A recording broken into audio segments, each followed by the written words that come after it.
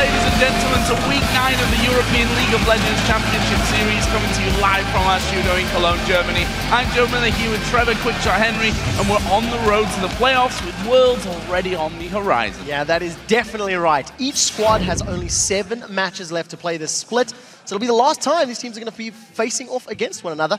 And of course, a win could mean seats in those playoff positions, while a loss could signal some more quality time in solo queue. Well, first let's take a look back at the headlines from yesterday's matches, starting with Alliance. They finally broke their losing streak against the last place Gambit, behind the first ever jungle Riven that we've seen here in the summer split. Yeah, it did very, very well. Shook played phenomenally. The rest of Alliance seemed focused, they seemed coordinated, and that's the first time we've seen them in straight-up lanes doing well in the last 3 weeks. And for Gambit, the troubles sadly continue. The return of Diamond in the jungle saw the team fall to a whopping 23,000 gold deficit by the end of that game. Diamond back in the jungle, playing Rengar, had no impact in the game whatsoever. Yeah. He had very little presence. The bigger concern for me is Genja and Edward. They're really struggling as the duo lane. They gave up first blood, and they're being bullied and pushed around often. Well, Fnatic, on the other hand, extended their winning streak to 7 games in a row behind a monster performance from Rekkles on Vayne. He had 18 kills without dying, which is just 1 less than Skara's record for most kills in an LCS match. Yeah, played so incredibly well, and if it weren't enough, he actually topped off the performance with a stunning pentakill, dove past multiple towers, killed every single champion, and picked apart all of the Copenhagen Wolves. There's an interesting tidbit that Europe's summer's first pentakill came with Broken Shard, debuting as a Copenhagen Wolf. And if you go earlier in the split, North America's first pentakill was also with Broken Shard when he was playing for Complexity. So he's giving multiple teams cross-regional penta participation. It's not the best claim to fame, but I'm sure you can do an AMA about it. And of course, that pentakill was the play that you were raving most about on Twitter. @KineasLol said, Rekkles is going absolutely ham, dodging all the skill shots and diving towers to pick up a penta. 14-0-1. This is your most talked about hashtag LCS big play. First kill secured by Rekkles. That's a double kill as he sidesteps the cocoon. Looking for the triple. Rekkles is going to kill. He's looking for the penta. That's the quadra. He's looking for 5. Towers down on the back line. Rekkles makes the penta. He gets it. That's a pentakill. Absolutely incredible play, but considering how much he was being fed, you can't blame that. Anyways, guys, remember that you can send us your big plays on Twitter @LOL Esports, and remember to use that hashtag LCS Big Plays. So let's take a look then at where yesterday's games left us in the standings. Fnatic and Alliance have pulled 2 and 3 games ahead of the pack respectively. They own the top spots and the momentum, maybe more importantly, moving into today's games. Yeah, in the increasingly jumbled center of the table, we've got the Super Hot crew in 3rd with 12 wins, Millennium and SK Gaming in 4th and 5th, with 11, and Rockat in 6th with 10 wins. Then at the bottom of the barrel with the trip to the promotion tournament hanging over their heads, we have both the Copenhagen Wolves and Gambit Gaming. Now both Gambit and the Wolves are now mathematically unable to catch Alliance and Fnatic at the top of the table, but they are not yet eliminated from the playoffs. They need to accrue a few more losses for that to happen. But there is still time for those bottom teams to return, and we have 4 more games coming your way today. Kicking off is the Copenhagen Wolves versus SK Gaming. Up next, Millennium versus Rockat. Then Super Hot Crew will go up against Alliance, and then Gambit will take on Fnatic. Following those LCS matches, the European Challenger Series quarterfinals will continue with a best of 3 between Ocelot's Gamers 2 and Playing Dutch. Yeah, you want to watch that one, it's going to be quackers. For more information about the teams and players, head over to lolesports.com. That's where you'll also find VODs of past matches, articles, and much more. You can let us know who you think is going to come out on top in today's games as well by visiting the schedule. Yeah, and to find out how you can be part of the audience here in our Cologne studio, to watch the LCS live, or even join us for the quarterfinals, check the link at the top of the page. Seats are available now and are going quickly. Just as a quick reminder, the semi-finals and finals for the summer split will be held at Gamescom once again here in Cologne, so please check their site for tickets and availability. And we'd also like you to join us on Twitter and let us know if you could substitute one North American LCS player on your favorite European LCS team. Who would it be and why? Yeah, think about strength of player, think about whether they're originally from Europe or whether they're originally from North America. It's definitely an interesting topic. Write to us at LOL Esports, use the hashtag LCS. We will read some of our favorite responses later on in the show. So let's get things going then with our first match of the day between the Copenhagen Wolves and SK Gaming. Yesterday, sadly enough, was a day to forget for the Copenhagen Wolves as they were picked apart by a very impressive looking Fnatic. Things started badly for them after Fnatic initiated the lane swap, which left Youngblood open for the dive. Yeah, the problem is the dive was only where the problem started, Joe. Fnatic just found ways to kill and punish Youngbuck over and over and over and again and again. He just didn't build any tanky items. He got bullied, and while punishing Youngbuck allowed Fnatic to gain map control, and that was how Fnatic ended up winning the game. I do have to give some props to the Wolves' new players of Broken Shard and Soren. They both performed fairly well in their debuts for the team, but it simply wasn't enough. I do want to give also some props to the strategic decision-making. The first Dragon Call that the Wolves made was tactically sound. Their early laning phase, in theory, was pretty good. Just unfortunately, they got outclassed individually, which of course ended up costing them the game quite dramatically. And on the red side in this game, SK Gaming fought a tough battle against Millennium yesterday. The match went back and forth, but sadly again, there were some questionable plays out of the SK team. Okay, so I want to start with the positives first. SK Gaming managed to gain a very strong lead early on. They dominated Millennium's jungle for the first 25 minutes. I was actually very impressed with how well they also team fought, because they had a Bruiser Nidalee top lane, they had Twisted Fate in the mid. Their kiting and their movements in fights was great. The bad is that they just made really bad individual calls, and Jez's in particular, he used his Twisted Fate ultimate to port into team fights 3 times, and all 3 times was just absolutely blown up by Millennium. Truthfully, had his performance been stronger, he would have helped SK retain control of the game and hold on to the lead that they built up.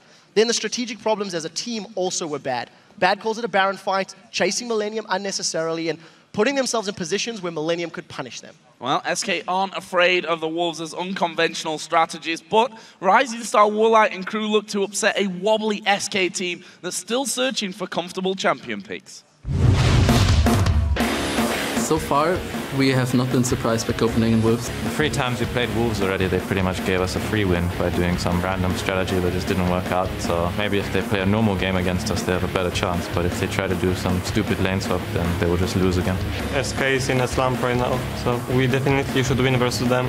They all seem to give a bit less every week, so it feels like they're crumbling and destroying the team from the inside. Their picks are pretty strange, they're trying new stuff, like Syndra, I think they played Ashe too, and it didn't work, so I think they're trying to find their champions again. Freddy has problems adjusting to the new meta. He's still looking for the right champion pool. The Wolves is definitely not as strong as before since Forgiven left, but I think they're getting better. Ro8 have stepped up a lot. He's starting to look like the carry of their team, which they needed because the solo laners aren't as much of carry players. I feel we're a more solid team, and if we just make up for mistakes they do and just capitalize on them very hard, we are going to have the upper hand on this matchup.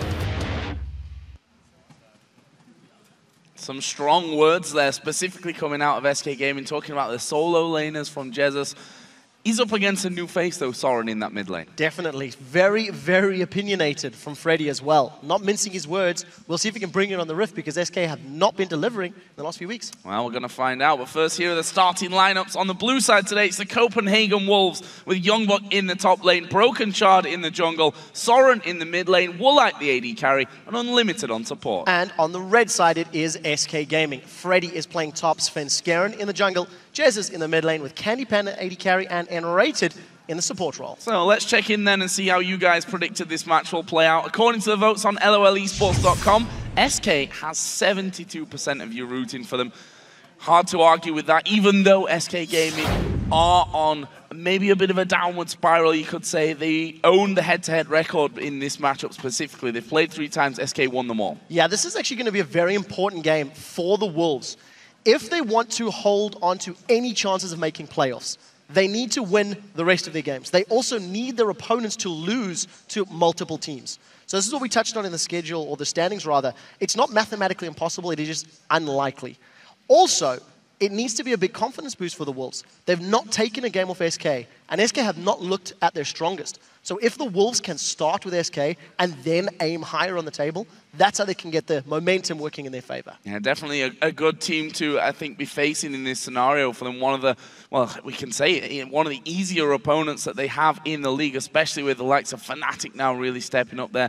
A lot of work to be done for SK, that's for sure. Yeah, we'll have to see how they focus picks and bans. Yesterday, Sven played Jarvan in the jungle because of the emphasis on jungle bans, and he had little to no impact. And Sven's a player that I keep looking at to say he needs to step up to help his team get control. So here we go then into the bans and picks. between the Copenhagen Wolves and SK Gaming, and coming in pretty quickly here. No real surprises. Aatrox ban against Freddy. Redside Kassadin ban coming out there as well. Also taking Fizz away from Jesus. So Fizz is a champion that is definitely rising to popularity. I also want to highlight that yesterday we've seen a fair few Zeraths being played, and it was used just earlier today in the quarterfinals over in OGN. So, you know, that mid lane is shifting, it is changing. We're seeing Syndra, we're seeing Nidalee, we're seeing some different champions being played, and there's a lot of mid lane champions taking off the table so far. Well, we're not seeing Nidalee played here today because that will be banned out. We saw Freddy, of course, running that one yesterday for SK Gaming. And on the other side, Twisted Fate also removed. So far, as you mentioned, quite a lot of emphasis on that mid lane. Copenhagen Wolves are deciding to try shut down Fred. This means, with both Nidalee and Aatrox off the table, Youngbuck may consider playing Renekton. I take that back because SK have actually taken that off the table as well. Irelia is still up and available. You've got all of the junglers still up and available, as is Lucian. Remember, this is 4.11, so this is prior to the changes that are on live. Lucian is still very, very strong, and definitely a heavy favorite for the majority of LCS teams. And imagining that we're going to be seeing a Gragas coming out of this one. We've seen him top lane multiple times, even a couple of mid lane runs as well from numerous teams. Copenhagen Wolves, though, may have been a little thrown off by that final Renekton ban, and there is the Gragas, first pick for the Wolves. Yeah, so yesterday, Gragas was open for SK Gaming, and they did not run it. And it was against Millennium, so they decided to go for that sort of bruisery style, the mobility. I want to see how Youngbuck's going to decide to itemize. Soaz played Gragas yesterday. He ended up going full tank. He just rushed a Sunfire Cape as his first item. We've seen Lichbane first. We've seen AP heavy builds. And it's just going to depend what the rest of the Wolves build around this Gragas, what role he needs to fill. Just let's see what Freddy is going to go with in this top lane. Lucian seems like a pretty obvious choice here in SK Gaming's first round of picks. Looks like they may aim for the jungle as well. Svenska are going to get back onto Evelynn, something that maybe was somewhat missing for him yesterday. In fact, SK Gaming themselves banned out Evelynn against Millennium. Yeah, they did. And Millennium took Lee Sin off the table. They locked in Elise early, which meant Svenska didn't get one of those sort of trifecta junglers that we like to talk about. The Lucian lock-in early for Candy Pan, I think, is quite smart, because it's one of his most played champions. He's got 6 games already played. He's also denying it from Woolite, so it's going to give him the option and the versatility to throw that champion in any of the lanes. It also allows SK, if they want to go for a sort of a pick or a dive heavy style of play, with the Evelynn, it's going to work in their favor. So Braum, Orianna, the choices for the Copenhagen Wolves. Safe mid lane pick here for Soren, and we've seen how Unlimited has really shone in the last couple of weeks with that Braum. If you think back to the Alliance game where they basically crushed them very quickly and very convincingly, it was Unlimited who was just roaming the entire time with Braum. Yeah, but the one concern I have from what the Wolves have put together already is a heavy AoE, somewhat press R comp. They're going to be very reliant on Soren hitting his shockwaves, very reliant on Unlimited getting good glacial fishes. Yes, there's room for error. If they make a mistake, Gragas can knock people away, but you already got the makings of a very strong team fight, dare I say wombo combo, team composition. If they want to throw something like a Rengar in the jungle or a Twitch onto a Woolite, they could also use a very strong pick composition. We've seen the Rengar-Orianna combinations from last week in NA, if I remember correctly, doing very, very well. But of course, with Lee Sin and Elise up, we're probably not going to see that. Well, we do see that SK Gaming are going to Xerath, the champion that's really shot to popularity, really. Had 4 games, this will be the 5th game played, 75% win rate up until now. They'll also take Shyvana for Freddy in that top lane. More of his older style with that Shyvana. Yeah, definitely going back to also a split push style of champion. Yesterday, the Fisher was talking about how if SK have wave clear on Candy Panda or Jezzes, and they can have a split pushing champion for Freddy, that tends to be how they create opportunities. They have a one champion in a side lane, and the rest of the team grouped up as a 4-man. The nice thing about having Svenska on Evelynn with that style of play is he can help Freddy set up kills if he's split pushing, as well as working well with the 4-man team to create those flanks. SK are going to be very interested in getting side lane vision to make sure that Shyvana and Evelynn can both flank while Jesus is wave clearing in the lane. Well, the Copenhagen Wolves going to be putting Tristana into effect, taking Jarvan here as well then. So, different champion coming out for Broken Shard here today. Of course, yesterday actually ran Elise in the jungle in their loss to Fnatic. And Ro8 again showing that he really favors these late game hyper carries. Yeah, it's gonna be very interesting to see how they play around this Jarvan, because Elise was up, Lee Sin was up, and with those champions being available, Broken Shot has voluntarily opted to run Jarvan the 4th. It does continue to play into the sort of AoE heavy style. There is so much zone control. The ball from Orianna, the Cataclysm from Jarvan, the knockback from Gragas, all of that added to the fact that Tristana herself can get rid of any threats that jump onto her, means in theory, Ro8 should have all of the peel and all of the protection in the world. The trick for Copenhagen Wolves is to get to a point where Orianna is strong in the mid game and Tristana's got items in the late game that can then shred through Siobhan and Evelyn. If Ro8 doesn't make it to a strong position, he's just going to get run down by both Evelyn and Siobhan from the sides, and if Copenhagen Wolves get split up, all of the power of AoE is completely mitigated. I have to say, here in Europe, Orianna has been a very strong pick for a lot of these teams and has been allowed constantly to farm heavy. I mean, if you look at those CS records that Frog and Peke have been fighting over, they're all basically Orianna, getting a lot of time in there, able to farm up well. We'll see about it, but guys, which team do you think came out on top in Champions Select? Tweet at LOL Esports with hashtag CW win or hashtag SK win. Get that one out. And we'll see if these lineups manage to sway your votes any. Yeah, we'll have to see. I'm sitting on the hedge in terms of which team I feel has got the stronger champions, but I do think for Copenhagen Wolves, if they do get split up, that is a massive knock to their team fighting power. They are such a death ball. They want Orianna and Jarvan and Braum to be moving together as a unit, keeping Tristana between them and the enemies. On the other side of the coin, I think vision is also going to be very important, because if SK can have strong jungle wards down, it will give Svenskeren and Freddy the chance to come in from the side lanes and mitigate that strength. So it's all going to be vision, it's all going to be timing on getting past that massive amount of AoE and massive amount of CC the Wolves have got on the table. Well, let's find out. The Copenhagen Wolves versus XK game, and it's our first game of the day here, week 9 of the European LCS, and it's all getting very serious here as we move towards playoffs and even further towards Worlds, the big aim for most of these teams. The Wolves may have already had to adjust their priorities somewhat here and maybe think, okay, maybe it's not about Worlds this split, maybe it's about just surviving.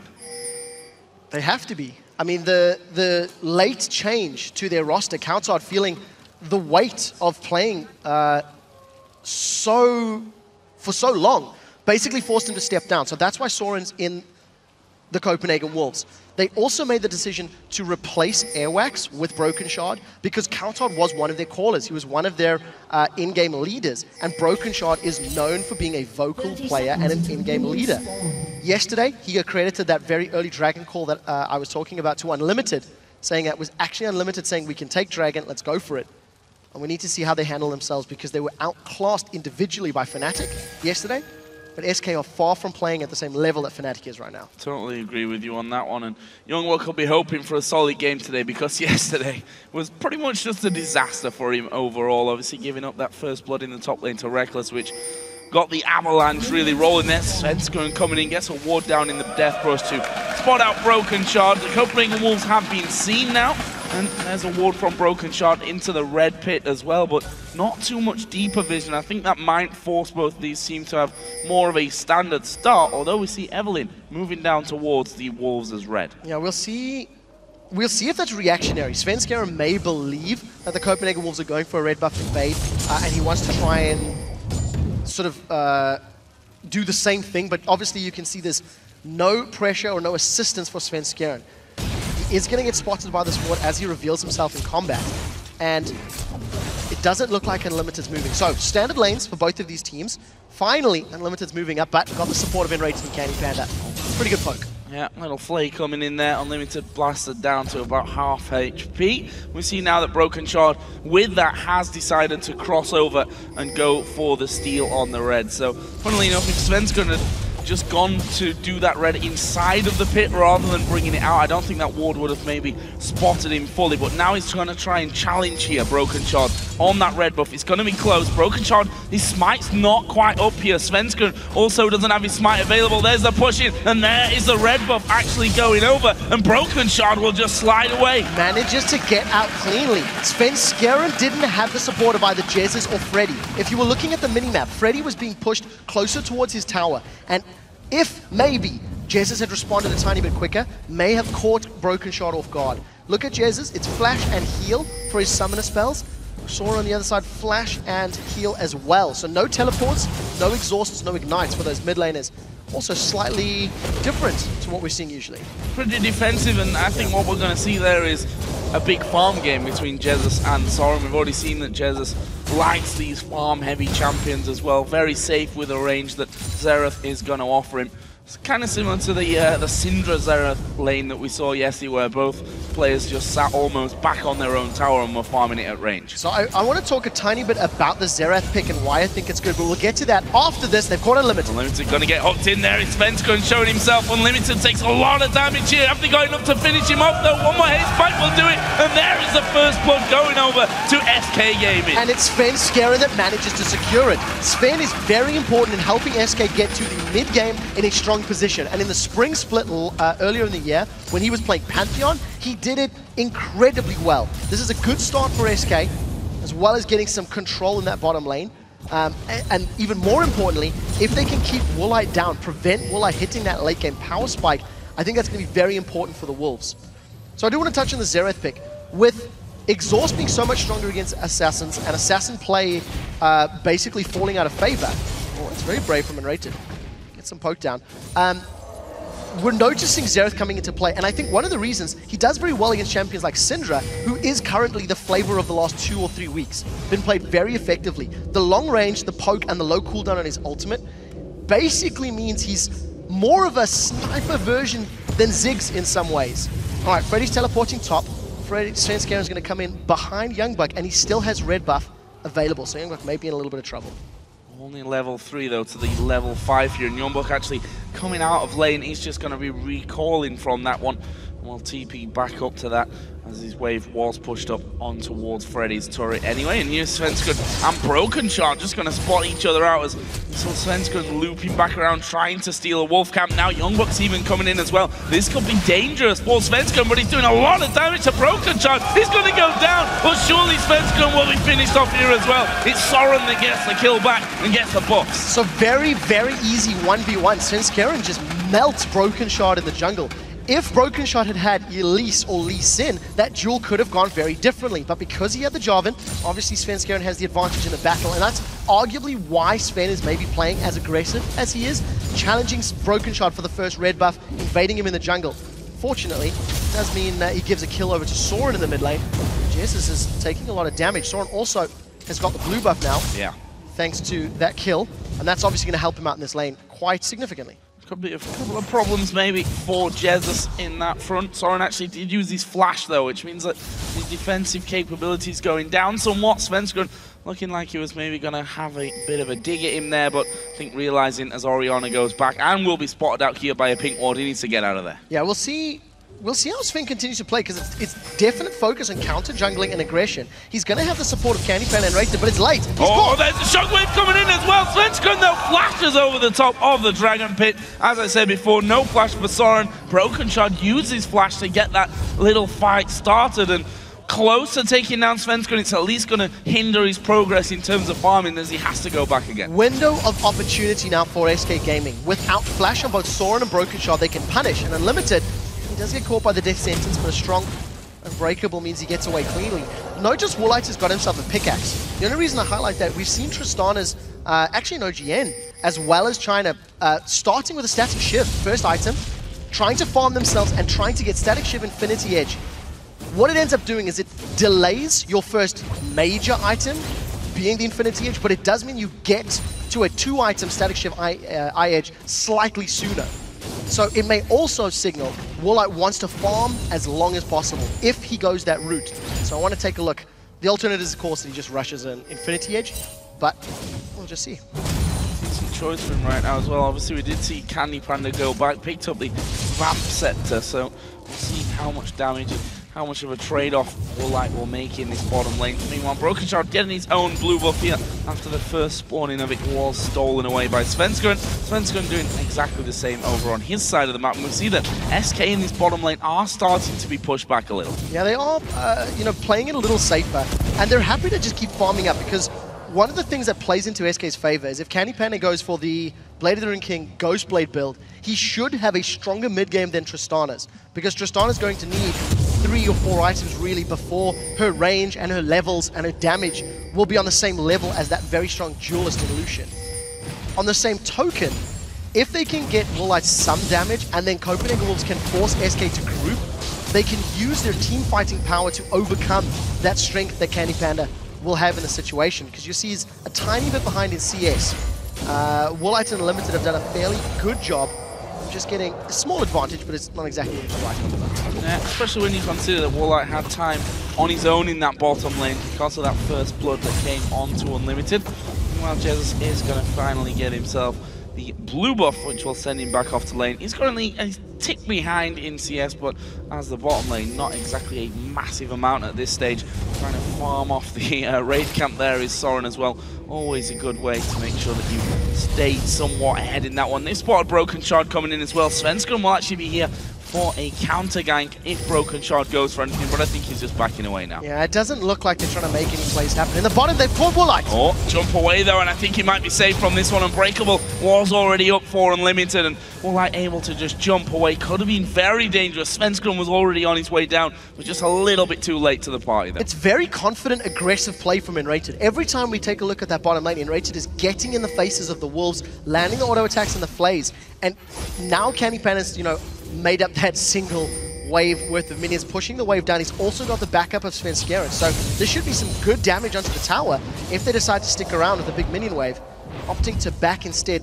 He's got 1,700 gold as well, so Candy Panda going to be spending some of that money and going to pick up the Cutlass as well as 2 attack speed daggers. So definitely going for the Blade of the Ruined King itemization, and that means that once they get that, SK should be looking to duel. SK should be looking to fight. For the time being, it's all of the engages have really been around Svenskeren counter jungling and getting in the face of Broken Shard.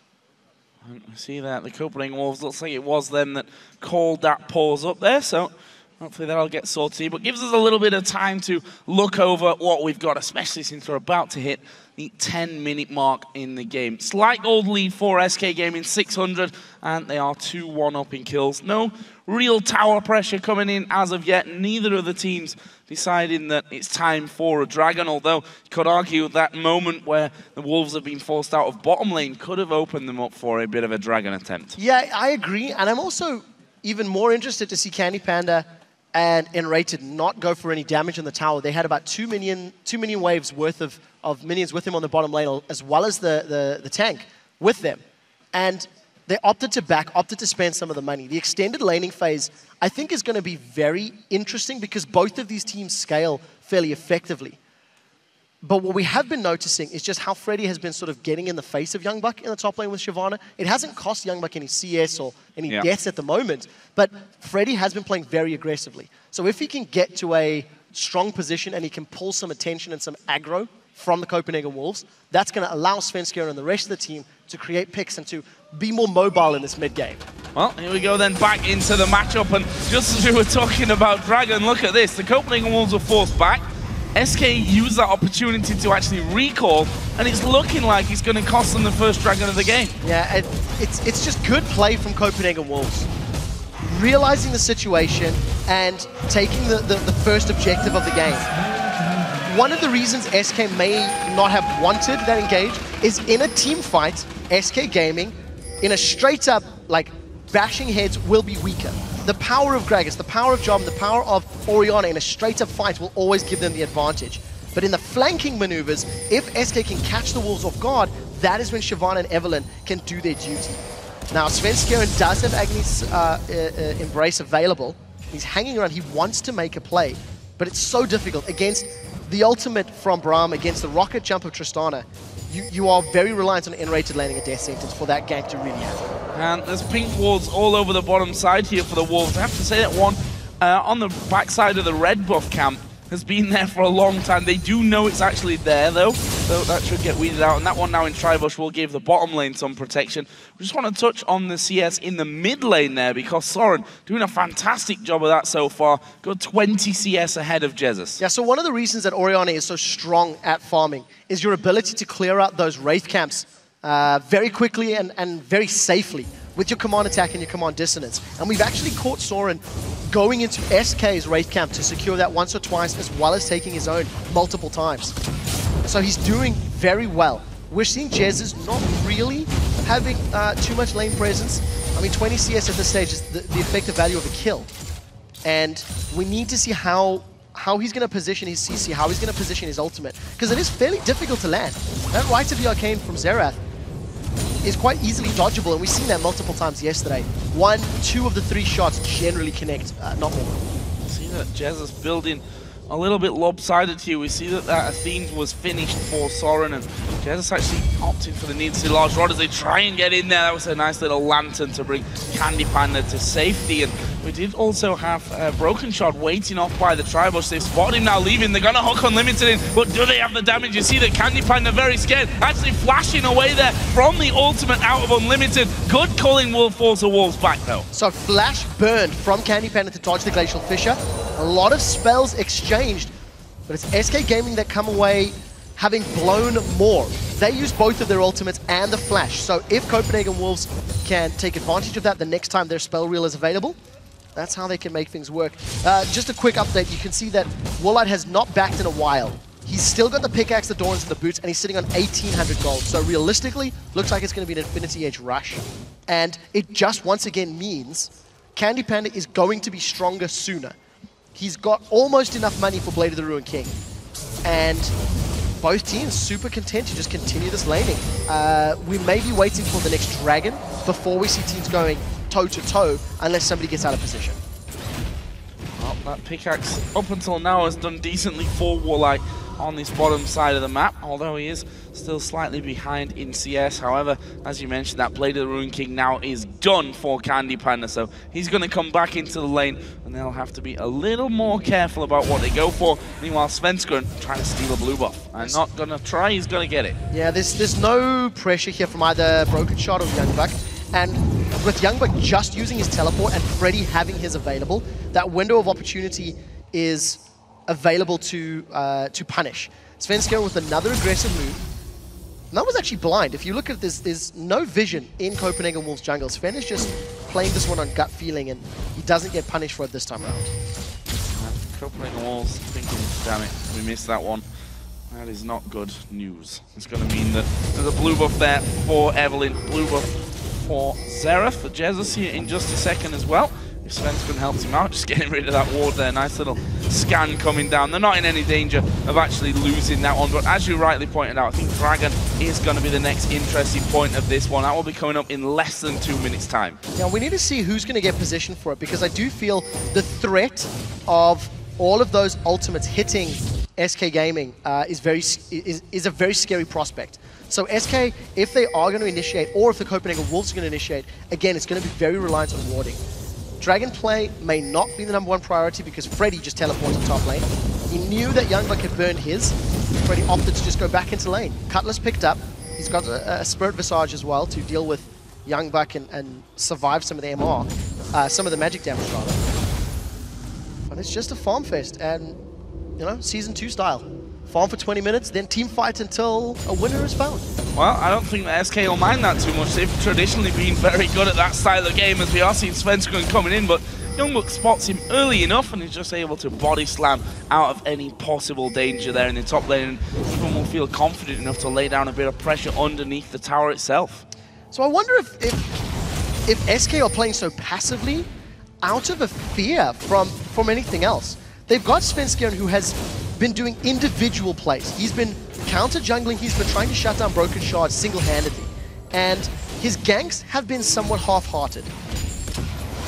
I mean, SK have been on a downward spiral. They've lost a lot of games in the last few weeks. I think there's 3 wins, 4 losses now, for a team that finished second in the spring split and started quite dominantly earlier on. I wonder how their confidence is doing, you know? How shot is it? because a lot of the champions are that they were using effectively have sort of fallen out of favor. Jezz in particular is definitely adding a plethora of new champions to his kit. Almost getting in there for that big Wraith, which resets just to annoy Jezz a little bit, but he'll take that one away. Still a good 30 CS behind, and we see now Dragon is up. Both junglers are on the bottom side of that map, and we see the SK. Are they just trying to bait the Wolves into this one? There we go, Death Sentence comes in. Unlimited will be pulled back. He will throw down his ultimate, but he may go down here. One more shot should do it. Summon heal was used. Candy Panda with the culling. It's not doing too much damage. Generated almost got away with it. Woolite will in fact survive over the top. There's Seraph ulti coming in. Broken Shard will finish that one off. But Broken Shard, will he go down? Shockwave comes in. Summon a heal from Soren. Keep Broken Shard alive as well. It's a 3-for-1. And that was some fight that SK Gaming started. They caught Unlimited, and the power of that Glacial Fissure just kept them back for such a long time. Candy Panda and Enrated get squashed under the weight of the Wolves. 1 for 3, and unfortunately, Jezz once again doesn't land that right of the Arcane. Only one of the 3 shots hit. Take a look at this. This was an engagement that was completely committed to by SK. Unfortunately for Candy Panda, there were some minions blocking the shots of the culling as well, so not an ideal position for him. But this is the difficulty with Xerath. Yes, you can impact a team fight from the Dragon, which is great, but if one more of those shots had hit, Broken Shard would have died before the summoner heal was used. But it wasn't the case, and the Wolves, they take advantage. They did have the possibility to go Dragon, but everyone was low, and it wasn't worth the risk.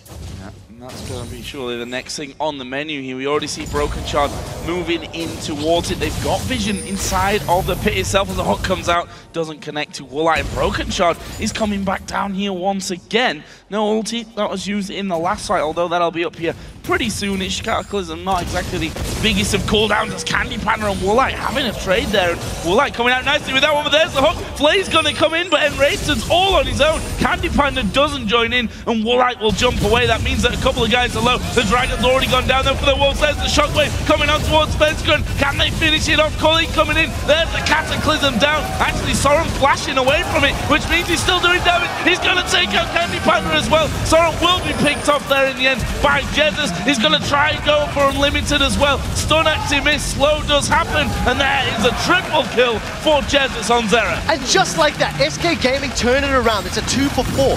This is the Copenhagen Wolves that has been losing so many games. They go for the Dragon without having a bunch of ultimates available. Braum didn't have his ultimate. We didn't see the Cataclysm at the beginning of the Dragon fight. I feel like the Wolves needed to have delayed that one until they had everything to combo together.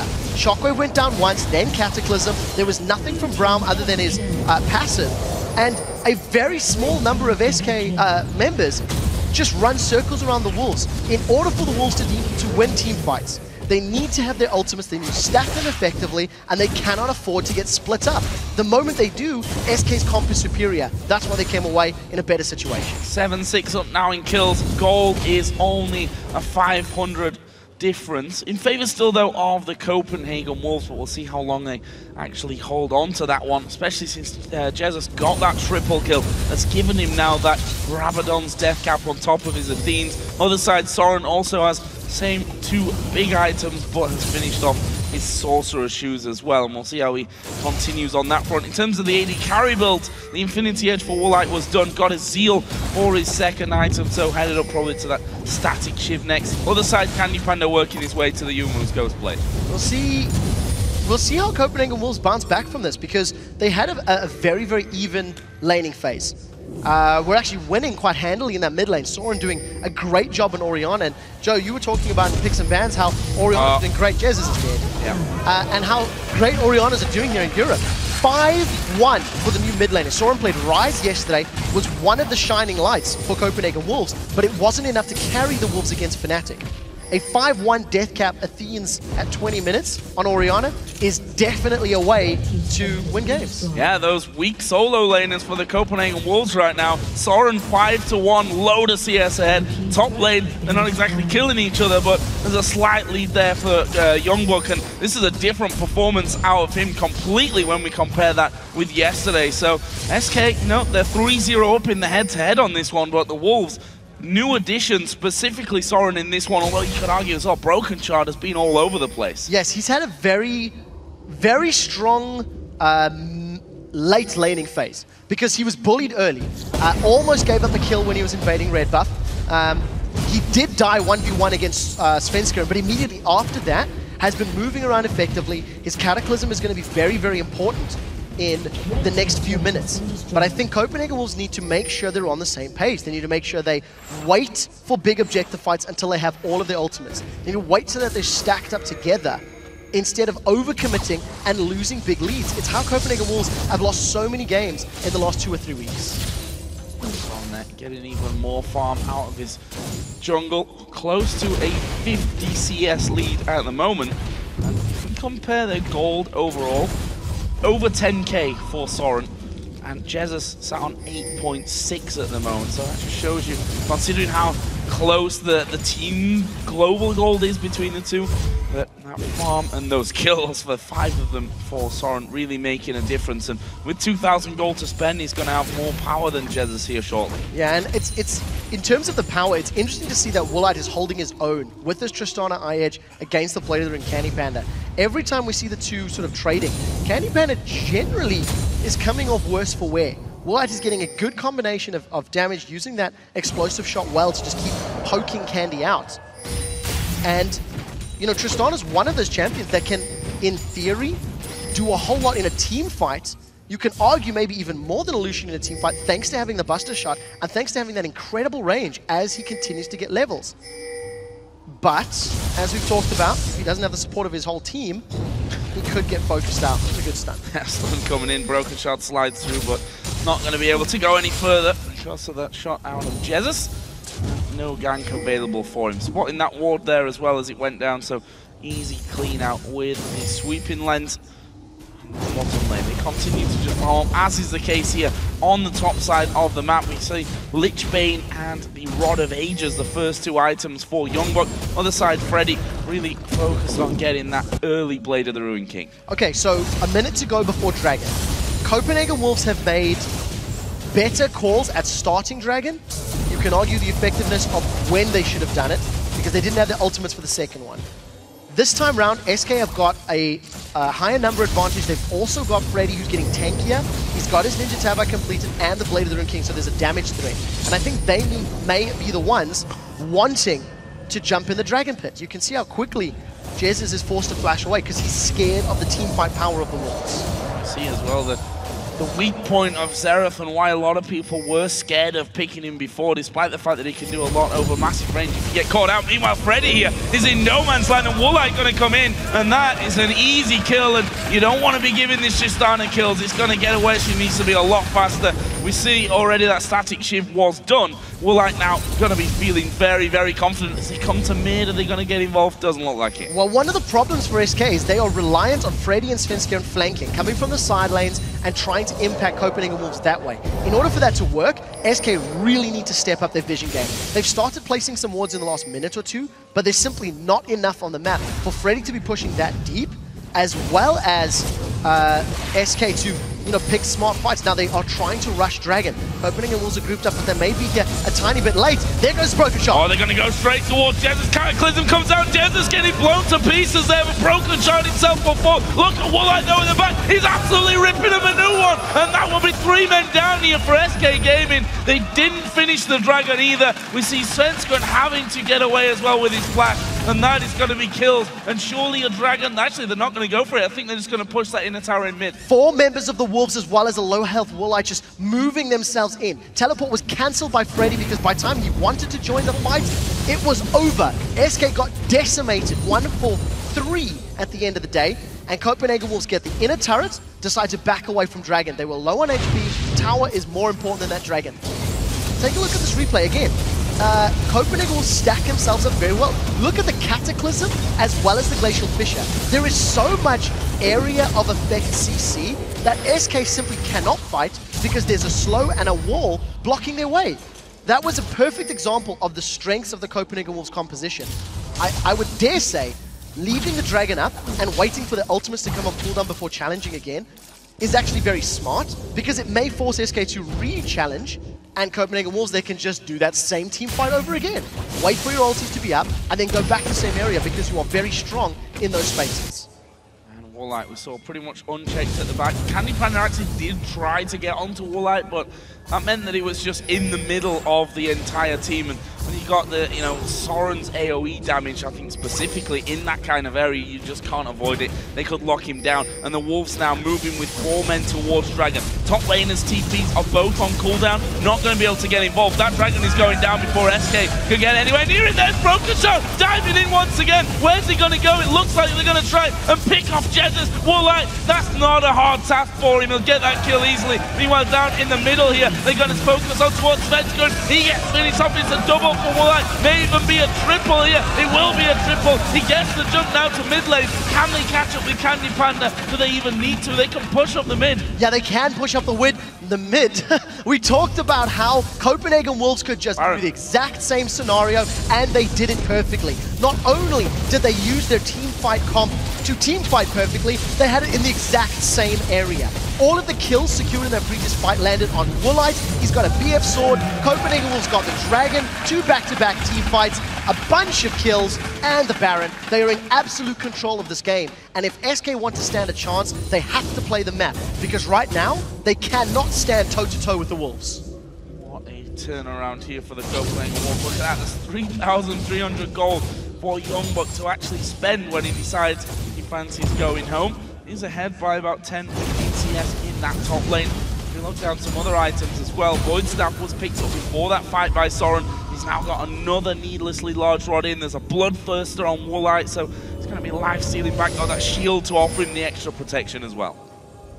It's just such great play from the Wolves. They made smart decisions yesterday, and what cost them was individual mistakes. Youngbuck gave up far too many kills far too early in the game, and that allowed the hypercarrier Fnatic to just carry them to victory. Now, Youngbuck has yet to die this matchup. He's farming very, very well, averaging 10 CS per minute in that top lane where he's been living on the island along with Freddy is a strong performance. And you've seen how effective his teleports have been in contrast to how terrible Freddy's have been. Wow. That's not good news. Youngbuck going down there, gets the kill, and the Copenhagen Wolves with 4, I can't count, pushing this top lane out, and I don't think that Freddy and Jesus can really hang around. Jesus getting caught out. Shockwave will blow Svenskund in here. Jesus is doing some good damage from the back, but Wall8's on him, and you're not getting away from that one. He's going to go under the tower here. Freddy is going to go down. It's a double for Broken Shard. They can just win here. I think they can if they want to tank up the Nexus turrets at 28 minutes. Copenhagen Wolves just pull SK Gaming apart. They're on the Nexus turrets. Unlimited has got so much hit points. They're going for the finish. No problem. They'll tank this one up. N-rated as a Thresh is not going to be able to stop this game falling away from them. Candy Panda going to come up too late, and the Copenhagen Wolves take down SK Gaming in under half an hour. Fantastic performance from the Wolves. And while it's great that the Wolves have picked this win up, the first victory of the summer split, well, it's the first time we're going to be hearing the howls from Soren Broken Shard. I think that SK are absolutely distraught. They looked out of it. They had a good laning phase, but there was very little interaction between the respective lanes. Fnatic was not on the same page. Multiple times he was trying to gank. In team fights, they just got completely controlled. They should never have been going toe-to-toe with that very heavy team fight comp of the Wolves. There are things that I just don't understand about it as well, because we saw in that pre-game video, their solo laners are weaker than us. Why wasn't there then more focus put on getting those solo laners on their side ahead and hindering the progress of Soren, who finished 7-1-6, of Youngbuck, who finished 2-0-3 with almost 300 CS? You know, we heard them say that the last 3 games, the Copenhagen Wolves have come out with crazy strats against us and we've beat them. If they come and play a standard game, which is what they did here, they'd have more of a chance. SK knew that this was going to happen, that this could happen, so then they did nothing. It doesn't get more standard than this matchup. We had a full 15 minutes of laning straight toe-to-toe. Very, very little happened. And I think SK Gaming didn't do anything. Sven was trying to counter jungle. He was the most aggressive on his squad, N-rated, also trying to set plays up. But the first fight that they pick in that bottom lane goes horribly wrong. They end up losing 3 members for 1. They overcommitted to an engage, and it was a bad call. I think individually, SK have moments of brilliance, but they are definitely lacking, and I think there's a mindset shift that needs to happen. Fnatic in the spring split lost 8 games back-to-back-to-back. And you could accredit that to them winning so many games early, and then their mindset, practice and training, and it wasn't in the right place. It feels like SK is doing the same because they used to be so tactically smart. They used to be able to make the right decisions, and right now, those dragon fights, back-to-back dragon fights, were terrible. And you have to say it as well, while Fnatic, we always give them praise, peaking at the right time. Yeah. SK Gaming are falling by the wayside at exactly the wrong time coming towards the end. Something needs to change, that's for sure. But for now, we're going to send it over to Shox to hear from Copenhagen Wolves as Youngbuck. Thank you very much, Joe. I'm Ify Shox supporter, joined here by Youngbuck after that victory versus SK Gaming. Joey, what a difference in the game yesterday versus Fnatic. Talk me through how you guys tackled this, because you guys were superior in the team fights. Yeah, I think starting from Champion Select, we got everything we wanted. We didn't expect to get such a good Champion Select, so we were very happy with that. And especially them not lane swapping was very good for us, because we definitely lacked communication yesterday when it came to that. Yeah, I don't want to go too far into that loss yesterday. So let's talk about the status of the team, because two new people coming in here. Maybe some question marks as to where Arak specifically was replaced, because he wasn't doing all that bad. Talk me through why these changes came. Well, Airbox is a very good player and a very good friend, and he's still close with the team. We just talked with each other and said, okay, we have 8 weeks until relegations, and it's very likely that we'll end in 7th place. So if we want to try something now, then we have to do it right now and try to build a team in the next 8 weeks or so. And Broken Shard communicates a lot, and with Coutard falling away from the lineup, we needed someone that communicates a lot. So that's why we're trying out Broken Shard right now. All right, so you say it's only a tryout. So what is the report card for the two new guys in these first 2 games? Well, I'm very happy with both of them. They have played very well, and especially Broken Shard has done exactly what we expected of him. Good to hear. Congratulations. Thank you very much. All right, we got to round up some more minions, but we'll be back in 3.5 to break down this game. And then the LCS action continues with Millennium versus Rockat. Stay put.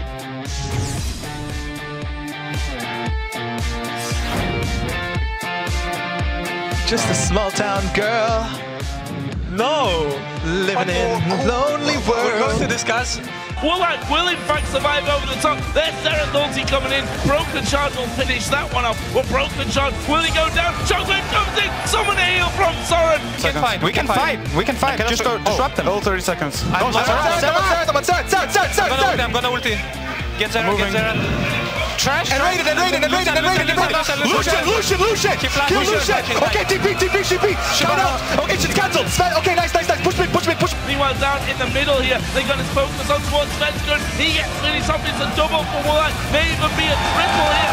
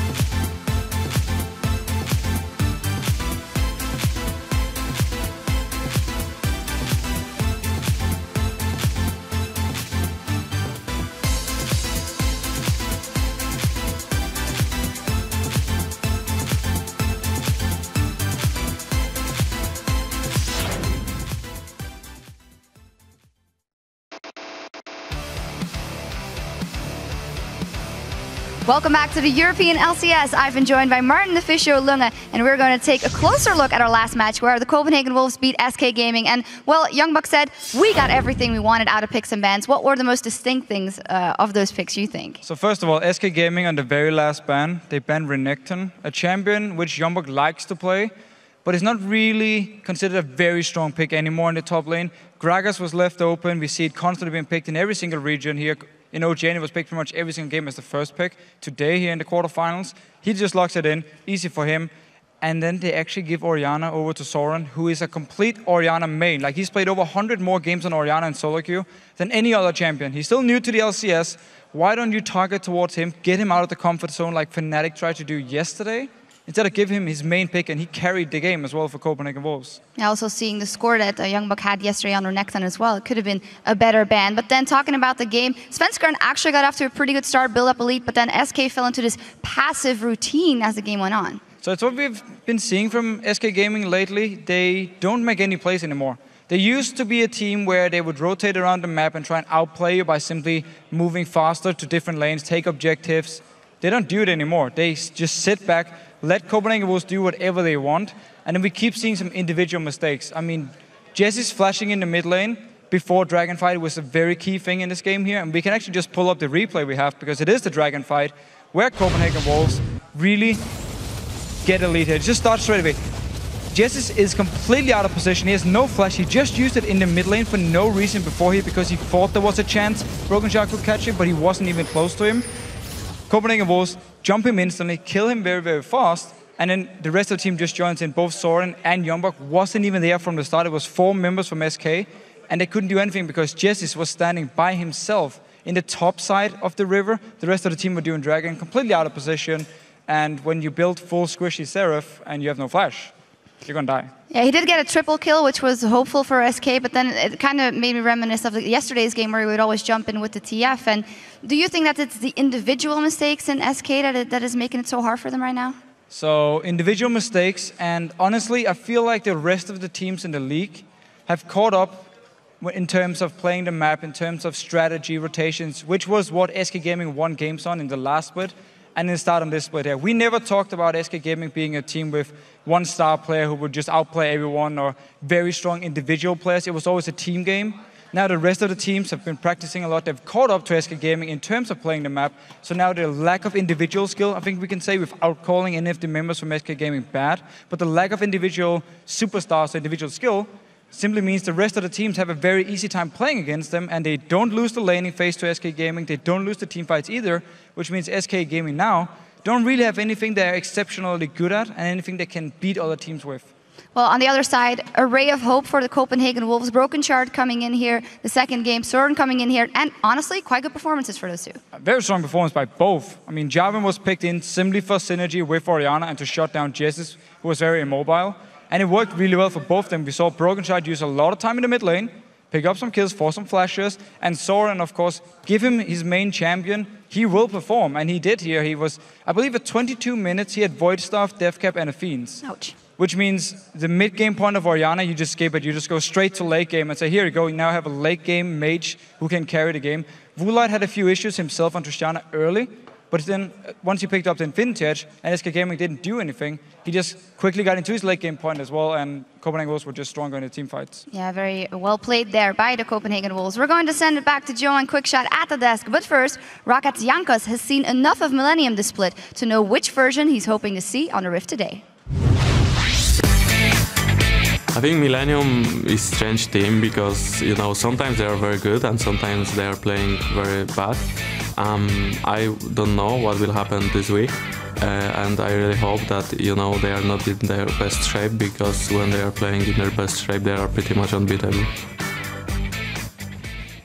We're going to see which version of Millennium comes up today, because it is time for Millennium to face off against Rockat. As these teams continue to fight it out for a 5th place spot in the standings, the line between playoffs and relegation is pretty shockingly thin, to be honest. Yesterday, Millennium took on SK Gaming in our final match of the day, and after a hard-fought battle, they managed to steal a Baron and capitalize on a dodgy decision or two from SK. Yeah, that's saying it lightly, Joe. I think Millennium, they fell behind early on, They struggled for control in team fights, and truthfully, their targeting was extremely lacking. They had such a tough time dealing with SK Gaming's very mobile team composition. In general, Millennium did handle themselves well against Twisted Fate. They punished him every single time he tried to destiny into fights. J-Re in particular was allowed Leona, and once more he had an astounding performance. He's played Leona a bunch of times this split, racked up 75 assists in 8 games. He really is very important when it comes to picking people off. I hate to sound like a broken record. Millennium, pick comp, it is their strength, it's what they do well, and that is what Rockat is afraid to face. If Millennium can pick them off, that's how Millennium wins games. Well, Rockat themselves were on a roll coming into this week, winning 5 games in a row and 9 out of their last 12, but they were unable to topple the Super Hot crew yesterday. They had a good start to the game due to their signature early aggression, but a horrible call that lost them kills, and then a dragon really cost them. Okay, so the Super Hot crew, they danced around Rockat extremely effectively yesterday, and after Rockat fell behind in kills, they capitalized on a very bad dragon call. This is what we're talking about from Super Hot crew. Unfortunately, Rockat just never recovered. They were never able to bounce back from the control that Super Hot crew had. They didn't shut Selfie down in the mid lane on Orianna, another strong performance, and they just didn't have any answer to the objective play from the Super Hot crew.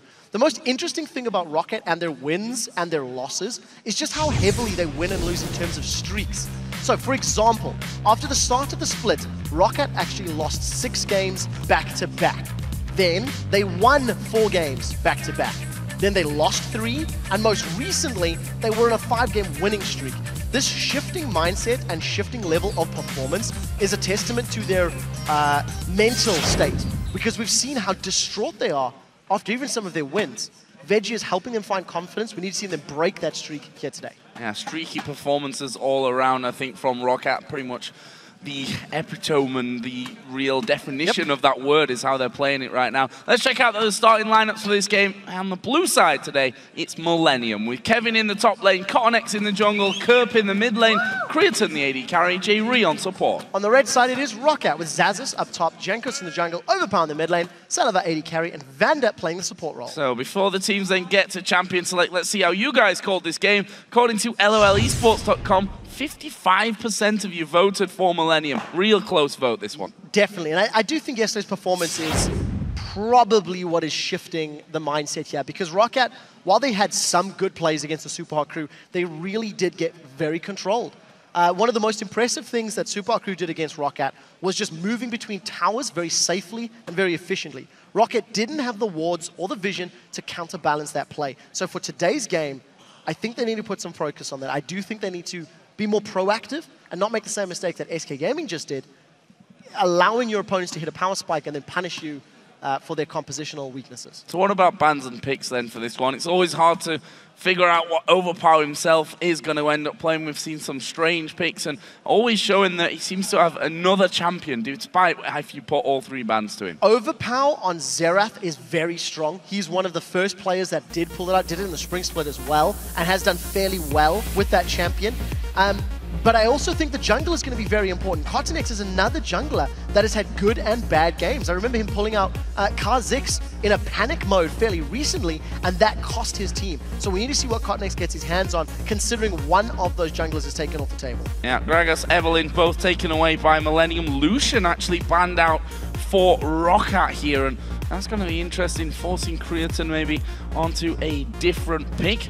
Rockat obviously putting some real emphasis on that, despite the fact that Salava himself really does like that Lucian pick, and Lucian the most played champion as well from Creaton. Yeah, it really is, and yesterday Creaton did play Corki, so he's expanding his champion pool. Once again, 4.11, so this is pre-live changes to Lucian. For Creaton and Millennium in particular, they generally only win games when Creaton's playing Lucian. He is very, very, very focused on that. 12 games this split. We'll need to see what they're going to run this time around. Corki is available. Syndra taken off the table means that Xerath is still up.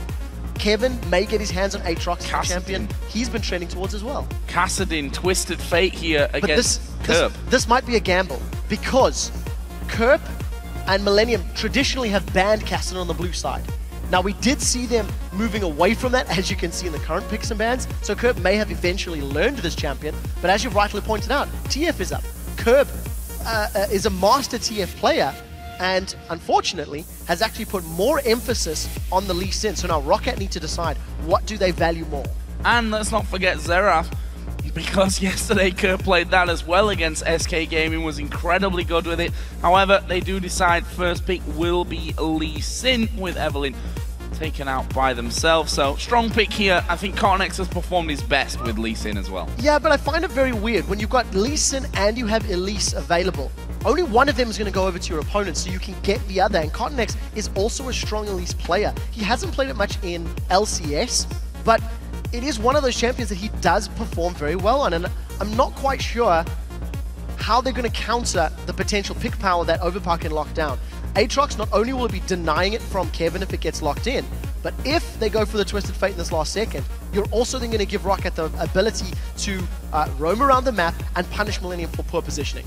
But they're not going to do it. Yeah, switching out here, going for the support as they pick up Morgana for Vander. And we've already seen how strong that's going to be. One thing I'm interested in now is, since there's no AD carries being picked, and we've got Morgana already locked in for Vander, will he go for the Leona that's done so well here, Jerry?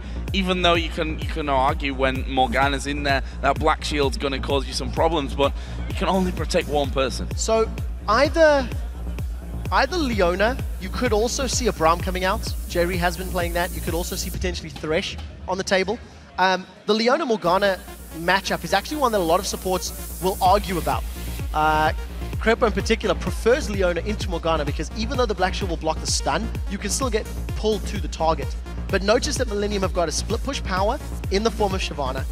They've got a strong magic damage mid laner, magic damage AD carry with Corki, mixed damage rather.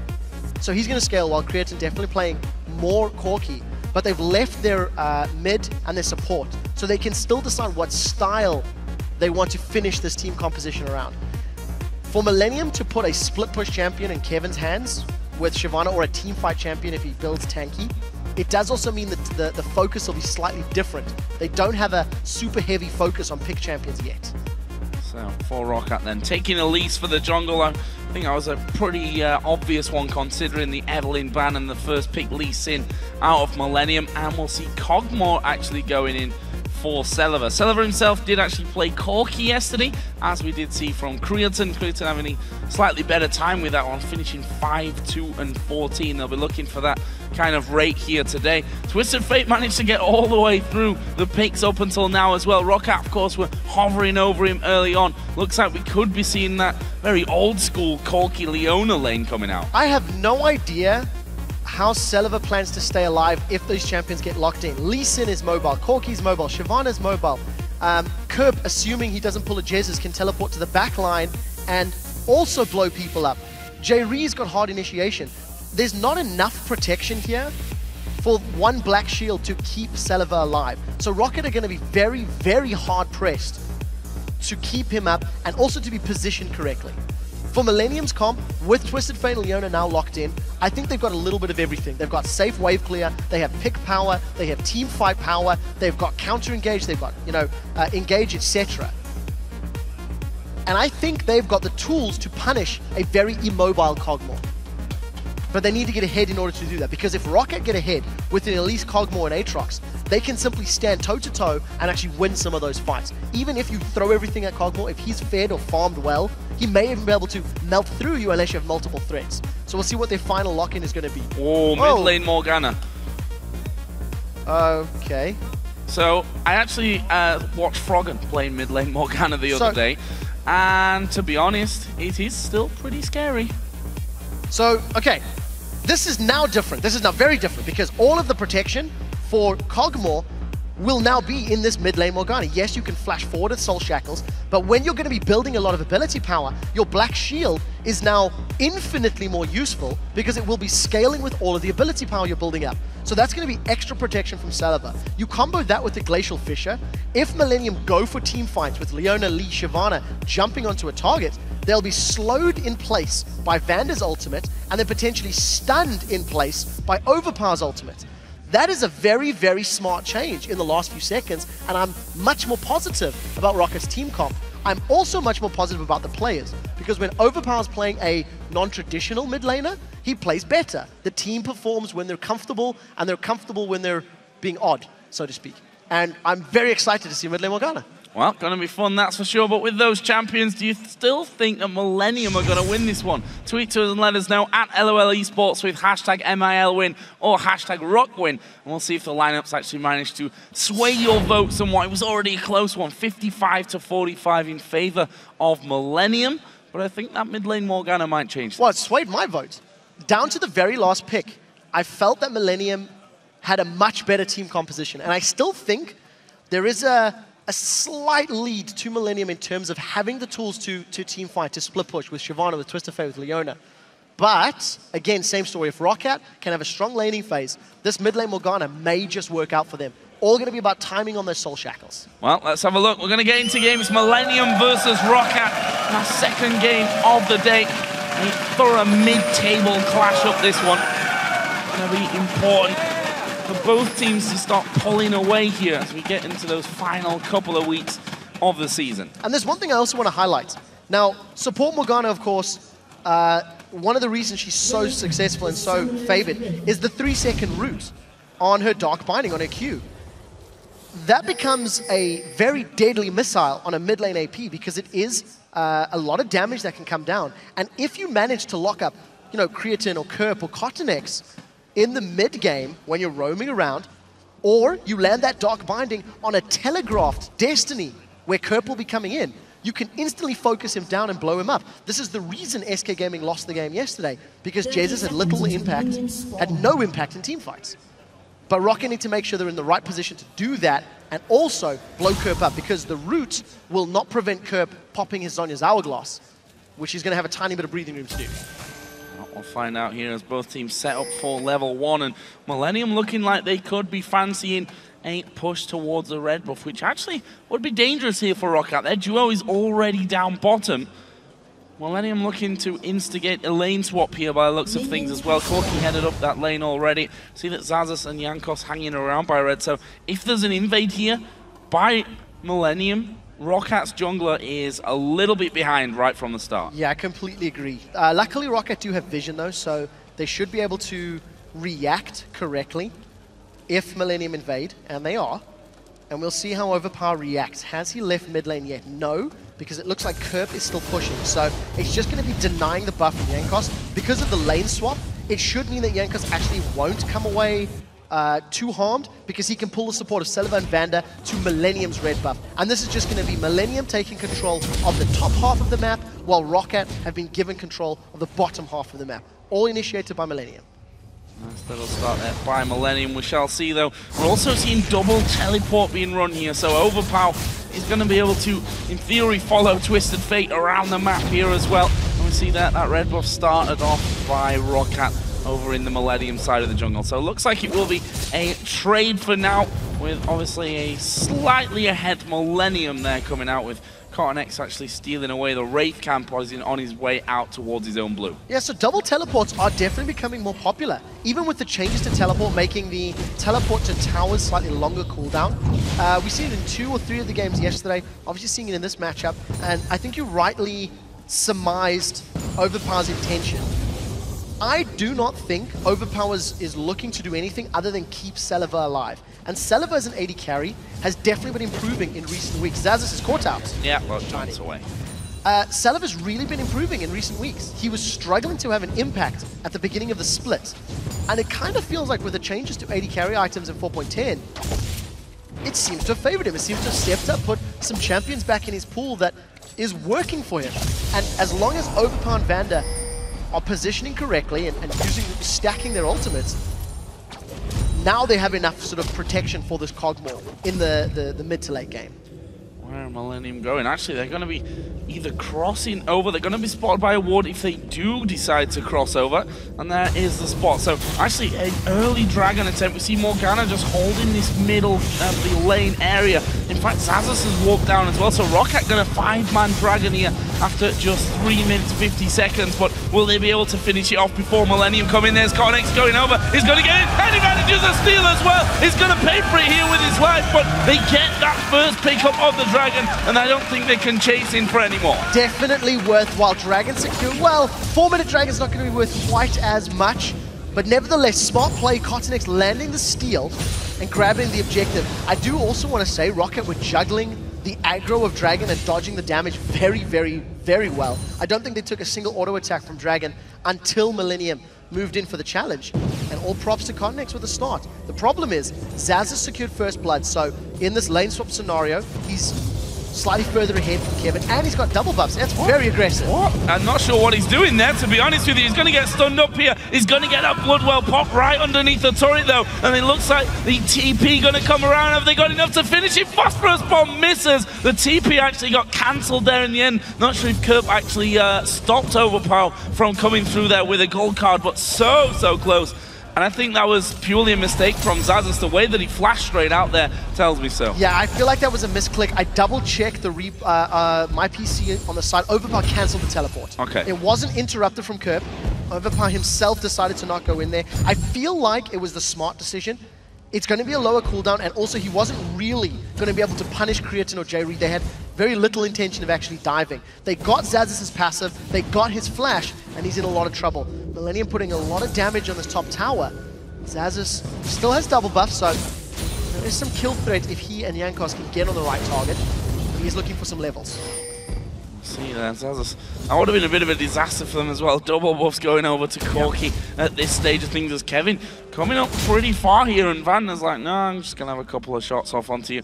May even get a stunt. No, Kevin deciding to walk back away, play that one a little safer. Jankos has come up to aid that top lane as well. We're also going to have Lee Sin coming through, so could turn into a 3-on-2 if Rockat decides to start anything. Yeah, we need to see if J-Reed can land the CC. That's what it's about. Double buff should be wearing off in the not too distant future, so that might also actually be the focus. There's only a few seconds left. Try to get that back in your hands, but there's a decent minion wave to work with. Jankos is, you know, he's got objectives to farm. Wraith Camp, Wolf Camp, you know, the white is up, and instead they're putting emphasis in working with Zazas, making sure he's in a strong position. Cottonix has stuck around a long time, and they've caught Zazas. Oh, going into that one, he's got nothing to get away with here except his jump, and he's going to go down. That looks all too easy as Overpower. Going to go aggressive, ulti's going out, and I think Kerp is going to go down from this one. Couple more auto attacks will do it, and there it is. Red card pulled. Turret might have got him if it had been a gold card. Doesn't matter though, Overpower with a 1v1, and now Rockat pushing bottom. While the red card sends Kerp off the field, very easy 1v1 for Overpower, just completely outplaying. Now they're diving Kevin in the bottom lane, but Van has taken too much damage. Turret's going down either way here for Millennium. First one of the game. Question is whether Kevin can hold this one on the bottom side, and whether Rockat feel confident enough and strong enough at this stage to actually go in there. There's actually the stun possibility coming down. 2 more shots would have done it, but I don't think they're feeling strong enough to go under the turret here. No, not yet, and they just did it a few seconds ago, so they don't have the hit points really to go for it again. One of the things I also want to highlight, Leona gets so much tanky stats from her abilities. Shyvana gets a bunch of tanky stats from her abilities, and I'm expecting them, Shyvana eventually to go very tanky. Kog'Maw is phenomenal against tanks because of the percentage damage on his W, because of the fact that you tend to build Blade of the Ruined King on him. And he gets to shred the armor and MR with his Caustic Spittle, the Q. So once Millennium get tankier and tankier, you've got the best AD carry against those tanks because you can shred them, because you can remove their armor and MR and just deal even more damage. So even more, I think, props to Rockat for their pick and ban phase and for how, I think, intelligently they've read Millennium in the situation. Zazas is in a lot of trouble here. There's the ward going down, giving them the vision. Can they finish him off? He actually will jump towards Kevin. Here comes Overpower with the TP as well. Zazas is going to go down, but it's going to take a while. Where's he going to go? Auto attack from Kurt, finish it off, and Overpower not feeling able to push through there and get another kill. They'll trade 1-for-1 with both top laners going down. Soul Shackles has just become available for Overpower. If he gets a binding on Kurt, he may just, well, yeah. Take it back. Was thinking about it. Teleport worked out very effectively, and it was the exact counter to the Destiny. So yes, they end up trading 1-for-1, but Overpower, very importantly, is the one that secures the kill there for Rockat. So he can accelerate his Rod of Ages, work closer and closer to getting to that Zhonya's Hourglass as well. So smart play from Overpower, and this is what we talked about. Overpower on a non-standard mid lane is having a very large impact in this matchup. He's 1v1 Curb, which is not something a lot of European mid laners are able to do in the laning phase. Certainly not, and pulling a little bit ahead in CS up until now as well. So going for Rod of Ages first by the looks of it with that Catalyst, the Protector, as his first item. We are finally going to see blue buffs being donated over to the mid laners as well. Curb going to be taking his, and I'm assuming the same going to happen, or already happened even, for Overpower here as well. And Cost giving that out. So into a bit more of a farming phase here. 3-2 up in kills. However, that farming phase probably not going to last too long because Dragon is coming up in 15 seconds time. Yeah, now Rockat were the ones that started Dragon. They juggled the damage very effectively, but Copenhagen stole it away previously. I think Millennium will be more hesitant to look for steals if they can get themselves in a fight. Teleport almost up for Kevin. Destiny almost up for Curb. So a strong engage between Leona and Twisted Fate might be the way to try jump on Celiver before any more items are built up or any more power is gained on their side. We see Celiver and Vander in the 2v2. They've been like this for a minute or two. And the previous trade, Celiver and Vander actually came out quite effectively against Cretin. Cretin's going for the burst build with Sheen first. Sheen first, Phage first on the other side with Celiver and Overpower here. Again, continuing to rack up that CS curve, despite his death earlier on, actually doing really, really well of keeping himself level. That could have been dangerous. And again, we see these like double easy stun chain CCs that you can put together with Morgana and with Elise. Makes it easier once one lands to put the next one right on top of it. Actually, Curve did just recall, picked himself up Morel and Omicron first item. Yeah, so going to be going for that cooldown reduction. Interesting to see it's Morel and Omicron first as opposed to an Athene, because there is a fair amount of magic damage on Rocket's squad, but on the same token, if you can get Morgana low with her built-in spell vamp, maybe that's part of the reasoning. Regardless, Curb's got the movement speed with his back, with teleport available for Kevin. I think I would be expecting Kevin to potentially spend some money, and it's Millennium that are making the aggressive move. They're rushing the dragon down. They seem to feel very confident in the space, and let's see if Rockat can steal this one away. Glacial Fissure is available for Vander for when he wants to go in. There we go, there is the ultimate hour. Vander Jankos is already low though, and this could be really bad. There is the Solar Flare actually not connected. Jerry got a bit deep from that one. Curve's gonna get hit. Binding didn't quite have the range. Can they get the stun on Curve? No, he flashes away. Millennium get the Dragon and do get away without losing a life as well. Yeah, Solar Flare was completely dodged by everyone on Rockat, but they just didn't have the full numbers available to initiate the fight quickly enough. If Overpower was there, you can bet your bottom dollar he would have flashed in with the Soul Shackles in the pit. Couldn't make it happen because he was simply too far away.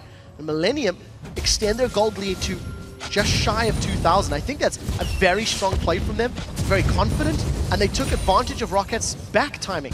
Rockat were not in range to defend or challenge quickly enough with a full complement to their team. So the minion wave cleared out in the mid as well from Curve at max range, thanks to his wild card, just to make sure that they were kept away from doing too much damage onto that turret. It's about half HP, so Overpower's done well to pressure on that front, and is also continuing to build up his CS lead, about 10 CS ahead now as Copenhagen comes down bottom, and we're going to see exactly how this immobile Cogmore may cost them. Solar Flare's coming up, but not quite ready just yet. And there's the vote. It's exactly switched around. It was 55-45 to Millennium before the game, and now 55-45 in favor of Rockat. Jankos now also there. Lee Sin just backed away for the Golem, so dangerous time somewhat. Yeah, no Fissure from Vander, so optimistic, I think, at best in that scenario.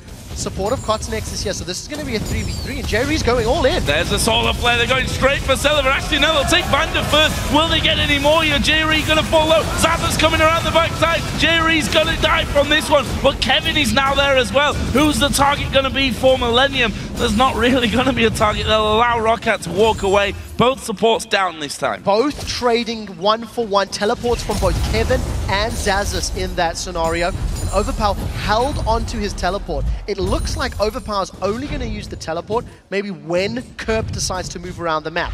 Curb obviously not joining the fight means Overpower didn't either. All the action, and again, that was started by Millennium. Once again, just an all-in engage from Jay Reed. He connected with the Solar Flare, which was good this time, and obviously allowed them to actually pick that kill up. So, Celiver only got his Phage. He does have 1,900 gold to spend, but going to be coming back here with a little bit more for his Trinity Force. Well, a little bit more in terms of all complete in the end. So that brings him level in terms of the items on that front as well. Top lane, we have seen both of them. Vander's going to get jumped. Vander, yeah, not sure why he's there, just getting himself some damage onto J-Re. Well, that may well cost him his life. There's the Q of Lee Sin. Kick as well, great from Cottonex. And that's one more for Millennium. 4-4, we're tied on kills now. Just wanted to ward. That simple. Didn't have the support of his AD carry.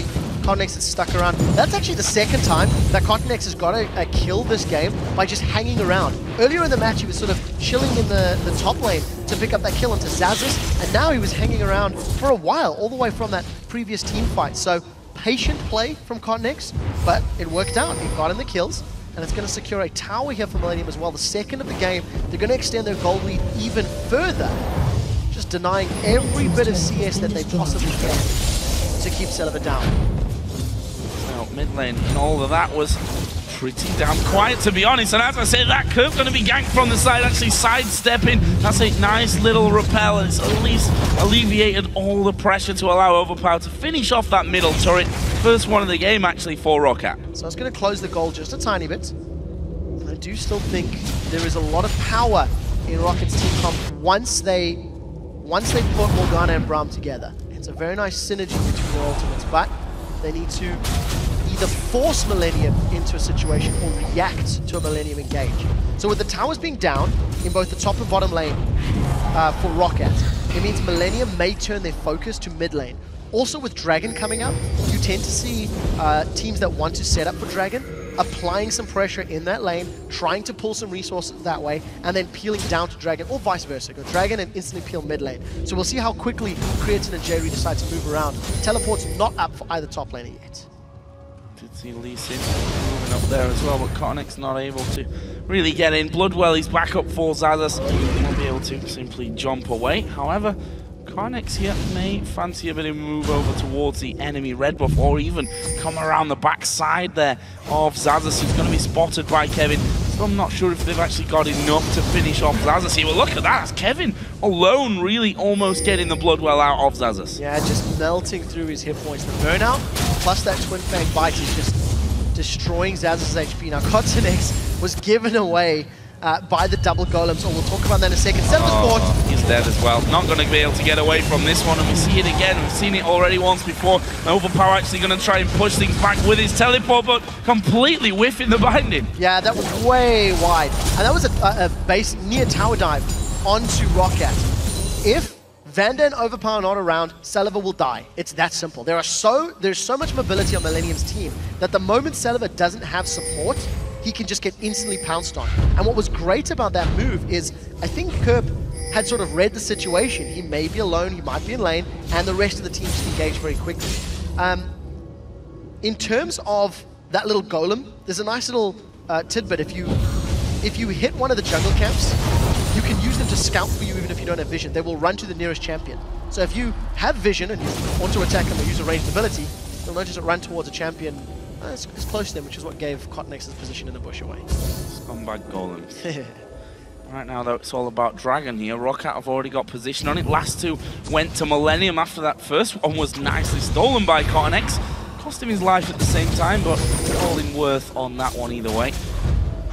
Rockat here, you see jostling for position. They're the ones in front of that Dragon pit, but they know they need to be careful, and Millennium might say, let him have Dragon, let's have middle turret. So Rockat are hoping that Millennium jumps onto Rockat, but Overpower's not there. Overpower's Soul Shackles is very important to protect Celeber. Solar Flare will be up in a moment or two. Rockat actually grabbed that one. That was a little risky. If Millennium had Solar Flare available and Destiny, they could have engaged behind the Glacial Fissure. You know, throw Solar Flare down, wait for Vander to respond, and then allow Kerp to jump on the back line. Overpower needs to be with his team to support this sort of protect Cogmore composition if they want to withstand the all-in power that Millennium has. Now let's have a look at the gold then, because we're approaching 20 minutes now. 2-1 in towers for Millennium. 2,000 gold to lead and just that single kill up. However, 4 out of 5 kills are with that man on your screen. Creatine, 4-0-0. Got a pickaxe now added in to his Trinity Force as well. And we can see 7,000 to the 5.6 of Celeber over on the other side. Doing well so far is Creatine. Very important for him to stay safe, But I almost feel like, as long as he doesn't eat a Dark Binding, there's not a massive amount of pressure from Rockat that should be jumping onto him. Yes, there is the potential for Overpower to flash in with the Soul Shackles, but the Valkyrie is going to allow Creatine to reposition and not really be a threat to being caught out. So Dark Binding is the only real fear, maybe a Cocoon as well. But I do still feel the Rockat will be at their strengths when they are sticking together in somewhat of a reactive defensive play style. They are a tower down, they're 2 dragons down, one thanks to a great steal. But they are now making movements around the map. We've seen Jankos being a lot more, I think, involved in this laning phase now in this last five or so minutes to try set up plays. Kevin is just having a field day. CS advantage and still red buff. Freebie red buff. Kevin actually, as you mentioned, doing so well again this game. Saw him forcing Xaxus out of lane earlier on and has a CS lead thanks to his efforts in there. Both of them do have that blade with the Ruin King actually finished.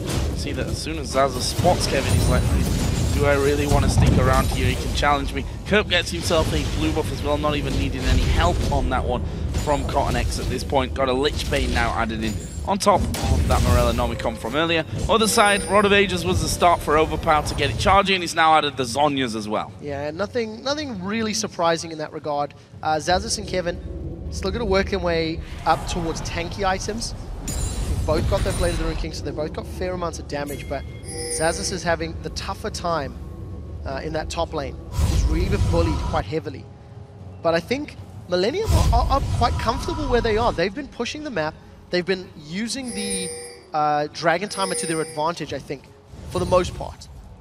And now that we've hit this inner line of turrets in the top and the bottom lane, I also think Millennium can split push effectively. They've got, Shyvana that can do very well in that lane. We've got Kerp that can push lanes out. And this is something that I personally have been waiting and wanting from Millennium, is a growth in their playstyle and not only relying on all-in engages from champions like J-Re or Leona. We heard from Jankos before the game. He was wondering which Millennium were going to turn up today, and I think 21.5 minutes in, he's probably thinking, oh, it's that Millennium. Not the Millennium that he wanted to see, I think. Currently have a 3,000 gold lead over Rockat. Rockat playing it pretty passively. They're farming it up as much as they possibly can. Doing a fairly decent job in some areas. However, you look at the AD carries, there's about a 10 difference there. Top lane, there's a much more significant 40 CS lead over for Kevin. And now the pressure from Millennium looks like it could be built up on towards this middle turret. The final outer turret that's actually left up in the game. Yeah, we'll see how committed they are to actually pushing this wave. Twisted Fate will probably be even more effective at the tower pushing because he's got that damage bonus from the Lich Bane. Corki being a very short-range champion, it's quite risky to get in range of the tower to get those auto attacks down. So you notice Millennium sort of push the wave up, it gets cleared by Rockat, and they instantly back away. But the one thing we did notice just before that little engage is just how quickly Overpower's Black Shield got popped. One single gold card plus that Lich Bane melted the Black Shield, and it's on a fairly high cooldown. It's around 18 seconds. So the shield is currently only 400 points, 400 hit points effectively worth of a shield. So Overpower's going to need more ability power before he can survive a gold card and potentially something else. It's also sat back here as well up top, and as I said before, his CS leaders dwindled away slowly but surely. Kevin must have, yeah, he's sat on almost 1,800 gold. I was going to say he's had that Blade of the Ruin King for a long time now and not really added too much on top of it. There was a Negatron cloak picked up on his opposite number. Xaxus, Creatine continues to farm up. He's just surpassed that 200 CS point as well. Yeah, he's doing very well. Millennium as a team are farming very well. They're only marginally behind in the mid lane, but every other lane is performing well. Jankos, on the other hand, because he hasn't been so prevalent in ganking, he's built himself up a 40 CS farming lead. He spent a lot of time clearing camps down. That's also because Cotton-X's playstyle has been a bit more campy. He camped the top lane to kill Xaxus, or be involved in the kill against Xaxus. He camped the bottom lane to be involved in the kill against Vander.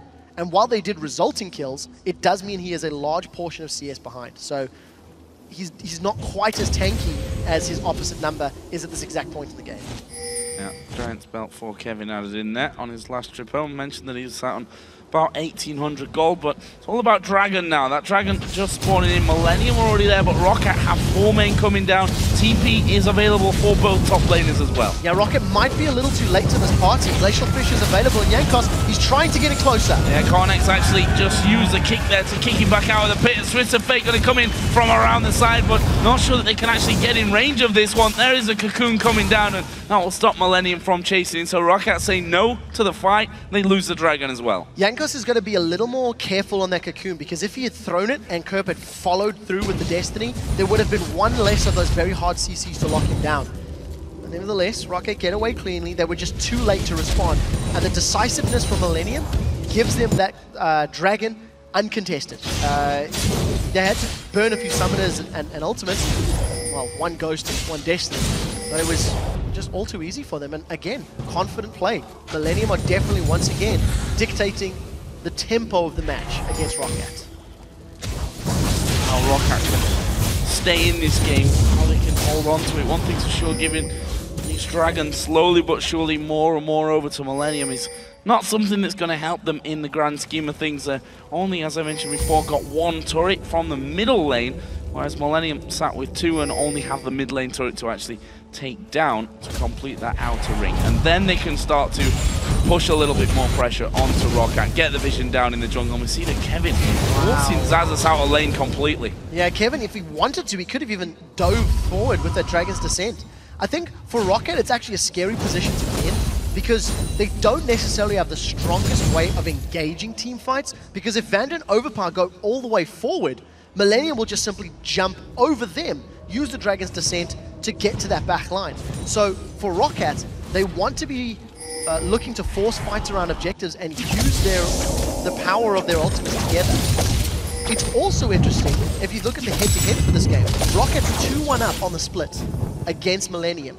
And if Millennium wins this game, they will be tied in the head-to-head. So as we get to playoffs, Europe ties, I mean, it's kind of a thing. Whereas if Rockat were to pick this one up, they guarantee that head-to-head lead, meaning they could have preferential positioning in terms of getting a higher seed. Overpower, tackles you. Yeah, going for it on this one. There is the Solar Flare coming down, and Vander going low from that one. Is he going to go down? It was a wild card from Kurt that got it in the end. Can they follow through for any more? Carnex is right on top of him. He gets bounded up as well, and now Overpower going to be separated on one side. There's 2 of them on the top, and it's Creatine that's hammering away and picks up the kill. He's unstoppable at 5-0-1. Blue Wolf's going to go to Millennium as well. They're surely going to go mid-queue and get rid of that tower finally. Creatine absolutely obliterated the health bars of Rockat. He just sat on the side and punched them down. J-Ree, with his Face of the Mountain as well as that Eclipse, just gets so much bonus armor, and the shield from Face of the Mountain is made all that much more effective by the bonus armor and MR that Jerry was able to secure. If you don't have Saliva there to burn through those resistances, Overpower simply doesn't have the damage right now. He doesn't have a huge amount of ability power, and he hasn't even finished his Void Staff yet either. So poor engage from Rockat, maybe feeling the pressure of being under Millennium's finger this entire game. Squashing them like a bug. I was trying to work my head around that. I got you. I know what you meant. A little bit, maybe not. I kind of had to. Let's just move on, shall we? Let's move on that was a dumb line. We're approaching 30 minutes. Self-realization is a first step in curing yourself, by the way. You've got to admit you have a problem. Indeed. You know? Right. Right, half an hour, almost, on the clock. Couple of new items coming in here as well. Mostly for Millennium. Zhonya's Hourglass for Twisted Fate. There's a Banshees now on Lee Sin. Also saw Blade of the Rune King now completed for Cogmore, and Locket of the Iron Solari for Elise. Meanwhile, Kevin literally just now finishing off as Saliva here up on that bottom side is actually going to get away from it finally, but had to use the Summoner Heal to actually give him that boost. Insta-heal to get away, and Millennium looking once again to try and punish Saliva. Without support, it's very easy to jump on him. Millennium have got the numbers advantage in that bottom lane. The minions are being dealt with relatively quickly by Saliva, so they haven't got presence on the tower. Kevin has not left that top lane. He's teleported a few times for fights, but he's just been bullying Xaxus and continually pushing Xaxus to his inner tower. The rest of Millennium have done a very good job of dealing pressure in middle and bottom. So again, it's just all Millennium dictating the tempo of the game, and you have to feel the moment they catch someone, Celeba's dead. Celeba is dead, and Kerp actually going to take one too many turret hits. Zhonya's away from Kog'Maw, and that will leave them free and open to have a good go, if not even take down, finish off that inner turret. There it is, finished by Kerp in the end. There's too many mid trying to deal with Creatine. They might be forced to actually leave him alone. Actually, they decide to go aggressive on him to force him off. Valkyrie used by Creatine. Got a minute here until that dragon comes up, but slowly but surely, Millennium here strangling Rockat out of the map. Yeah, denying every resource they can. Millennium have just got exquisite vision control in Rockat's jungle. A plethora of wards, both top and bottom of the map.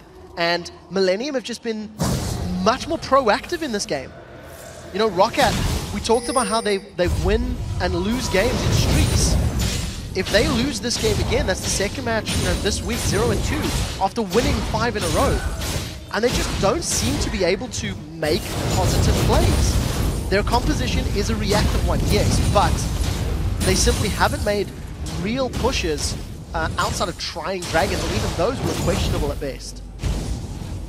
Therefore, lying quite the chunk of gold behind here as Dragon is coming up. Rockat have actually sent a full party on down there. Creatine's not going to be around, and 5-0 180 carry needs to be part of the team if you're going to fight it. There's Jerry stepping forward. Watch out for that solar flare coming in. Cotnex waiting off to the side. Are they going to actually push through here? Dragon goes low. Safeguard comes in. They do manage to get it here, though. Smite was a little misjudged by Cotnex. Are they going to try and go through? Jerry not got the range on the Zenith Blade. Good, solid Dragon pickup there for Rockat. They needed that. Yes, I completely agree. It's going to help close that gold gap. And very importantly, because Creatine was not there, they punished his positional call. It wasn't a mistake. He backed to spend some money. So Rockat with a very quick, decisive play, but it's not enough. They need more of those, and ideally, they need to get some kills, because look at Millennium. They're just going to default back to this split push style.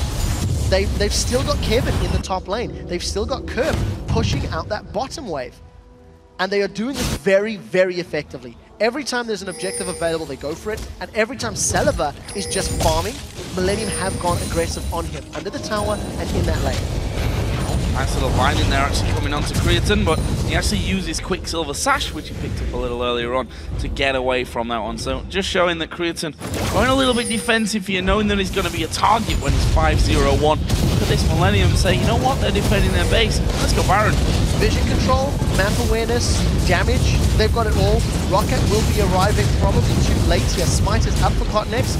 Too little, too late. They've decided to half-field. No, they're back in. Now here comes Jankos. Oh, there is the Baron, though, going down. Overpower gets in the middle of them. His ulti only going to hit Kevin, though, and that's not what they want. Brilliant. Solar Flare gets 3. This could be a whitewash for Millennium. Zaza's going to get his blood well popped here any second. They've killed off Overpower. Celeber is going to go down. He's right in the middle. And Kerp now going to step forward. Hasn't got the pace to get in there. The gold card. And that is going to be 4 men down for Rockat. And a triple kill for Creatine. 8-0-2 now. Creatine still chasing, gets caught out, manages to get the Quadra at the end of the fight. And an aggressive initiation from Overpower does not manage to lock anyone down. You've seen how quickly Millennium were able to dash away from the Soul Shackles. Baron was secured, the massive team fight victory, and this is going to be an inhibitor as well. Inhibitor's going to be going down. J-Ree going to stick his shield on, tank up the first couple of hits. Turret will fall here quickly. There's 3 seconds for Jankos, the rest of them a significant amount of time behind that, and the inhibitor is going to go down with the Baron, with the ace. Millennium have got gold coming out of their ears. Yeah, that's what I was going to say. 3.5k for Kerp. The others are sat 3,000 on the 80 carries, 1,600, 1,700 here and there. I think Overpower just panicked. I think that was a brash initiation, and because Rockat was so split up, look, there's no one keeping Celeber alive. Everybody from Rockat joined the fight in drips and drabs very, very late. Cotnex manages to flash away from the Acathian surprise. I mean, if you contrast team fights for Millennium today in comparison to yesterday, Millennium's focus and targeting is on a completely different level. They are making the right calls, they are focusing the right targets. And against SK, they were not doing that. Now that is also fair because SK's comp was very mobile. It was a lot more difficult to do. But nevertheless, this has just all been about Millennium for the last 10 minutes, and they are playing very, very well. Millennium could end up with a solid 2-0 week against Two teams that honestly are probably going to be around their area in terms of their finishing positions in the table come the end of this split. So two very, very vital wins. Possibly, of course, they've not finished this game yet, so you never quite know how well Rockat are going to be able to hold on to it. But you have to feel that Millennium, the ones with a big control on this game, over 10,000 gold already.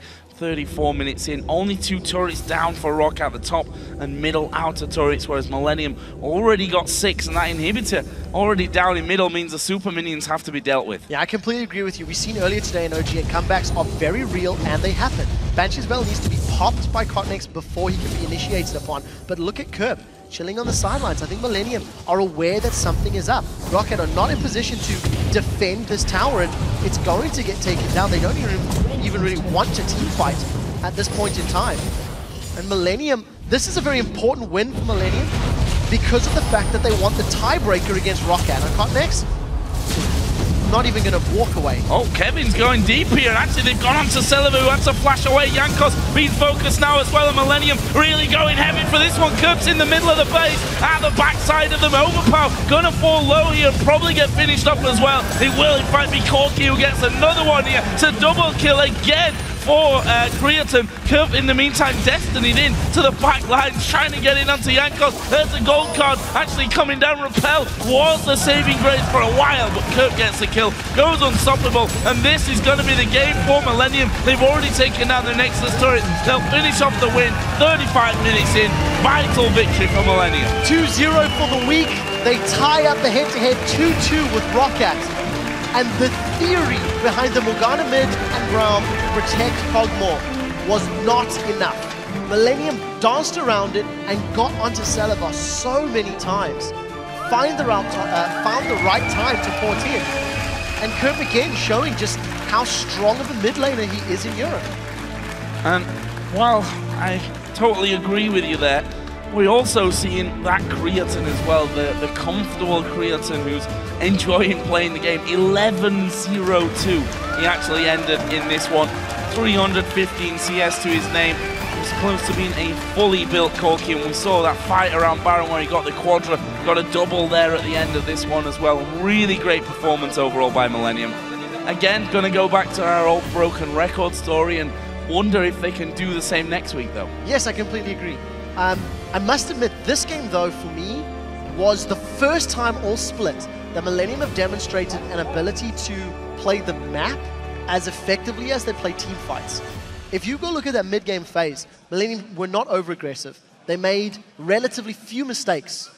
They didn't really get punished by Rockat at all, and they were pushing top lane. Kevin, he didn't leave top lane. I mean, he saw 20% of the map that whole game. The few times he got involved were great, yes, but he just completely controlled Xaxis, kept Xaxis dealing with him the whole time. So I think that's a very good thing for Millennium to take away, because it's definitely a point that I've been harping on about all split long.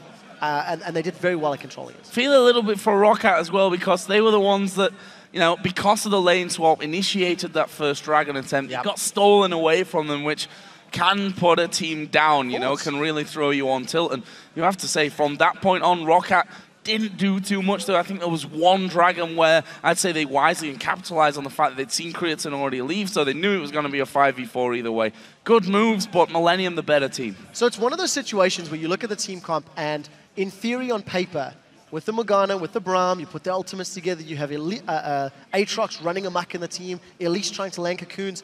In theory, it could have worked. The only problem that Rockat had is they needed to be completely together at multiple times. And they also needed Millennium to come at them in a fairly linear fashion. Yeah. But because of the way Kerp was sort of teleporting in from the sidelines, and Overpower was often not with his team. A couple of Dragon fights, he was late to the party. Baron fight, he initiated Baron. So Soul Shackles was down, Dark Binding was used, and Millennium just went, oh, well, thank you very much. Now we'll start the fight because the big threats are no longer there. So I do like the theory. I do think execution was a big problem here for Rockat in terms of their positioning, in terms of how they handled their team composition against Millenniums. Yeah, a bit of work to do as well over the next week for Rockat. I mean, we said it at the start of the game, 5-game winning streak coming into this week, won 9 out of their last 12 games, and then they end up losing 2 games to I'm not going to say like Alliance and Fnatic, who are a little bit further out there at the top, but they've lost to the Super Hot Crew and they've lost to Millennium, two teams who are right in there in the middle of the table. Fighting them for seeding, which is very, very important. And third place sixth, fourth place fifth. So you want to ideally work closer to third to get the weaker of that middle of the table teams. Well, we'll see if Rockat can bring it back next week. But now we're going to flash over to Shox and Officio, who is standing by with Millennium's Creatine. Thank you very much, Joe. Indeed, Creatine, who just got off a great game on Corky, a great performance. Talk me through picks and bans, and you guys not banning out Kassadin for a change, and then a little bit of a mind game coming out of Rockat. So how did you guys perceive that? So actually, we were kind of surprised that they banned Kassadin, and I'm not sure if we would actually play him if he was open, because we just don't play him. And the mind game, I was kind of surprised because I'm playing Morgana a lot. Like, I'm not look like a Morgana player or something, but I do. And I know that she really lacks damage late game if you don't go like full glass cannon build. And if you go, you're just getting destroyed and you have to go kind of melee range. So I was kind of surprised that they're going for Morgana, and I don't think it was like a really good pick for them. So what was actually the game plan for you guys? I mean, we often see this pick comes again. Was it just say, okay, they have Morgana, don't really care about her late game, just get Celavar every single team fight, or what was the game plan? We wanted to swap and just play our game because we're kind of strong when we lane swap. Somehow we're going ahead. I don't know, even if we're behind, we're winning team fights and stuff. We got kind of lucky early game, Cotton stole the Drake, and it released the pressure because afterwards I could push top turret and they couldn't. So we already had a lot of global gold, and yeah, we just kind of snowballed the game from this point.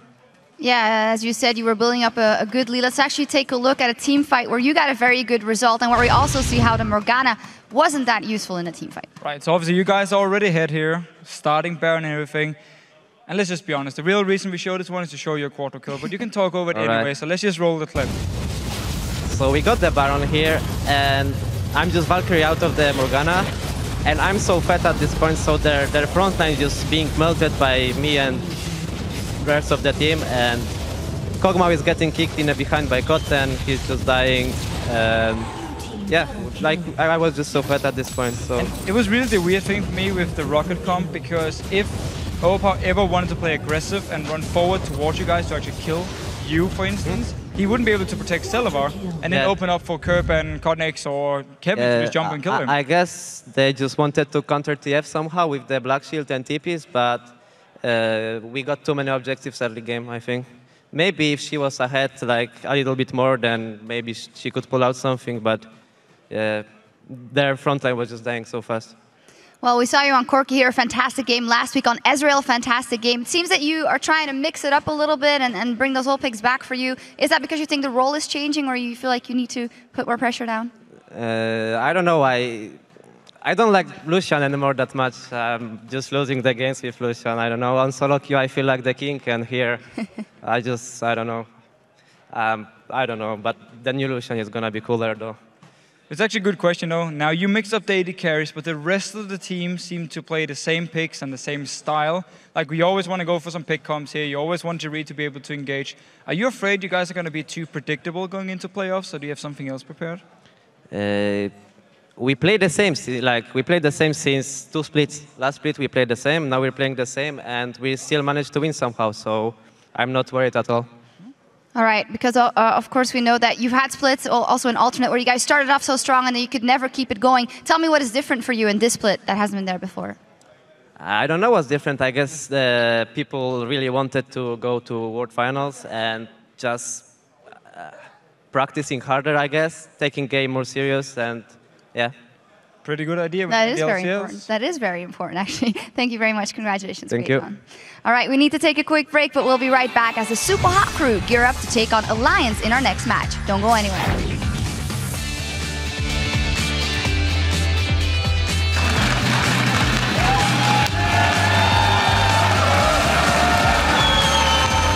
Finish him off. He actually will jump towards Kevin. Here comes Overpower with the TP as well. Zappos is going to go down, but it's going to take a while. Where's he going to go? Auto attack from Kurt, finish it off. Only going to hit Kevin now, and that's not what they want. Brilliant, Solar Flare gets 3. This could be a whitewash for Millennium. Zaz is going to get his blood well pumped here any second. They've killed off Overpower. Celeber is going to go down. He's right in the middle. Jankos being focused now as well, and Millennium really going heavy for this one. Kurt's in the middle of the base, at the backside of them. Overpower going to fall low here, probably get finished up as well. It will, it might be Corky who gets another one here to double kill again.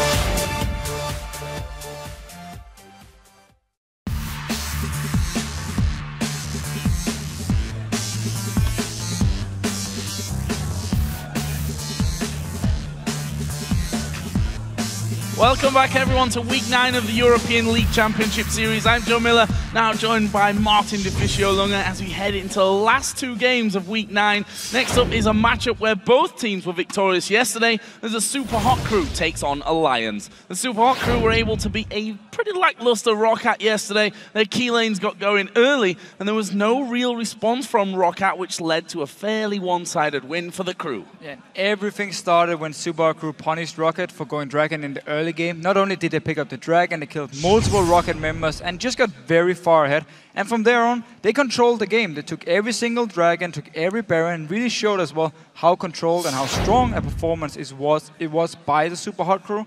And Selfie on Oriana, talking about strong performance, he looked very, very good. I mean, he had some great shockwaves, and we talked about how important he is for the team to do well. If he has a good game, the rest of Supa crew will often do really well, and he had a very good game yesterday. And if they manage to beat Alliance, then they will actually start pulling away from the rest of the middle of the pack teams here and move into the top standings, or possibly move into the top standings. Yeah, I mean, the Supa Hot crews look so good, and we're getting those mid-table wins as well, very important from them. On the other side, though, Alliance stepped up and finally stopped their 4-game losing streak by taking down a struggling Gambit Gaming. Didn't seem like a particularly difficult win for the team, but they did take their time finishing off the game, hinting that there's possibly some few insecurities still in the Alliance camp. Could be, but at least we can talk about Shook on Riven. Very, very strong performance. The first time we have seen it in the European LCS. He went 4-0 very early in the game and just continued to do well. And was a big part of Alliance actually winning the game. I mean, his Riven performance itself, his stats speaks for himself here. Alliance as a team, however, as you talked about, played a little bit too passive. I mean, they had a 12.5k goal lead at 30 minutes, and yet they took a lot of time on actually finishing the game here. So still some shot calling issues maybe they have to sort. We could also turn around and say it was just very safe. They controlled the map, took all the objectives, and didn't really give Gambit a chance to come back here. So it depends on how you actually see the game. And I really do like the fact we had some new picks from Alliance, because it means, once again, going into Champ Select, it's harder for the other team to predict what's going to happen. Well, the Supa Hot crew and Alliance don't necessarily agree on the Hot crew's weak points. Both sides believe that Impaler and Selfie's questionable synergy may decide the game one way or the other. I think Supa is like very good mechanical players. If they snowball in the early game, they can easily win team fights if you try to fight them. I think they're one of the weaker teams, but they're scary at times. If you shut them down early, they don't really know what to do, because they're not very good at coming back into games since their rotational play is quite poor. I think our mid game is one of the strongest of our points. If we just step out our early game, because most of our games we're just falling back, if we can pull it out and our early game is gonna be better, I think our mid game is strong enough to beat any team. Selfie's he's definitely a talented player, but he also has like his own playstyle, and it's really hard to adapt to him. And that's the main issue that we have right now with Impaler and Selfie. The way he's playing is really like not careful at all, and he doesn't think a lot before he does his movements. I like to play aggressive, and to play aggressive you need a good coordination with the jungle, especially with that meta. Either I'll have to play a bit more passive, or we'll see what happens. There's still a lot of like mistakes that we see when we're going over the replays. So if we can just fix them all up, then I think it'll be okay. Like, it'll be definitely a good game. Selfie likes to play aggressive, something that you can do if you're synergy with your junglers there and you're, not 10,000 gold behind. Yeah, and we have often seen Selfie in the late game as well, engaged by himself. I remember Yasuo engaged against Gambit, where Supa crew ended up losing the entire game. So it's good to be aggressive. Sometimes you need to relax a little bit. Yeah, but doing it at the right time is basically what we're saying here. But guys, here are the lineups for the two teams. On the blue side today is the Supa Hot crew with Mima in the top lane, Impaler in the jungle, Selfie in mid lane, and the duo of Mr. Rawls and Kasing. On the red side, we have Alliance with Wicked in the top lane, Shook in the jungle, Froggen as the mid laner, Taps as the AD carry, and Nif on support. Sounds like we got a couple of Alliance fans here as well today. But guys, for our featured matchup, we're going to highlight the mid laners as Froggen and Selfie face each other across the rift. So Selfie, he actually just talked about it himself here in the pre-video. He's an all-or-nothing mid laner. He will play very aggressive, try and make plays. If it works, it looks beautiful. If it fails, he might end up losing the entire game for Supa Hot crew. And as a team, they really rely on him to have a good game, because he is the playmaker. He's the guy who sets up things. Froggen, on the other hand, he's completely different. He's Mr. Consistent. He will always do well. He will always get a lot of farm, be a big part of the team fights. I don't actually recall seeing Froggen losing his laning phase straight up here, so Alliance always know what to get here. And as a team, They've actually shown they don't need Froggen to solo carry, because Taps, Shook, again, they've both shown they can do it too, and you can put Froggen on something like Lulu, where he can then protect Taps, and then Taps will take over. Well, you guys have been voting on today's matches on lolesports.com, so let's take a look and see how this one adds up. 68% of you say that Alliance will take victory. It's a fairly good number for Alliance here, but I think they're a little shaky 4 games in a row. Losing streak was probably the reason why that's not a bigger vote. Yeah, I agree. I mean, they broke the losing streak yesterday, but against Gambit, who at the moment is not a very strong team. So we need to see what they can do against Super Haku, who did win yesterday against Rockat. Very good performance. Pretty much destroyed Rockat, actually. So they're coming in here with confidence. Alliance probably doing the same after the win. We need to see what's going to happen. So let's talk about champion select here. We saw, for example, Froggen bring out something new again yesterday, bringing Xerath to the table. So hard to ban him out.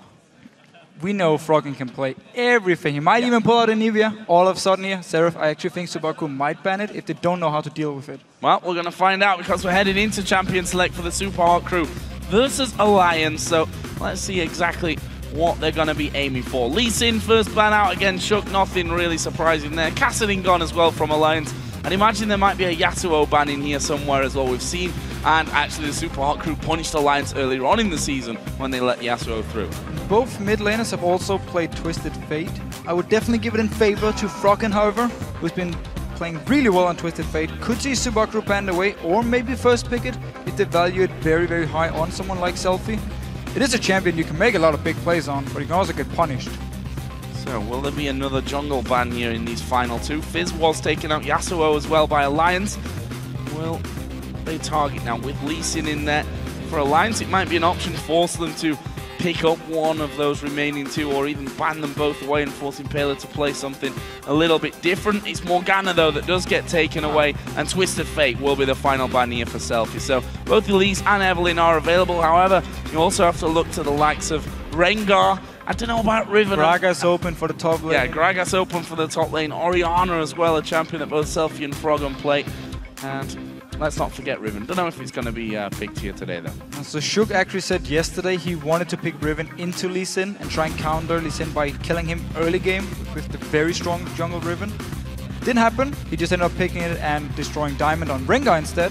We'll take it this time with Lee Sin being banned. Otherwise, Evelyn and Elise both open here. You don't actually have to take a jungler early on because the 2 left, you can just trade them back and forth. And of course, Gragas top lane. Orianna first pick is something we see a lot of European teams do, and we seem to be the region who really just loves Orianna above everything else. I don't recall seeing her being first picked in any other region lately. No, teams putting more weight onto the likes of Gragas that we see first picked in here for Alliance, and maybe onto the likes of Lucian as well, although we'll see going forward now with the changes in there how Lucian's going to be stacking up. But Alliance take the Gragas as mentioned here. What will they pick as their second choice? Actually, it will be an AD carry, but it's going to be Corki for Tabs. So it could be just a Lucian pick now for Mr. Rallis, and we have a very standard AD carry setup, which we have seen a few times already this week. And Seraph, of course, being open, but with the Orianna, don't expect it to be locked in. I think Selfie will take the Orianna. It's been a long time since I've seen the top lane Orianna, at least. And it actually fits Subaku's playstyle, because they talk about how they're weak early game, and Orianna is a very strong laner, so therefore it could explain the first pick. And generally, we see Orianna's always get a lot of farm in Europe.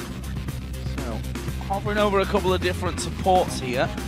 They took Morgana away themselves, which I thought may have meant, okay, maybe they're going to go in for Leona now to be picked up, although that's still an option here for Alliance. Thresh is still open, which both Kasing and Nif have put some great performances in on the past. Braum, of course, the champion which Kasing has also been favouring. Nif played Braum as well yesterday. Looks like it is going to be the, I think we can safely say, one of the strongest lanes right now with Lucian and Braum. Yeah, very standard lane as well. All about getting a double tap with Lucian onto Braum when he applies the passive, and then you get a very early stun, and just trying to apply some burst damage here.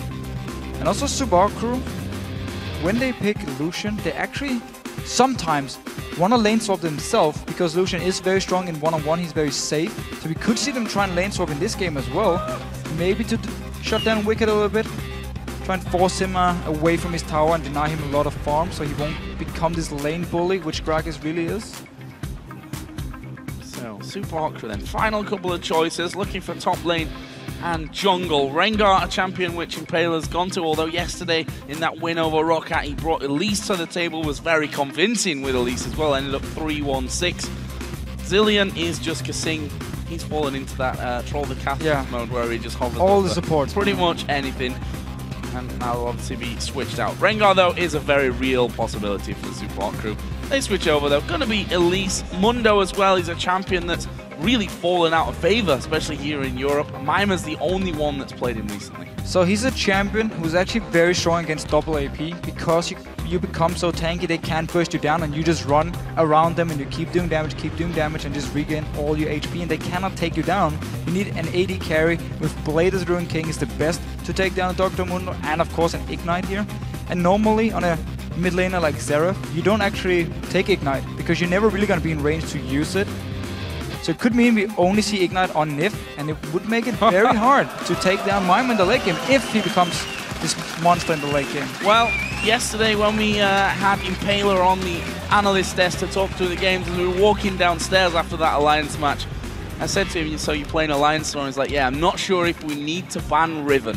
I don't know if we need to ban it. They obviously decided, no, we don't need to ban Riven. Shook is going to take it for a second game in a row, though. And yesterday, he got off to such a good start. Had like 3 kills 10 minutes in and he just ran rampage. 7-0-3 ended that game. It was very, very strong pick in the early game. You have a lot of damage early on here, and if you find someone like Elise, you might be able to take it down one-on-one. It was the whole idea behind the Riven pick, according to Shook. Find the enemy jungle and just fight him straight up. And we did see him build a lot of damage. Only build a Randuin's Omen like 35 minutes into the game. So the rest of Alliance here might need to adjust to his build and say, do we need a tank here or not? Otherwise, we just got full damage. I mean, Wicked built full AP on Gragas. The only tank that was Nif as a support without any armor or any MR in the game yesterday. And there was some issues for them to actually close out the game. Could be the same here, unless someone like Wicked actually want to build a bit tanky. Well, you guys have seen the champions. Now tell us which mid laner you think will lead their team to a victory. Tweet at LOL Esports with hashtag SHCSelfie or hashtag AllFroggen, and we'll check your predictions in-game. Xerath again, a second game in a row for Froggen. Actually finished 0-1-9 with it yesterday, so kind of typical. I suppose no kills is one thing, but the fact that he got so many assists just shows that he was playing Xerath the way that you should be playing Xerath. Safe, in the back of the team and just hammering away. Or that Shook was kill stealing throughout the entire game. Or that. Could have been the same here. I mean, could have got a few kills at least. But I like the Mundo pick here. If Mimer gets to the late game, he's going to be very, very hard to kill for Alliance. And we need to see if he can actually get to late game point. Well, let's find out. We're going to get into game. It's the Super Hot Crew versus Alliance. Victory here for the Super Hot Crew would really help them out in that mid-table area after they took down Rockat, after we've just seen Millennium actually picking up victory over SK Gaming. However, they are taking on the top team in the league right now. Alliance back to winning ways after their match against Gambit. However, you also have to say that Gambit right now are a shadow of former Gambit's self. 100%. And this is the game where we really see if Alliance have fixed what problems they had. And the same picks pretty much, if you look at least solo laners and jungle for Alliance as they had yesterday, where Gragas as well were from Wicked just instant lock, really putting a lot of priority on getting this Gragas top lane, and it was a little bit surprising with Super Crew first picking Orianna and actually give Gragas over to Wicked, but it was simply because they wanted to pick Mundo into this double AP. And worked even better for them with the fact that they are against a Corki, so could see Taps go a Blade of the Ruin King after his Trinity Force here, a second item if he wants to try and deal with Mimer. Otherwise, again, we need to see what's going to happen late game if Mimer becomes this super tank, which Mundo can become. Well, early game, up until now, is pretty passive. We see that almost every single area has 2 wards down. One from Alliance, one from Super Hot Crew in every important position there. Also, we're going to be seeing as well, just to touch on the summoners there that we see in the mid lane, Selfie and Froggen, both running the heal and flash combo. So no teleports this time. And again, we just talked about how Xerath, you have long range. If you have Ignite, you're playing him, well, at least you're getting in a very aggressive situation where you move close to people and you can actually get in range to use the Ignite, so heal makes a lot more sense. And we've seen teleport a few times, but normally you pick it against something like Twisted Fate, where you know he's gonna roam around and you want to follow him, so heal makes a lot of sense for both the mid laners. And we might just be looking at a farm war in the mid lane. So, oh, Nif, you're all alone. Yeah. Nif really is all alone there. That's a good play coming out. Well, actually, just interrupting Impaler a little bit, but not really doing too much. But we're actually going to take a listen in after some interesting picks here in Champ Select. Because they only have magic damage. There's like some kind of similarity between the comp we have now and we have yesterday. Yes, Tabs. I agree. Captain Obvious to the rescue. Good comment by Tabs here, really showing he's paying a lot of attention to what his team is playing. So, we'll see if they can play it as well as they did yesterday. We already talked about the possible weaknesses that they had, struggling to finish off things, but as you rightly pointed out, Shook got Aranduins really late, and that was one of the problems that they had. They couldn't tank those initial couple of hits to really get the towers started off, so we'll see if he builds differently. We'll probably build differently if he doesn't get 3 kills in the next 8 minutes like he did yesterday as well. And he definitely got a very good start. A start you can't really expect to always get, which meant he got very, very fed, very fast in the game, and could actually kill anyone one-on-one if he wanted to. But again, just to touch on this Lucian from Supa crew, yesterday they did the same thing where they lane swap with it, and it's simply because he is so good by himself. He's very safe with his dash, and he has a lot of damage, and if he builds something like a blade as first item, it's going to be hard for someone like Wicked to actually stand against him if they keep this lane swap going on here. And also they avoid Wicked being so strong in the laning phase as Gragas is, where Dr. Mundo often is fairly weak, and simply dodge around it and just try and pick up as much farm on the top lane as they can. Saw that ward there, possibly a bit of a lifesaver. The hook coming in on towards Mima. Have they got the damage? Ignite is down already by Nif, but no follow-up. Mima's able to just walk off. He had flash as well, so should have been safe either way. Had the flash here, simply an Ignite to try and force the flash away to make Mima panic. Didn't happen, however. He can now teleport back to the lane and just pick up some farm if the wave should be pushed down to his tower.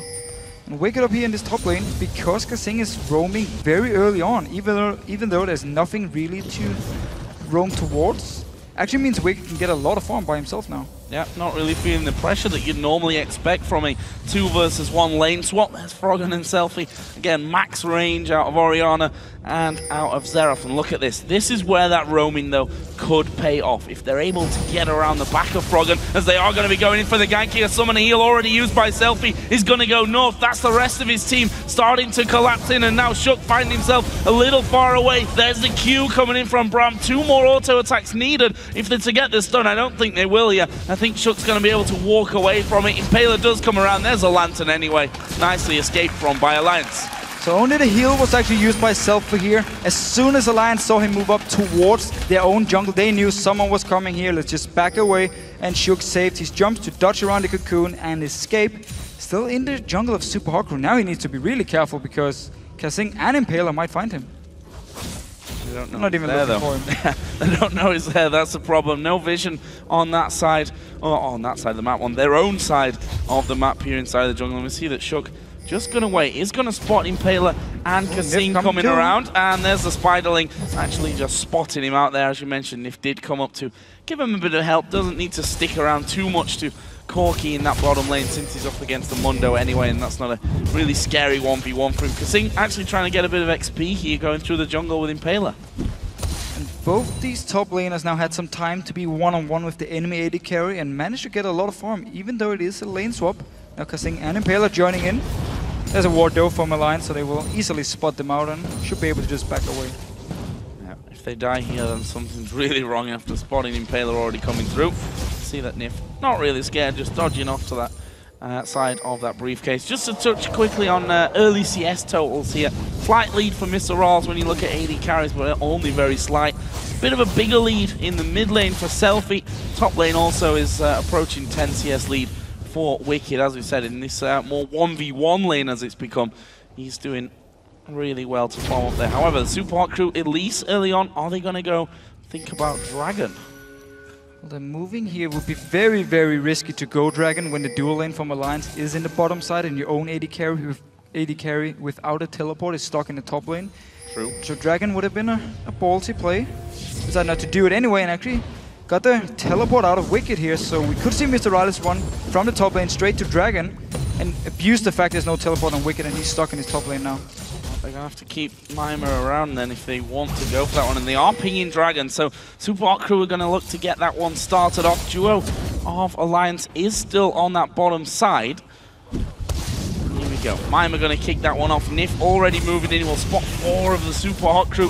Mr. R's not quite there just yet, but this Dragon between them going down pretty quickly. Might be up to Froggen to actually look for a bit of a steal on this one, but I think this is the Super Hot Crews. Nif just going to be there to watch it go down. Yeah. First Dragon of the game goes the Super Hot Crews way. Simply just wanted the timer, maybe gonna do something to Kasing here. Oh. Missed the hook, but they might force a flash. Never mind, jumping out here. But good timing by Super Hot Crew. They saw the teleport from Wicked in the top lane. Instantly, they just went for Dragon. Perfect timing as well in the case that Taps had already recalled to base. So a bit of missed timing for Alliance with the recalls here, giving Super Hot Crew a very easy Dragon, where they could only get the timer due to Nif staying around, but couldn't really do anything to actually stop it.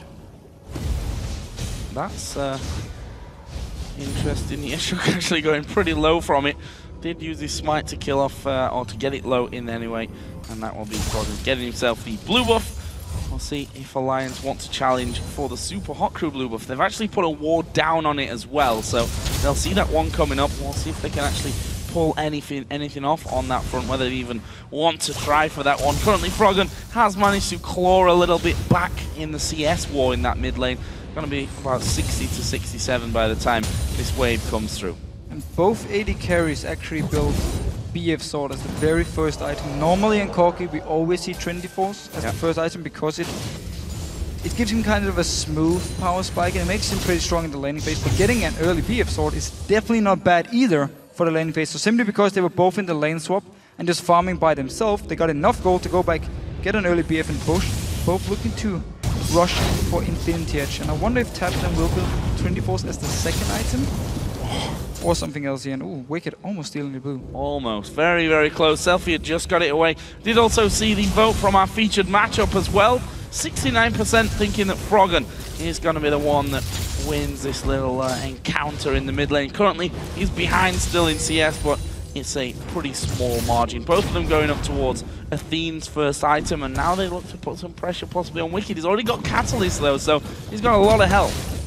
And Mimer does have some early magic resist and his ulti, so it's going to be hard for Wicked to actually kill him.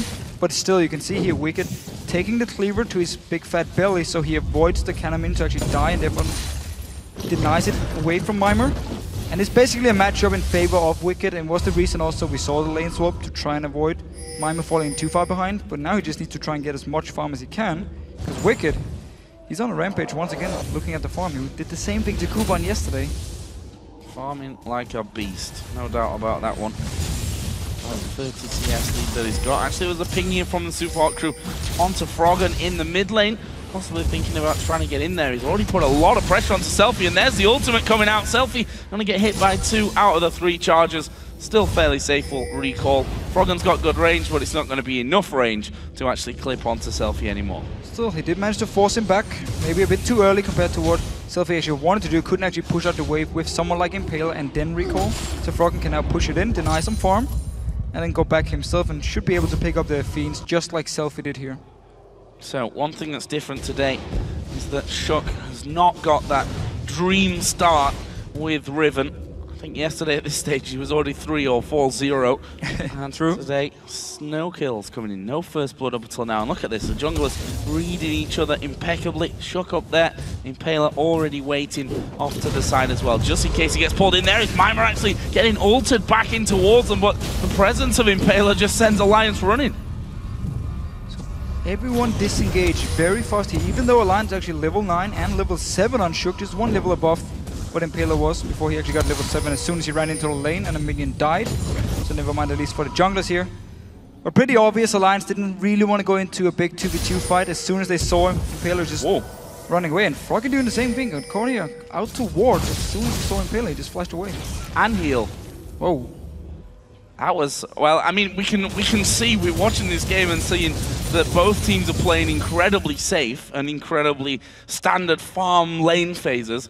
That was maybe a little bit too much though. Heal and flash used by Froggen. Obviously felt like he was in some real trouble with Selfie and Impaler both stacking up there, although they weren't particularly too close. Hook coming out, Mr. Rolls dashing last second away from it. So no first blood, 12 minutes into the game. We are seeing though a good almost 2,000 gold for Mr. Rolls, so he's going to go home and spend.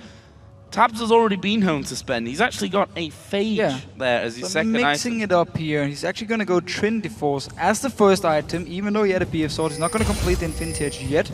Just simply wanted to pick it up because he had enough gold the very first time he backed.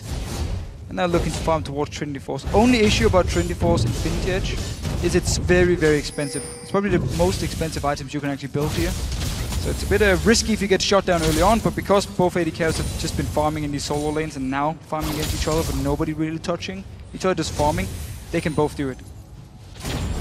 This is still without a single kill in this matchup. Pickaxe was bought by Mr. Rawls. Infinity Edge first item for him. And I think Mr. Rawls is one of the only Lucian players that's really consistently not going for Blade of the Ruined King as first item these days. Yeah, true. He's following the same path we see over in OGN, and often in NA it's actually very rare we see the Blade of the Ruined King Ghostblade outside of Europe. Yeah. It seems to be just AD carries like Reckless and Creaton who really loves to do it and get this mid-game power spike, where most Lucians around the world want to build Infinity Edge into Static Shift or Phantom Dancer, whatever you just choose. Phantom Dancer better late game, but Static Shift gives a lot of upfront burst and wave clear. But it seems to be the standard here, and just ignore the mid-game power spike and just build straight for late game as fast as possible. Well, we see that for Shook. His first item is now complete. It's the Spirit of the Elder Lizard, so definitely different to the path that he went yesterday, where he had like Last Whisper and Hex Drinker Brutalizer by the end of that game, and a Randuin's after about 40 minutes. Yeah. And that's when he decided he needed to go tanky. Actually, there's a bit of damage coming in, but with that Phage on the side of Tabs, he's got an extra bit of health in there that keeps him nice and strong in this lane phase. And Impaler tried to come around, but there's that corner ward there by the Dragon Pit, which has just spotted him coming through. So no opportunities for Impaler to come out. And that will mean that no first blood, at least for now, coming down. And you can see the gold between them, just 300 the difference. And that's just because, well, there's no towers gone down, no kills, no dragons as of yet. Only actually one dragon. That's a lie, yeah. Subaru picked up the first one. Next dragon is alive, but none of the teams really moving for it. And talking about Shook's build, he actually has to go for a lot of damage items once again, because he's the only real physical damage source. Corgi, a lot of mixed magic and physical damage, and then of course with double AP solo laners, you need some physical damage on the Riven, otherwise it's too easy for someone like Mimer to just spam magic resist and you will never ever kill him. We do see as well Mimer, Spirit Visage as the first item, so perfect for him on Dr. Mundo. And once again, making it hard for Wicked to kill him, but Wicked can then focus on towers or just farming or roaming around if he wanted to. Well, there is the first tower of the game going down. Wicked finishing that one off, but just trying to deny a bit more farm as he went through. That will be a bit more gold over to Alliance. 700 gold lead for them. And look at this, Impaler being a sneaky spider at the moment. He's got Dragon down to half HP. I don't see any challenge from Alliance either. He did the exact same thing yesterday, where he simply walks up to Dragon here, repels over the wall, uses sweeping lens to see if there's any wards nearby. Nope, okay, and then he just takes the Dragon. No timer for Alliance, not even a single ward to actually spot him running out, which means they have no idea the Dragon has just gone down. And we'll have to just rely on seeing it on respawn on the minimap, and therefore give Subaru the chance when the next Dragon spawns to set up a few seconds in advance, and maybe catch Alliance out of position. They might even move for Dragon now. Well, they are, but it's not there. Sad face. Sad face. Yeah, no, not knowing when exactly that's gone down, as Wicked and Mimer again having a bit of a tussle in this top lane. It's the annoyance really of Dr. Mundo. He can stick to you pretty easily, and Wicked deciding, you know what, I've had enough of this, throws down his ultimate and just knocks him away. And that's the thing about Mundo against double AP, it's so hard to actually kill him unless you invest everything from the AP champions into him. Impaler was looking for a gank, but a bit like Shook's ganks in this game here, nothing really comes from it. Yeah, and that's the thing about Mundo as well. Spirit Visage first item. Not only is it great against double AP with the magic resist in there, it also gives you that extra health regen, which just fits Mundo so incredibly well. And may, with the resurgence of Gragas in this top lane, may just see a bit more of a heavy return of Dr. Mundo in the future. So now though, Wicked and Mimer just going to butt heads once again. Mimer in fact did pop his ultimate there, and he's going to be regenning his way all the way back up to almost full HP. And look at this, Shook actually coming in behind. He's got vision of Selfie. There's the ultimate coming out. Frog and stun comes down, but not enough damage there. Wanted to just surprise him and flash stun him while all the burst from Froggen's ult was landing down onto Selfie. Didn't happen though, flashed away and used the heal. So trade at least flash from Shook here for both summoners on Selfie. Could look to try and gank him here within the next few minutes and abuse the fact both summoners are gone. But as you just pointed out with Dr. Mundo, it's perfect for him with Spirit's Visage. We're gonna see him more and more with Gragas in the top lane. And over in Korea, they've been playing him non-stop for the last few weeks as well because of Kayle and Lula being popular in the top lane. It was just in Europe, it kind of died out and people played Renekton or Aatrox or the stupid Yorick. Yorick's not stupid. He's pretty stupid. Yeah, a little bit. I can't really argue with you on that one, I'm afraid. I think he won one game. I think Yorick won one game in Europe. Well, that's not exactly the best win rate. We've seen him in the jungle as well. Let's not forget. And he did win. Did bring him out, and they did win with that one as well. So Impaler just tried that gank to top lane once again, but you see why Gragas also popular, got that extra mobility from his body slam, just gets him out of the way of any possible danger. We're almost 20 minutes into this game, and there's not a kill on the board just yet. Rockat doing some good damage there to Selfie, but again, not quite got enough to burst him down. Both of them got nearly the large rod and the Athenes. The blasting wand is the extra for Selfie. I'm guessing that Froggen's actually sat on... Actually, he's not. He's only got 500 gold, so... But we see the same thing again, which we often see with the Orianna mid pick. You simply farm like an absolute beast, and you will outfarm the other mid laner because you focus so much on taking the Wraith camps. And Selfie's been doing the same thing here.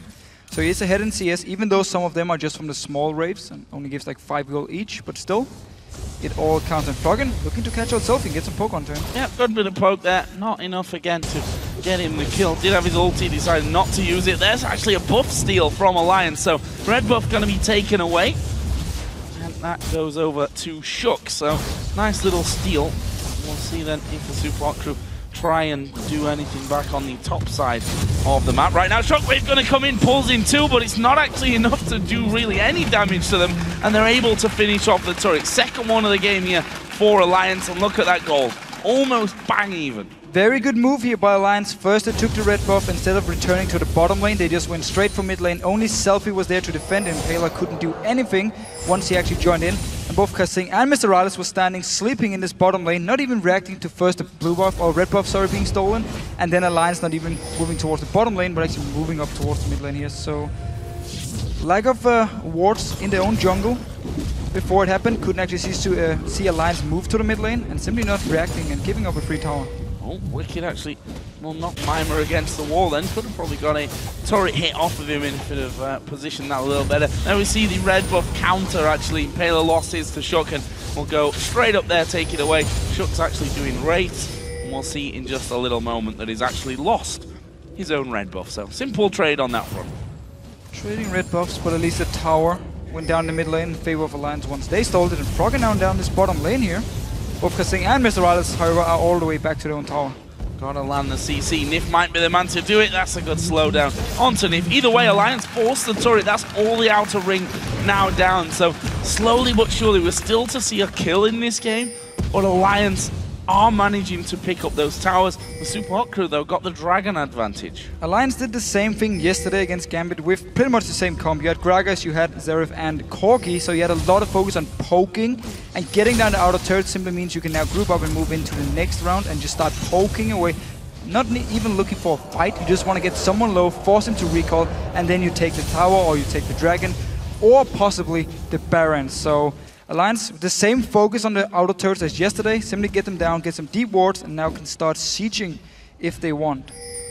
And at this point, I'm wondering what the longest we've gone in an LCS game is without seeing a single kill. I'm sure our lovely stat guys are going to take the hint and have a look and find out that for us. We're 22 minutes almost into this one, and neither team been able to lock down a kill.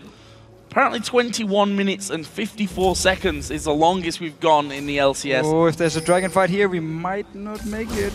No, don't back off. Wait half a minute.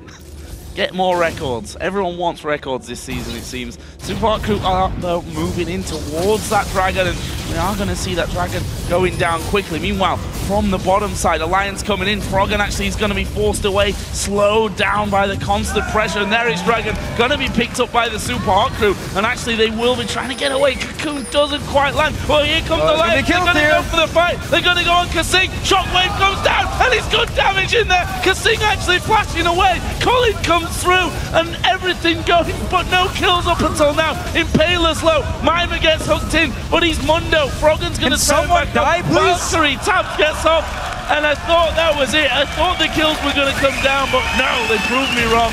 22 minutes, longest game ever in the LCS without a kill. I don't know how it didn't happen. No idea. Very nice shockwave by Selfie, hitting multiple members from Alliance, but still, everyone was low, they had summons, they flashed away, Wicked managed to survive, Kasing did the same thing, and nobody died. Now, Subaku pushing onto this mid tower, Mimer, he doesn't even care about the tower.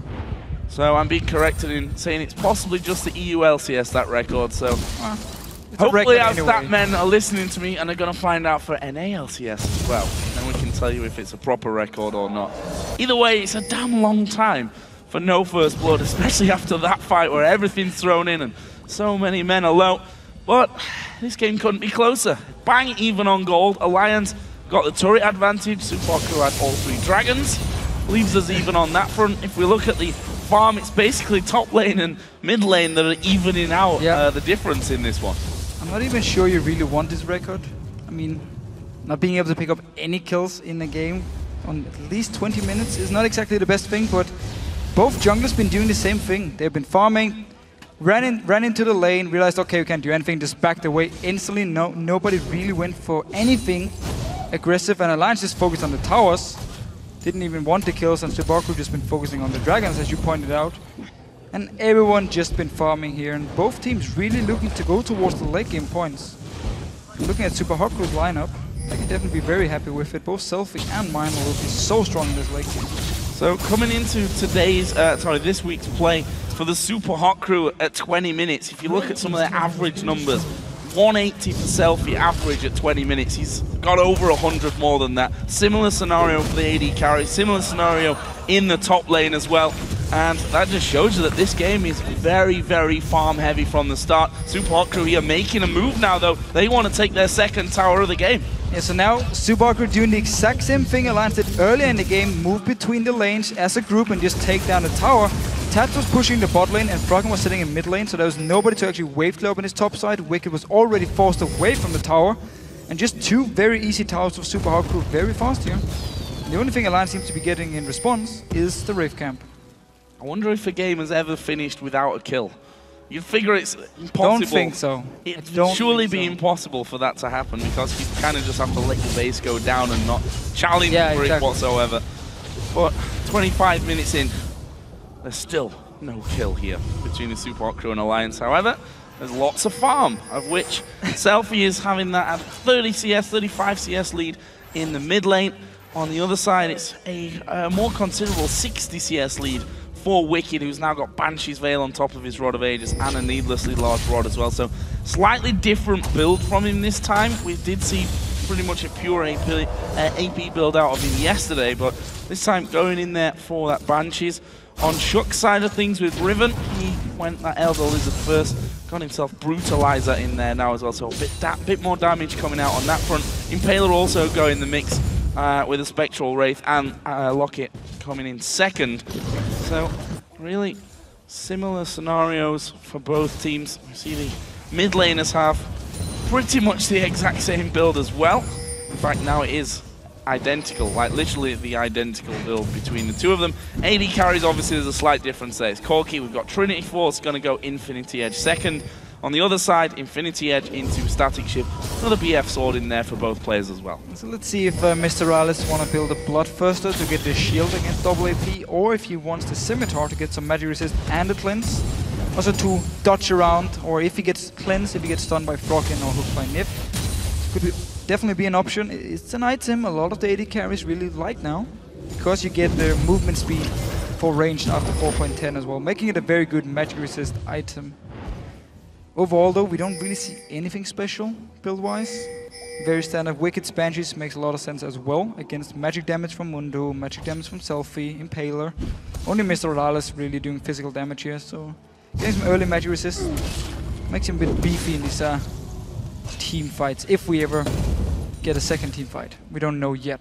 Might just be farming for the next 50 minutes. Well, I have now got confirmation that this is in fact the longest game without a kill Go in EUCS. LCS history.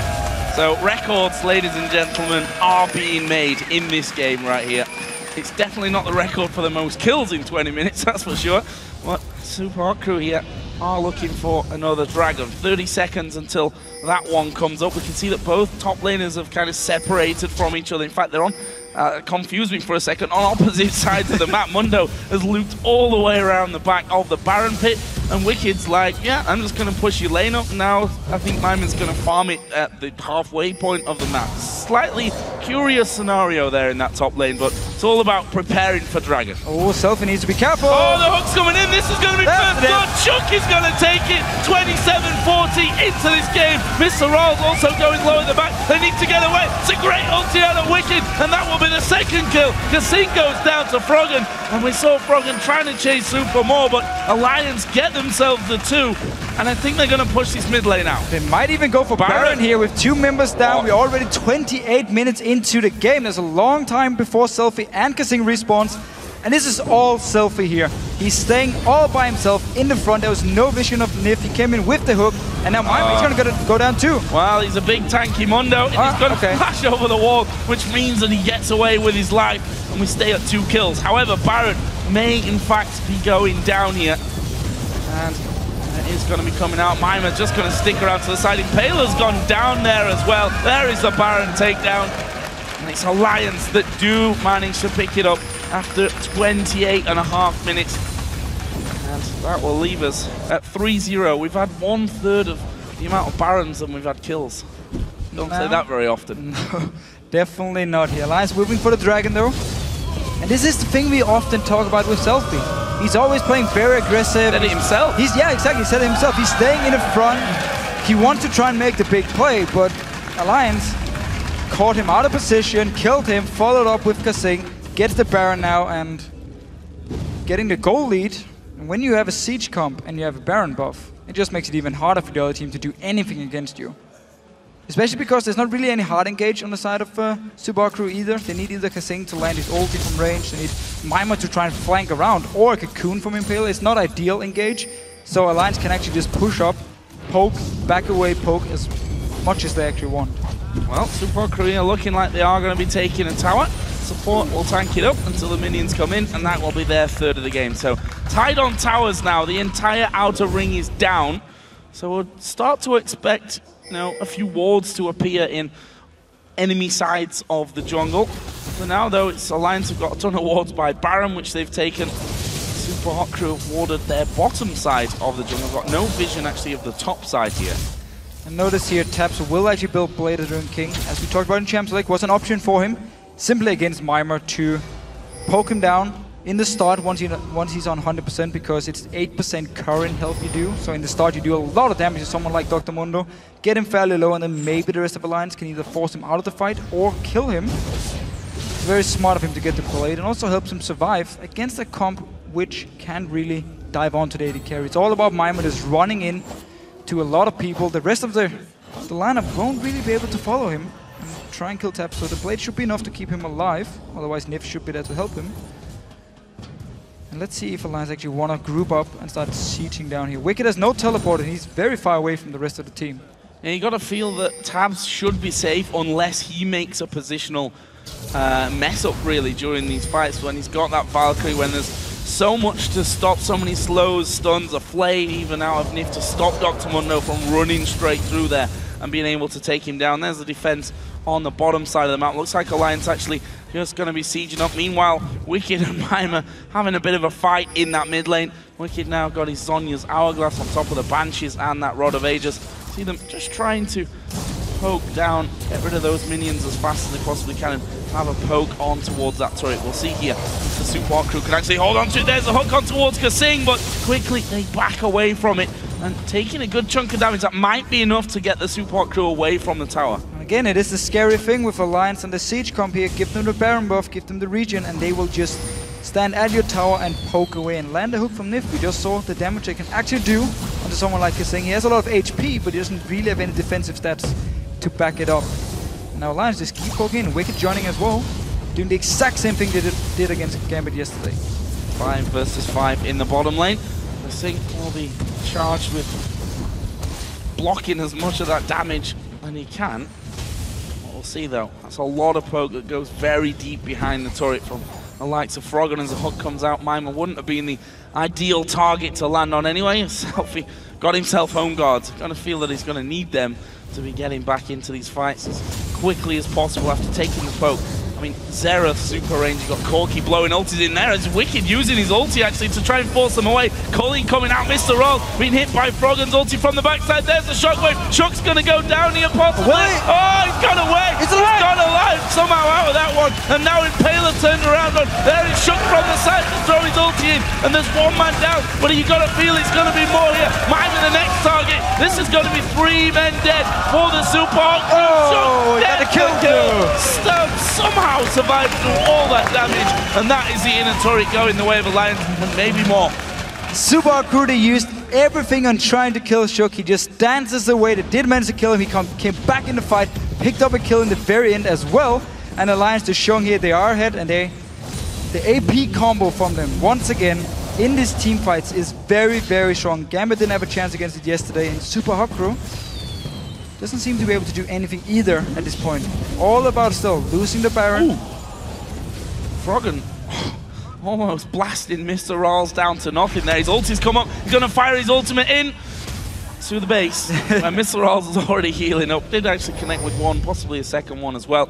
Either way, Wicked is pushing the top lane, and I think he's actually going to take the tower or before. Let's have a look at that fight again. All right, so let's notice how much damage they actually put onto Shook and how many abilities they invest into him. Ulti from Kasing, Impaler jumps him, ulti from Selfie as well, and yet the damn guy jumps away, refuses to die. Mima is the only guy in the front line trying to actually kill him. No way for him to really chase once he gets hit by the box from Nif. And Shook up in his top side here. He's not done yet. He will join in. Looks for Mima after Selfie goes down. Nothing he could do. Then Shook comes back in. Now he's gonna die. Never mind. Yeah. Never mind, and actually gets the killing blow as well.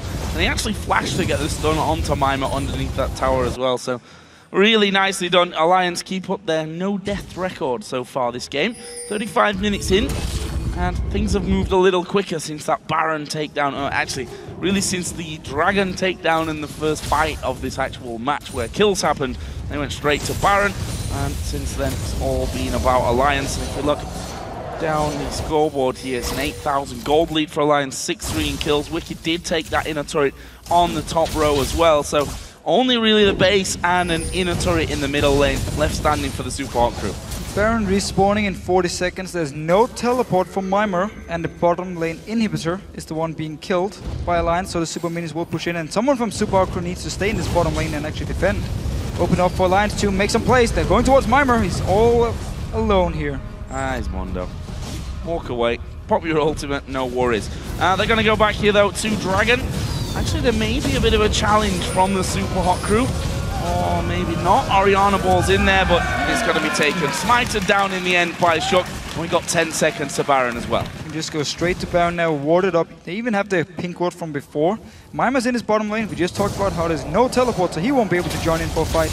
And Alliance is already moving. Mr. Rallis, bottom lane as well, showing himself here. So they want to push up for the tower and maybe try and trade it for the Baron here. Let's see what Alliance wants to do. Well, Wicked can pretty much... Can you just take the Baron? No. They can't. Okay, well then go back and defend, please. They're actually going to push in for kills to yourself. He gets blasted there, but actually missing a couple of it. There's a big shield going out for him, and half of his health basically shielded up. But the Supa Hot Crew are actually pushing here. Are they going to be able to push through? Are they going to take a fight? Alliance are starting to circle in behind them. Wicked behind them down here. Backing away though. What are they going to do? They're looking for a recall. It's literally the least sneaky recall of all time, but oh no, they get blasted. They're going to get stopped there. It's Wicked getting hit. Ultimate going to come out off Kasing. That'll knock a couple of people up, but Kasing, Mima, both of them going low. There's a shockwave coming in. Not enough damage to pick up kills just yet here for the Super Hot crew. Mr. Raz will be picked up as well. It was the hook of Nip that finished it, and one by one here, Alliance are taking down the Super Hot crew. Great hook through the wall, and that is Frogger now on a rampage. They leave Mundo because, well, he's Mundo, and he's probably going to live through this one anyway, but also maybe not a big threat to them as they just push through. Mima trying to buy some time, however. We did see Alliance here, didn't actually want to go Baron because they didn't feel like they needed it, and just went to this bottom lane, looked for the team fight, they got it, and can now go towards the inhibitor. We're just going to see once again Wicked tanking up the damage here in the start, and actually with his hourglass as well, he's not even supposed to go down, and they instant blow up Kasing here. Selfie, he looks pretty good, Tap's trying to jump over it, gets pulled back, but there's not enough damage on the side of Super Hot crew, and Alliance can simply clean it up here. Nobody really low enough to even be close to die. And Impaler in the very end. Think he's gonna escape? Nope. Great hook from Nif. And while that was all going on, Byron was taken by Alliance, and the inner turret in that middle lane. Inhibitor did respawn on the bottom lane though, so bit of a brief respite there for the Super Hot crew. And have to feel for him, you know, that push on the bottom lane was kind of, let's try something here, because they wanted to trade for Baron, yeah. They wanted to trade 1 or 2 towers in the bottom lane for the Baron because they didn't feel like they could even fight Alliance. But because Alliance didn't actually start it and went all the way down to this bottom lane, Subaku got caught a little bit off guard, tried to recall in the bush around the tower, which was pretty obvious for Alliance to go in and stop. So actually a very good move by Alliance to not go Baron here. Credit to them. I was questioning at first, what are you actually going to do here? Are you going to go Baron? You have 2 members bot lane, or they're going to try it again. What are you going to do?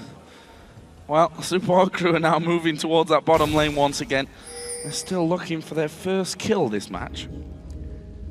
10-0. Did get some towers, so it's not a perfect game, sadly.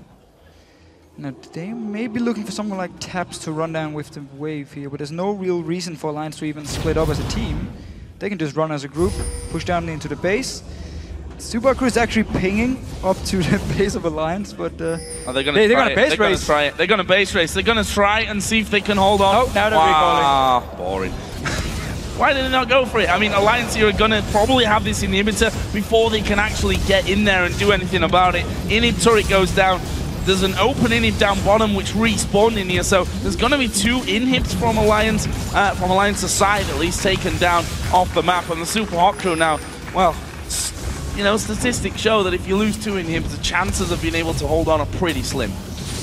Pretty slim indeed, but quickly realized Alliance were a bit too fast for Super Hot crew to even have a chance to win their base race, and now back to just lose both inhibitors.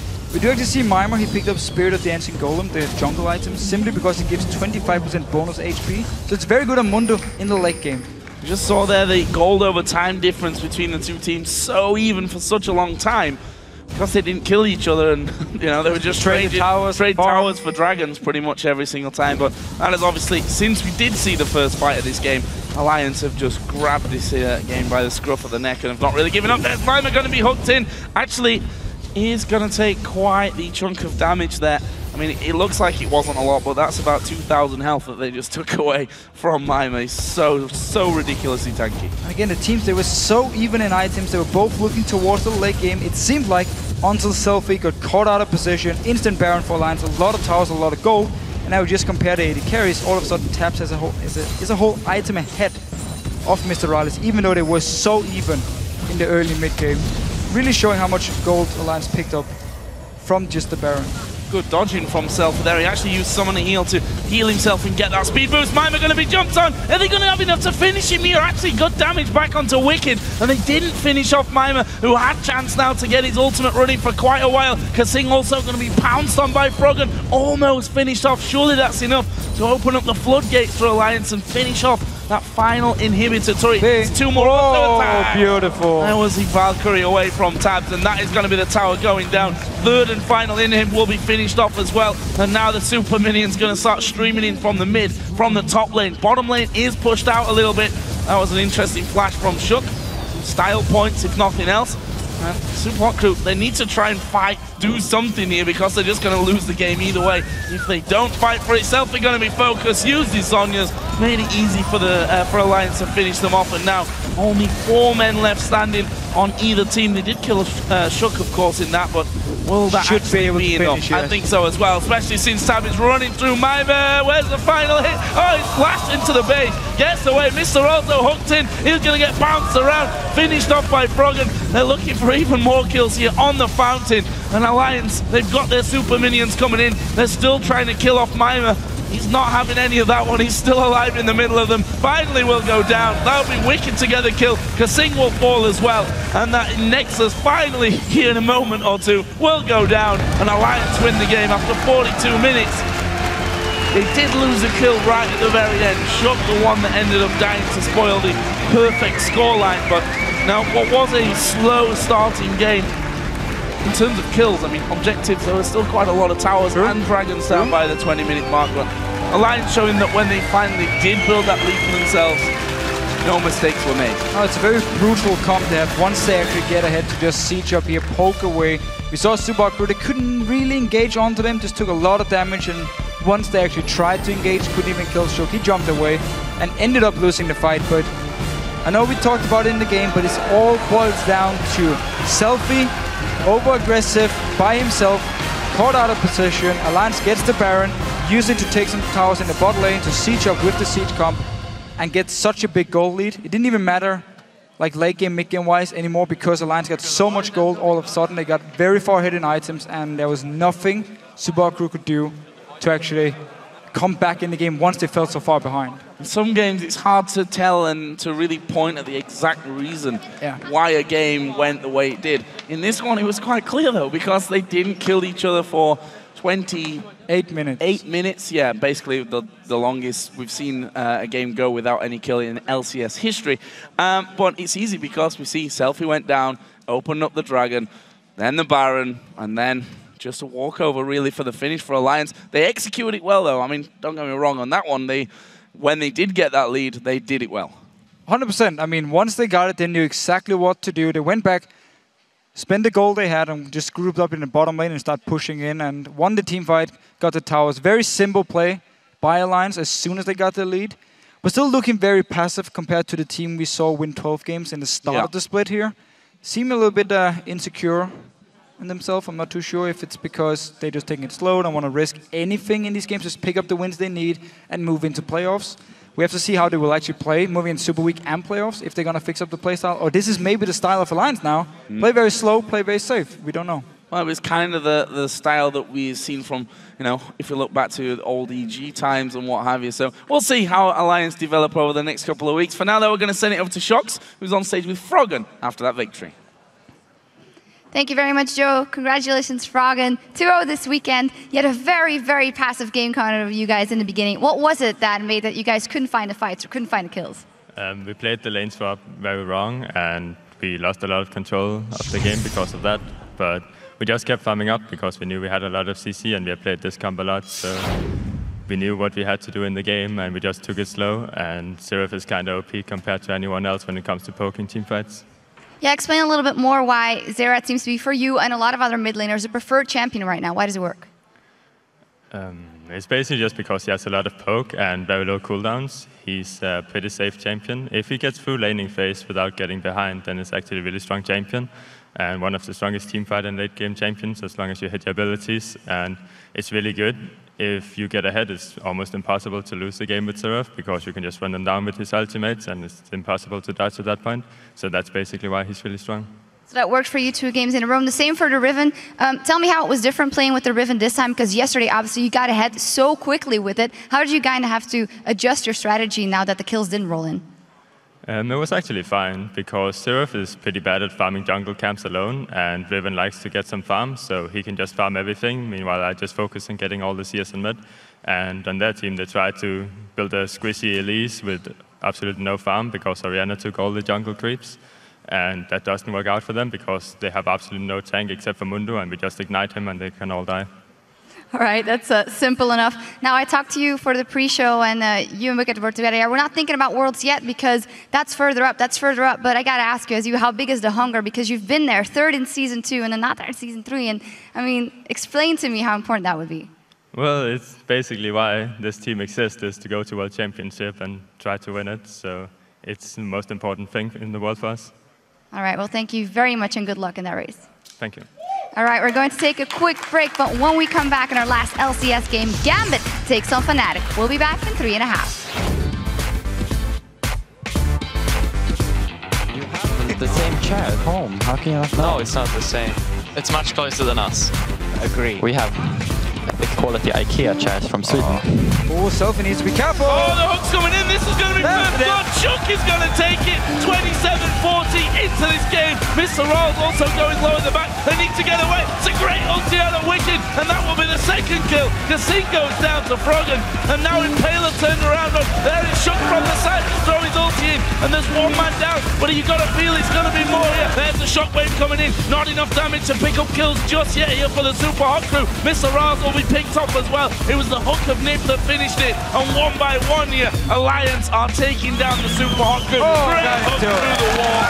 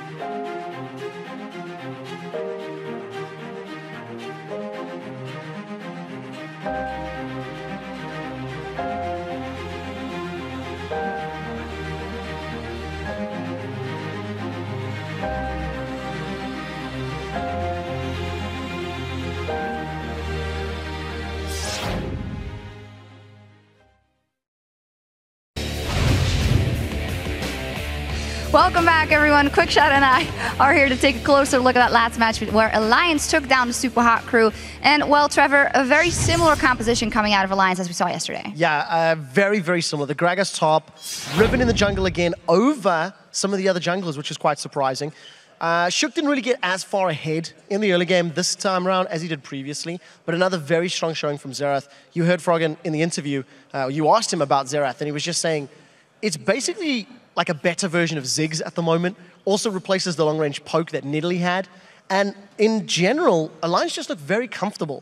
They were not comfortable last week. They were this week, and it's a big change in their performance. Yeah, and it actually reminded me, their passive game reminded me of the game before that SK had a very passive game, but yet it was a very different kind of passiveness. Yeah, it was very weird because even though there wasn't action, there was a lot of objectives being traded. There was a lot of strategic moves happening. The reason action wasn't happening is because teams are prioritizing towers.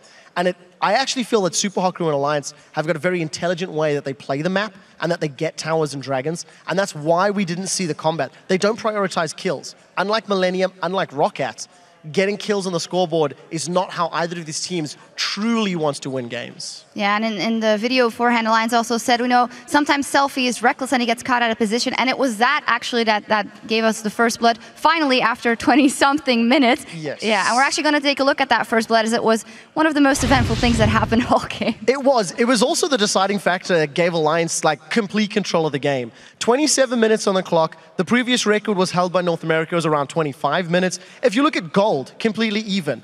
Alliance have got 3 towers to Super Hot Crew's 2. If you look at CS numbers down the board, Wicked is out-farming Mimer by a massive amount. And on the other side of the coin, Selfie is currently out-farming Froggen. Anyways, let's roll this clip out. And the most impressive thing for me is just how well coordinated Alliance are. Shook manages to land the stun while the death sentence is channeling, so Selfie never gets a chance to flash or do anything. And the long-range poke from Froggen forces Mr. Rolls out of the fight before he can even commit. So they get the first blood, Wicked teleports in, lands a perfect explosive cast, and Alliance are just this rolling death ball. They get 2 kills, they roll up to Baron, they get Baron, and then they started sieging. Exquisite teamfight control from Alliance. Absolutely, and I don't want to criticize Mimer too much, but again, picking that Mundo after the Gragas was locked in, but we got to give it to Wicked. It seems like he has found a champion that he can do a lot more of than the others he's played. I agree, and Wicked is a player that we don't necessarily associate with new champions and dominating with a multitude of champions. But his Gragas yesterday was great, his Gragas today was great, he farms well, and very importantly, he times his ultimates very effectively. So I do think Wicked performing in a solo lane, all of a sudden Alliance start winning. It's what didn't happen last week. So definitely playing into their favor. Absolutely. Good job by Alliance. And now we've checked in with you guys because you've been tweeting to us at LL Esports, because earlier we asked you if you could substitute one North American LCS player on your favorite European LCS team, who would it be and why? And here are some of the answers. The first one is from @DaddyShelton. I'd love to see Afromu on Millennium. His playmaking with Millennium's bloodthirstiness would lead to some monster LCS big plays. I actually agree with this, and I think Afromu on Thresh is so great at finding single targets, and probably my favorite North American Thresh player. He just does so much work on that champion. I must admit, Jay Reza, pretty bloodthirsty support himself, but good call. A little bit of rush hour over here in Europe. The second one is from @DrunkBelgian. I would sub in a carry top laner like Zion Spartan or Dyrus to Gambit to see if it could help them recover into a top team, because Kuban has been doing okay, but he hasn't been able to carry as much for Gambit. Yeah, that's actually a smart call, especially because Diamond is a fairly aggressive jungler. While he struggled in the summer split, if he has an aggressive top laner or an aggressive mid laner to work with and find kills and find synergy, it definitely could be a way to help Gambit out. We'll see if he can find his feet again, because yesterday's showing wasn't the best. No, and in my opinion, Zion Spartan on any team is a good idea. The last one is from @AstrosLol. Dignitas' Crumbs to Alliance. Crumbs' strategic early game dominance with vision will give Alliance just what they need. Yeah, that's actually not a bad idea. Crumbs is one of the most selfless team junglers along with Cyanide here in Europe, always putting vision up. The one thing that's interesting, though, is he's not necessarily as much of a carry as Shook is. And now that Shook has found his confidence on a champion like Riven, it's also, you know, playmaking, he's helping Alliance as well. True, true. Very impressive. Riven, once again, thank you for sending those to us. And remember, you can always find the LCS on Twitter @LOL Esports, and we'd love to have you join in. It's time to head back over to Joe and the Fee Show at the desk. But first, let's take a look at Fnatic support Yellowstar and hear about his journey so far in the LCS, along with his quest for a World Championship. My parents were born in Cambodia, which is in Southeast Asia, and I was born in France. When I grew up, I was going to French school, so I had to learn basically French. I had to adapt. For 2 or 3 years, I was, should I focus on studies or should I focus on gaming? Because it was a hard choice for me, for my future. And at some point, I've told my parents, okay, I've decided to go into the gaming career. They were like, are you sure you can really succeed in this part? Because it's a tough competition. It doesn't only depend on you since it's a team game. And I was like, this is a real opportunity for me to try. And they trust me, they let me do my choice. And this is where I am now. I've seen myself putting on weight over time because I was spending a lot of hours playing video games. I didn't really care, I would say. I was concentrating on competition, so playing tournaments, winning tournaments, and graduating at the same time. Now, when I look back at those videos, I see myself, I look really young, really chubby, you know. I made an interview and it was a joke for me because at some point I wanted to retweet myself. But when I launched the video, I was like, I cannot do this because I don't like seeing myself on the screen. And something happened and has to change now. Since he watched this interview of himself, he just went to the gym every day. But since we are seeing him every day, we didn't really notice. You see a picture of him 4 months ago and you see him now and you're like, wow, he changed so much. And right now he's like pretty much every day going to the gym and every day like eating super healthy. He's probably the player who changed the most in League of Legends.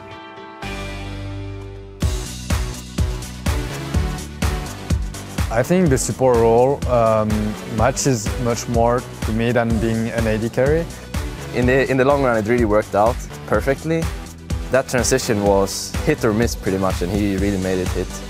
I have much more time to focus on other stuff that is going around the map and around the game. After 1-2 months, he started playing like any other LCS support, and after 3-4 months, he started playing even better than them. For me, Bora is this kind of player that is so intelligent in the game that he can control a single game alone. I've already got told by a few members, when you have a poor day, when you don't talk a lot, we are a bit lost, and that's true.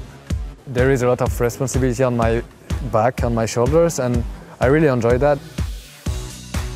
As far as I know, I'm the only European player that took part in the 3 different World Championships in 3 different teams. I had to choose between my studies and between gaming, and I got to choose gaming. And now I'm in there, I really want to achieve something before quitting. And this is why I'm really motivated and I'm trying to set the mindset of the same thing, which is this year, Korea. I think Yellowstar can act as a great inspiration for many people, both in and out of game there. I mean, we heard him say 3 World Championships in 3 different teams. Brilliant player, legendary status already for me in League of Legends. And keeping the performance up. I mean, he's probably the best support in Europe at the moment, battling with Afromove for the title of best support in the West here. So very impressive after so many years. He can still keep it at the top level. Well, we are going to be moving now, guys, into our final match of the day as Gambit Gaming takes on Fnatic. Things have gone from bad to even worse to possibly the terrible is that they could possibly be for Gambit after they benched Darien and Diamond in week 8. Now, this week saw the return of Diamond in the jungle, but it didn't really have any effect on Gambit's performance, sadly for them. No, they still have the same issues. There's no coordination or synergy on Gambit at the moment, and I don't even think it matters which players they use because it just doesn't work for them as a team. We also start to see a lot of individual mistakes. I mean, look at the game yesterday. We had delayed flashes, which ended up, people just gave up free kills actually. And we also had wrong engages, which simply meant Gambit would lose the team fight, fall behind, and couldn't do anything.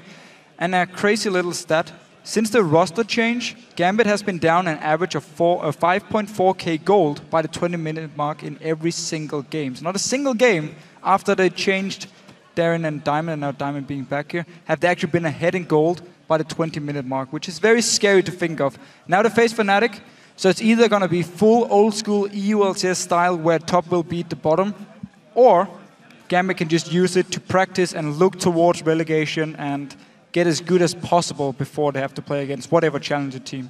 Yeah, and Fnatic's form is a very different story, almost the opposite. They're now on a 7-win streak, and yesterday saw them absolutely demolish the Copenhagen Wolves. The lane swap in the top lane got Reckless the first blood, and he rewarded all his fans out there by picking up a pentakill before the end of the match. He was just uncontrollable. A fantastic performance yesterday, got the perfect start and just used it to keep snowballing. I mean, 18 kills picked up on his Vayne, a pentakill. He got everything he wanted. And Fnatic couldn't do anything wrong in the game yesterday. Now Reckless, once he actually plays Vayne, he played it 5 times in the spring and summer split combined. He has picked up 42 kills, 5 games of Vayne, 3 deaths, 23 assists here. This is so impressive. It's only 5 games and he's so good on this champion. And it's weird because teams don't actually ban it because he normally picks something like Lucian above it. So if you take Lucian away, he's going to pick Vayne and just destroy you anyway. So very, very scary.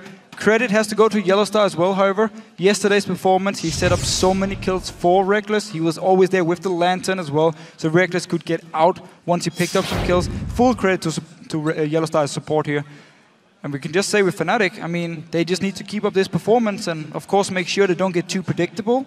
Like we saw Alliance get a bit too predictable early in the season, start losing some games. If Fnatic can keep mixing things up and keep playing like they do now, definitely looking like the favorites going to Worlds. Yeah, they've already won 3 LCS splits in a row, and this kind of form could make it 4. We'll have to see. Let's check out the 2 starting lineups for both teams. On the blue side today, it's Gambit Gaming, with Kubon in the top lane, Diamond back in the jungle, Nick in the mid lane, Danger on AD carry, and Edward on support. And on the red side, we have Fnatic with Source in the top lane, Cyanide in the jungle, Xpeke in the mid lane, Reckless as the AD carry, and of course, Yellowstar on support.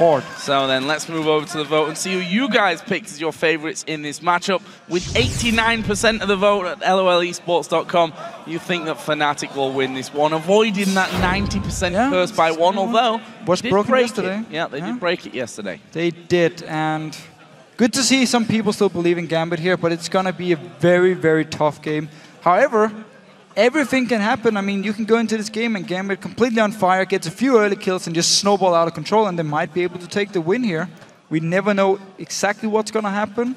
And Fnatic is a team who's shown in the past. Once they're number 1 or one of the top teams, they can end up losing to some of the bottom teams because they didn't really prepare for it or maybe underestimated the team. Something about underestimated them. Thanks for that nugget of information, Deficio. Brilliant stuff. We're going to get into Champion Select here then and see if that Vayne that Reckless did so amazingly well with yesterday will get through Champion Select. Up until now, it's all mid lane focus. Fizz taken out, Kassadin taken out, and we'll see if that trend continues. The likes of Peke in there, you'd possibly expect Twisted Fate to go at some point in this one. Nick will, I'd imagine, be getting some bans his way, and it is Twisted Fate, the second choice out here for Gambit. So the same 2 bans from Gambit as they did yesterday against Alliance. Then they actually banned Lee Sin as the last one. Could target towards Cyanide, but he wasn't actually too impressive on Lee Sin yesterday, so might leave it open. Let's have a look then. Fnatic taking their time here for ban number 2. If we look what was banned yesterday, Alliance banned out Kassadin, Eve, and Elise. And that's looking like it could be the case here again today. Maybe trying to get Diamond off his game somewhat. Final ban will actually be Morgana, so not wanting that to go into the hands of Yellowstar or possibly even Xpeke. We've seen Overpower run mid lane Morgana here once today. Final ban actually though out is going to be Ziggs.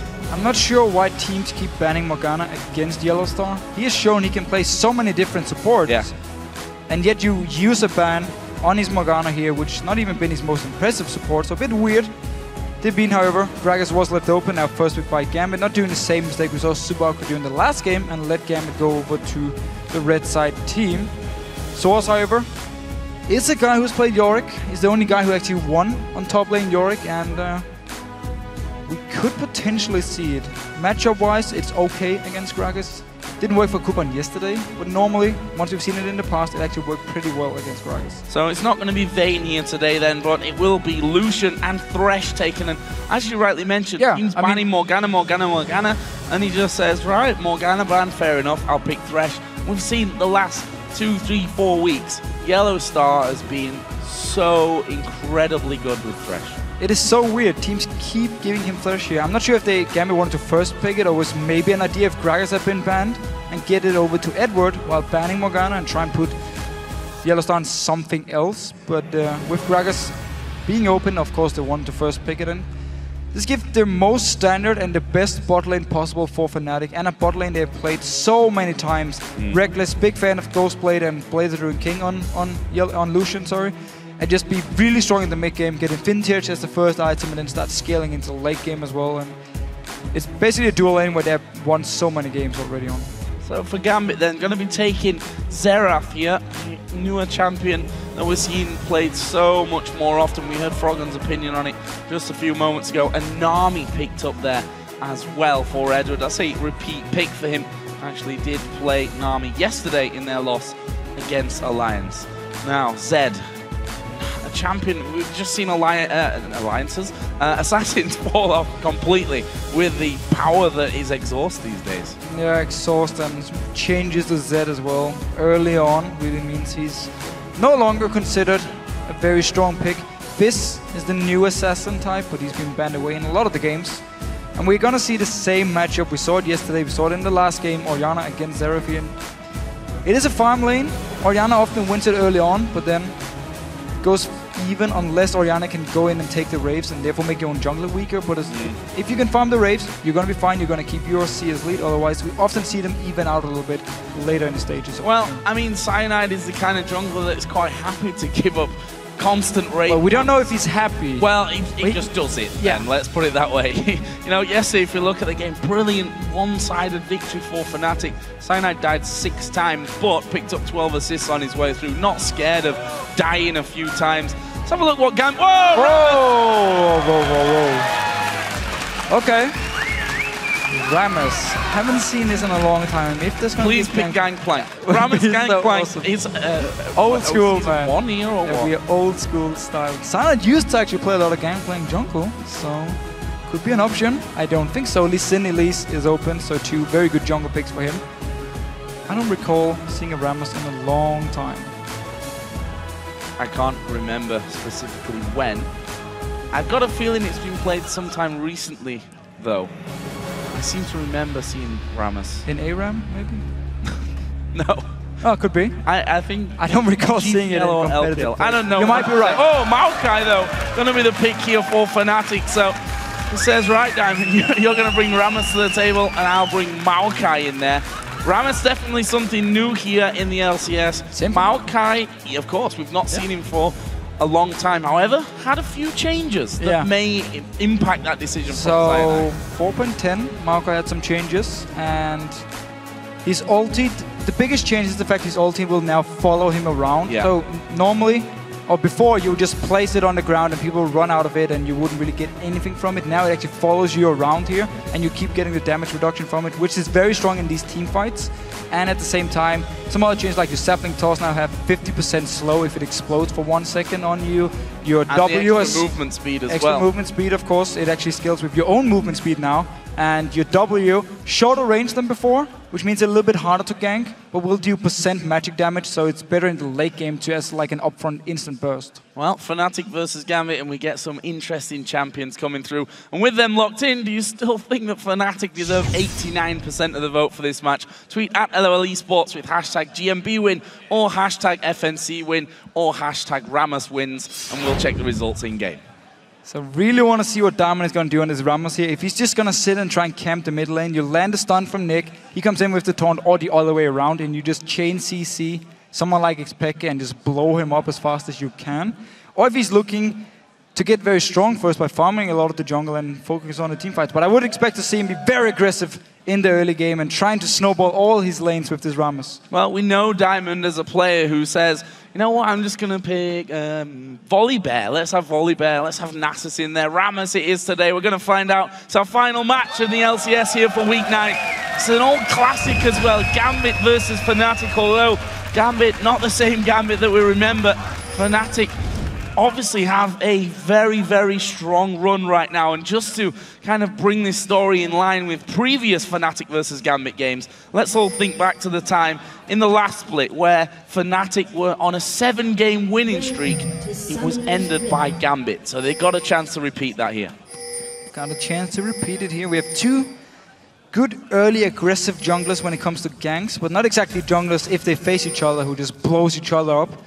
Looking for some more long, drawn-out, small fights, but some very good ganks, a lot of CC from both of them. And it is actually Fnatic moving in here.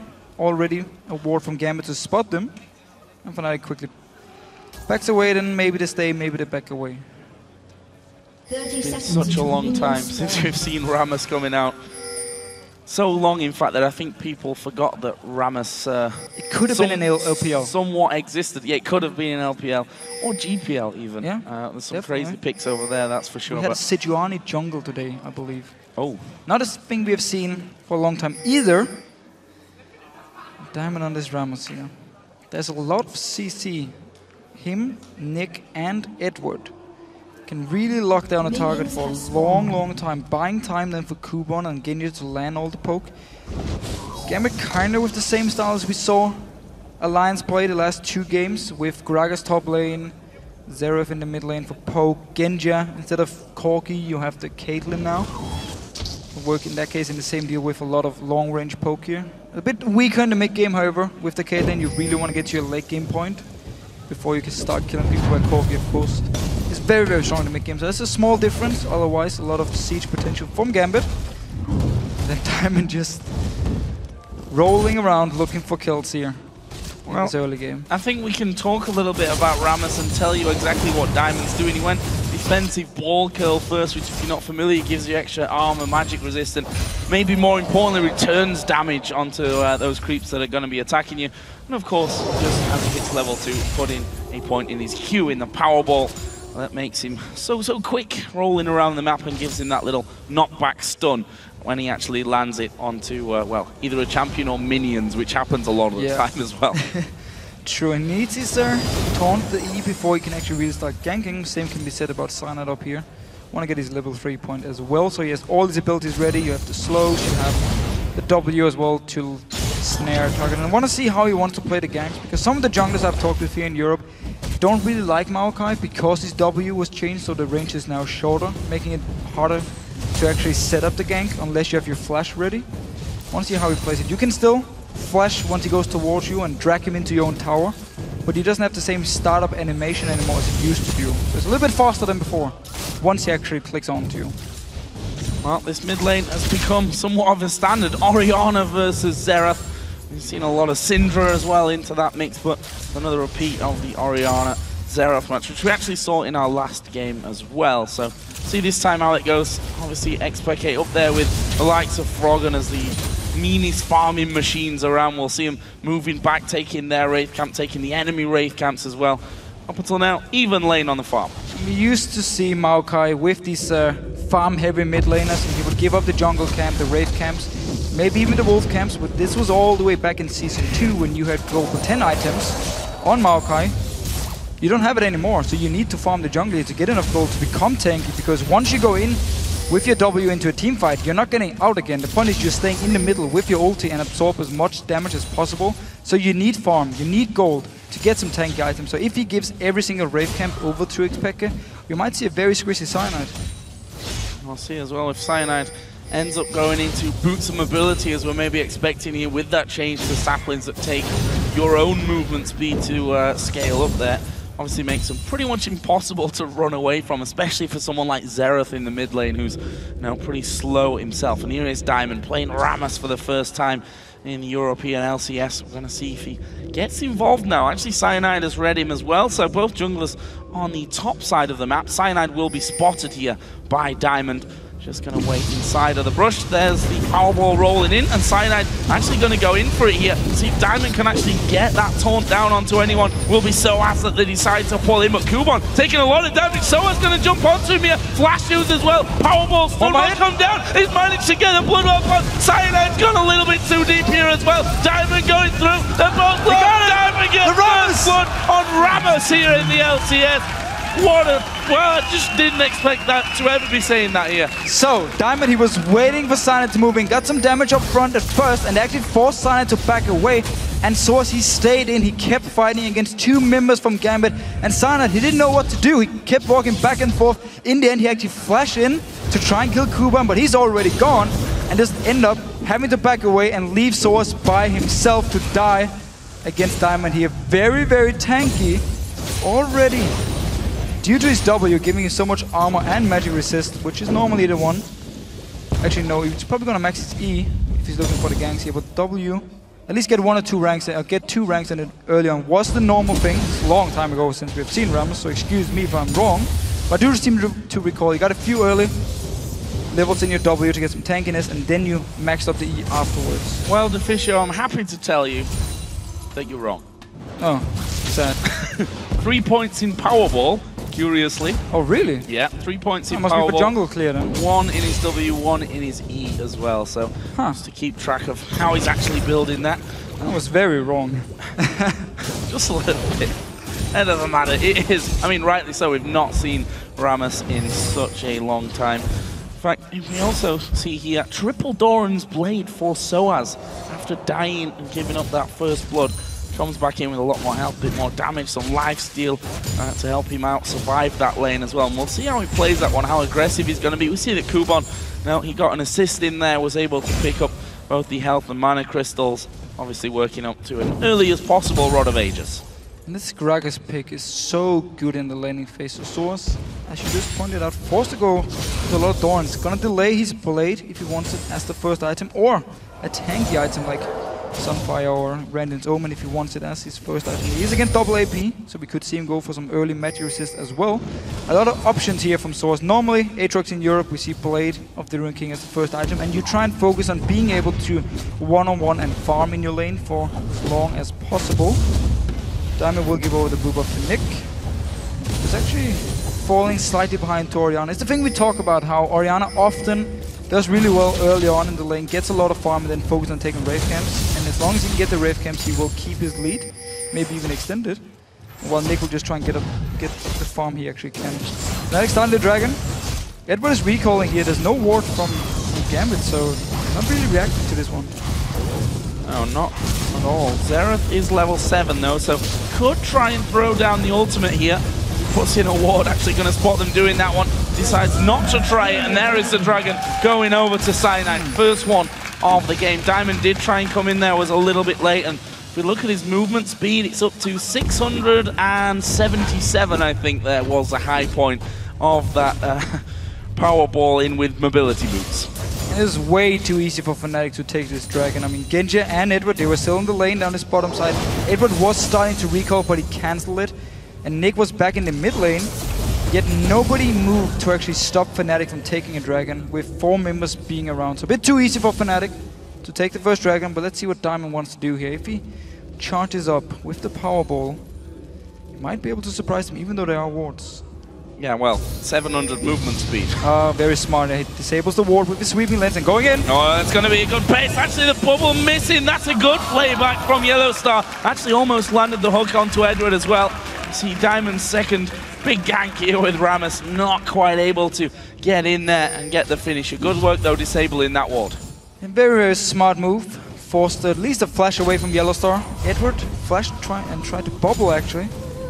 Didn't work for him. Lovely Nami voice. Both Genji and Edward actually looking okay in this lane here. They've had some issues in the past. Yeah.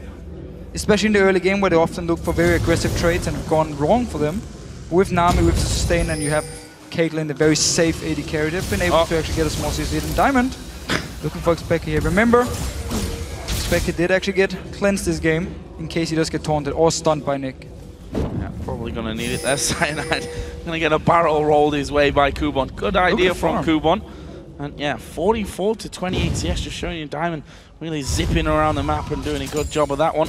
You can pick up Kindle Gem there, along with the ability boost and that Quill Coat. And this bottom lane, despite that one single roll-in and denial really from Yellowstar, not too much action down there. However, Genja is farming nicely, using that range that Caitlyn has. Got a double Doran's Blade, boots for him now as well.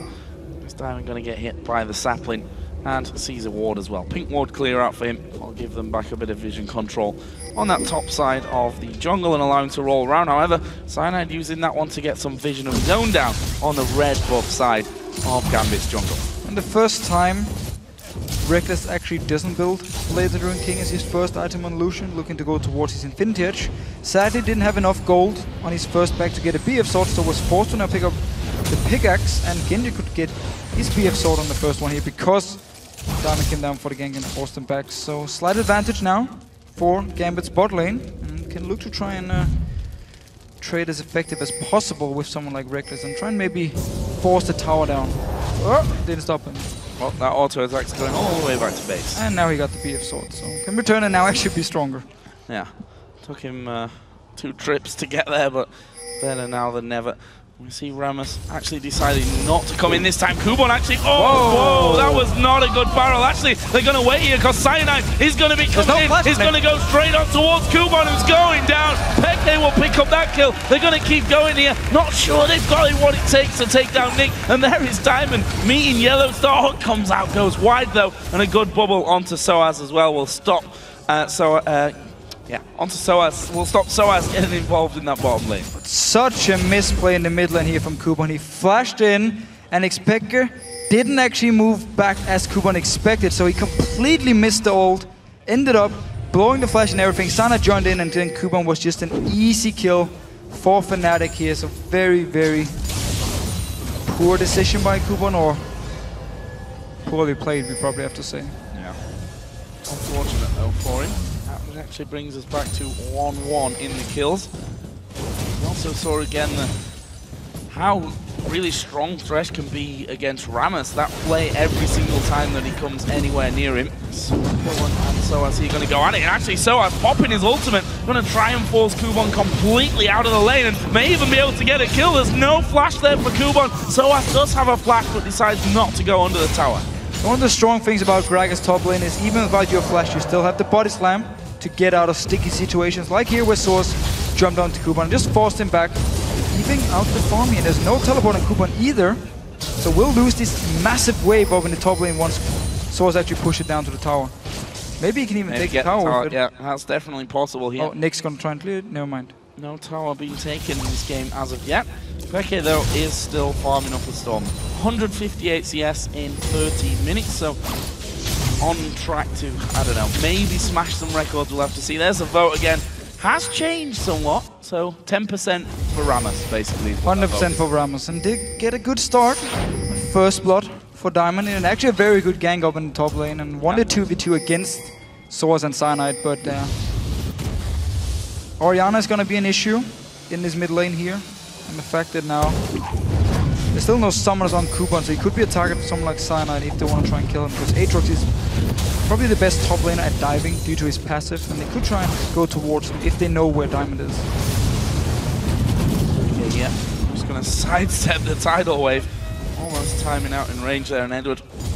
First little roam towards that mid lane, not being as productive as I've maybe wanted it to be. Diamond is still going about his jungle way. Got a 20 CS lead over that of Cyanide, so I should give you some indication of how much time between them they've spent there in the jungle. Meanwhile, we do see Fnatic starting off the dragon. We do have a ward in the back of the pit though, so Gambit have seen it. Rammus is going to be rolling on round here anytime now. Oh, so as Kuban again having a bit of an altercation. Kuban going back in. We'll see if he can actually get that Bloodwell popped. He's going to take a lot of damage, and Bloodwell up. Tower's almost going down. Kuban needs to get away. There is his ultimate use. Meanwhile, Diamond going in. Peke already got one of them very low. Good flash over the back. Yellowstar tried to hook him in. In the end, Kuban survives up top. No deaths here, although very low HP around Dragon, which means Fnatic no kills, but they get the second Dragon of the game. And a bit like with the very first Dragon, Gambit, they have 4 members near the Dragon to move in and stop Fnatic from starting it, but they're just way too late to react, so Fnatic could group up all 4 members and just wait for Gambit to come in. Split around, we have 2 members coming from the top side, we had 2 members coming from the bottom side, and it was easy for Fnatic to just target Diamond and Nick and force them away and now pick up the second Dragon. So once again, with both Edward and Genji being in the lane at the time it actually happens. Pink one from Diamond here, but obviously will be spotted out, so does still sit at 1-0-0. He's actually bought home guards. You know, decent investment, home guards, 475 gold, if my mind serves me correctly there. Either way, it's a decent chunk of gold. Obviously wants to come literally speeding at about, I don't know, 800 movements. It's back to farming, yeah. Ridiculous. And get back in the jungle, get farming again. Still holding a 20 CS lead over that of Cyanide. As you just pointed out earlier in the game, Max's Q, that's the first thing, simply just to get as much damage as possible as well and try and clear the camps as fast as he can. Very even in gold because there was 2 dragons and now a tower as well for Fnatic, so in that case it doesn't even matter for them that Cyanide is actually behind in farm. And it's been too easy, honestly, again. It's been too easy for Fnatic to get the 2 dragons. Yeah. No real contest fight from Gambit. See, you know, the comparison to that number that we were talking about early on, 5,400 gold on average they've been behind at the 20-minute mark. We're at 16 minutes in now, and yeah, 3,000 gold is the difference. So not maybe as major as some of those other games where they've been a lot further behind. So I've actually stood on top of 40, and he's careful because Diamond is going to come rolling on through. Good slow will come on to him. Will he? No, he won't flash because he doesn't have flash available. And Soaz is able to just walk away from that one. So walks away still. Diamond, every time he's close to a lane, he will force people back in. No flash was used by Soaz, he didn't have to use it.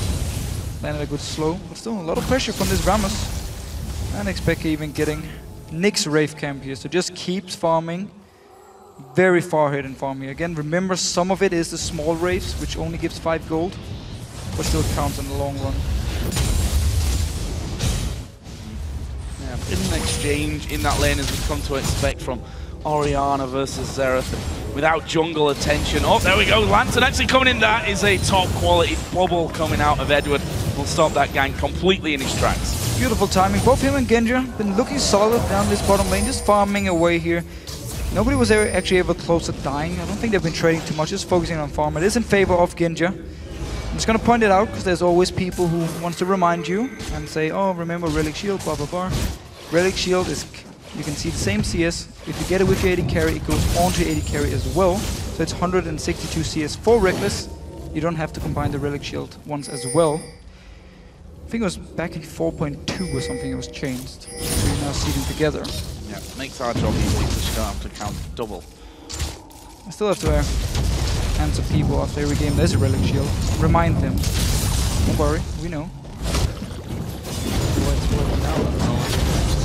Reckless, you see Soaz and Kuban going head-to-head again. Where is the pop of that Bloodwell? Actually, Soaz is stealing all that health back, and there it is finally going down. He's going to come up with about a quarter of his health. There was Nick trying to snipe him off. Didn't work. Yellowstar might be in trouble here. Double stun coming in. Taunt ultimate out of Rammus, but there's the box, and that now leaves Diamond in trouble as well. At the backside, he's got 3 men from Fnatic on top of him, and he's going to go down. P.E.K.K.A gets that one. Shockwave onto Nick. Rest of Gambit going to come in. Cyanide's gone real deep, but Nick goes down. Tidal Wave will stop them chasing for now, but here comes Soaz. Good flash from Eddie, but the slows continue to pile up, and he's going down as well.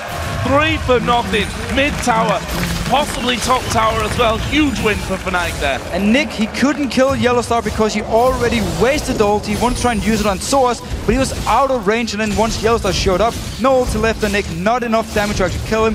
Rest of Fnatic joined in, picked up now 2 towers and some kills. And while we're not at the 20-minute mark yet, we are now above the 5,400 gold, which on average Gambit is behind with their, or since their roster changes. Looks like it could be even more this time around if things continue to go like this. Fnatic actually recalling, we've got 120 until the next Dragon of the game comes up. Fnatic basically being gifted the first 2 that they've gone for here, so we'll have to see if this time around Gambit are going to go for it, are going to try and get in there and stop that one from happening so easily. Oh, whether Fnatic are just going to extend their gold lead with another objective picked up. Let's have a look down some items here, because some big ones started to come through. Death Cap for Peke's Orianna. Look down the AD carries. Both got Infinity Edge, but Seal is the extra bonus that Reckless has. And if you look at the gold between them, actually, it's pretty much 1,000 that Reckless is ahead. Big differences in the middle lane, actually. 9,000 gold for Peke for the 6,000 of Nick. That is really, really bad for Gambit. Towers, dragons, and then all the farm he's been able to pick up. Same story for Orianna as we often see again in Europe. He's getting so much farm, and Edward, you're in trouble. Reckless picks up another kill. Yeah. Or the first kill for him, actually. Yeah, first kill. 5th one of the game for Fnatic overall, and they're going to try and dive Genji here, I think.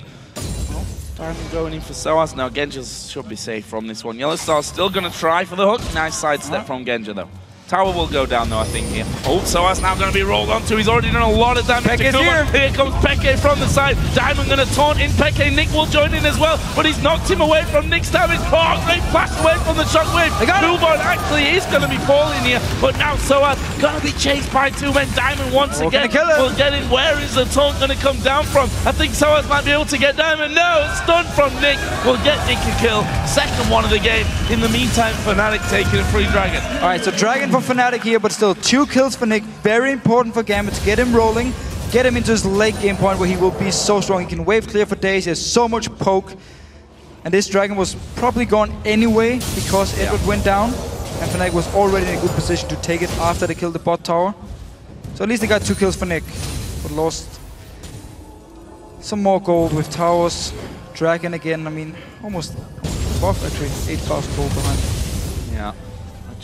Well above that 5,400 gold average that we were talking about earlier, so not looking good for Gambit. And let's not forget Fnatic here, looking for an 8-win streak. Their last big streak was 7 wins, which Gambit ended in the spring split. And, well, the fact is that when they lost that, they ended up losing 8 or 7 more games in a row, ended up losing 8 on the bounce, which Fnatic, well, at this stage of the season, you definitely can't afford losing 8 games in a row, that's for sure. Especially because once they actually started losing the games, they all went out and said, we don't even know what's going on here. I mean, it's very hard for us to look and find the exact mistake. So it was very hard for them to actually fix it, therefore they ended up losing so many games in a row. So now they're looking very good though, and this game been looking very good the last 2 weeks. While we're talking about streaks, I mean, we talk obviously about the positive one, Fnatic 7 wins in a row. We should also talk about Gambit's losing streak because they've lost 8 games. 8 games in a row, that is... Well, if you're a Gambit fan, if you're a Gambit player, maybe even more importantly, that is just not the position you want to be in. They have to start picking up some wins here, you know, going towards what looks like, unfortunately for them, is a possible place in that promotion tournament. We'll have to see though how that season develops for them. Diamond there once again. Let's talk about Rammus here because a new pick out, something that we always love to see from the, you know, innovative jungle master Diamond itself. It's been working okay. To be honest, I mean 103 CS here, 1 kill, 2 assists, and looking to become even more tanky with, again, remember Spirit of the Ancient Golem, you get 25% bonus HP, so in the late game, once you have more tank items, you will be very, very tanky. Right now, however, he's in trouble. Yeah, he's dead in fact.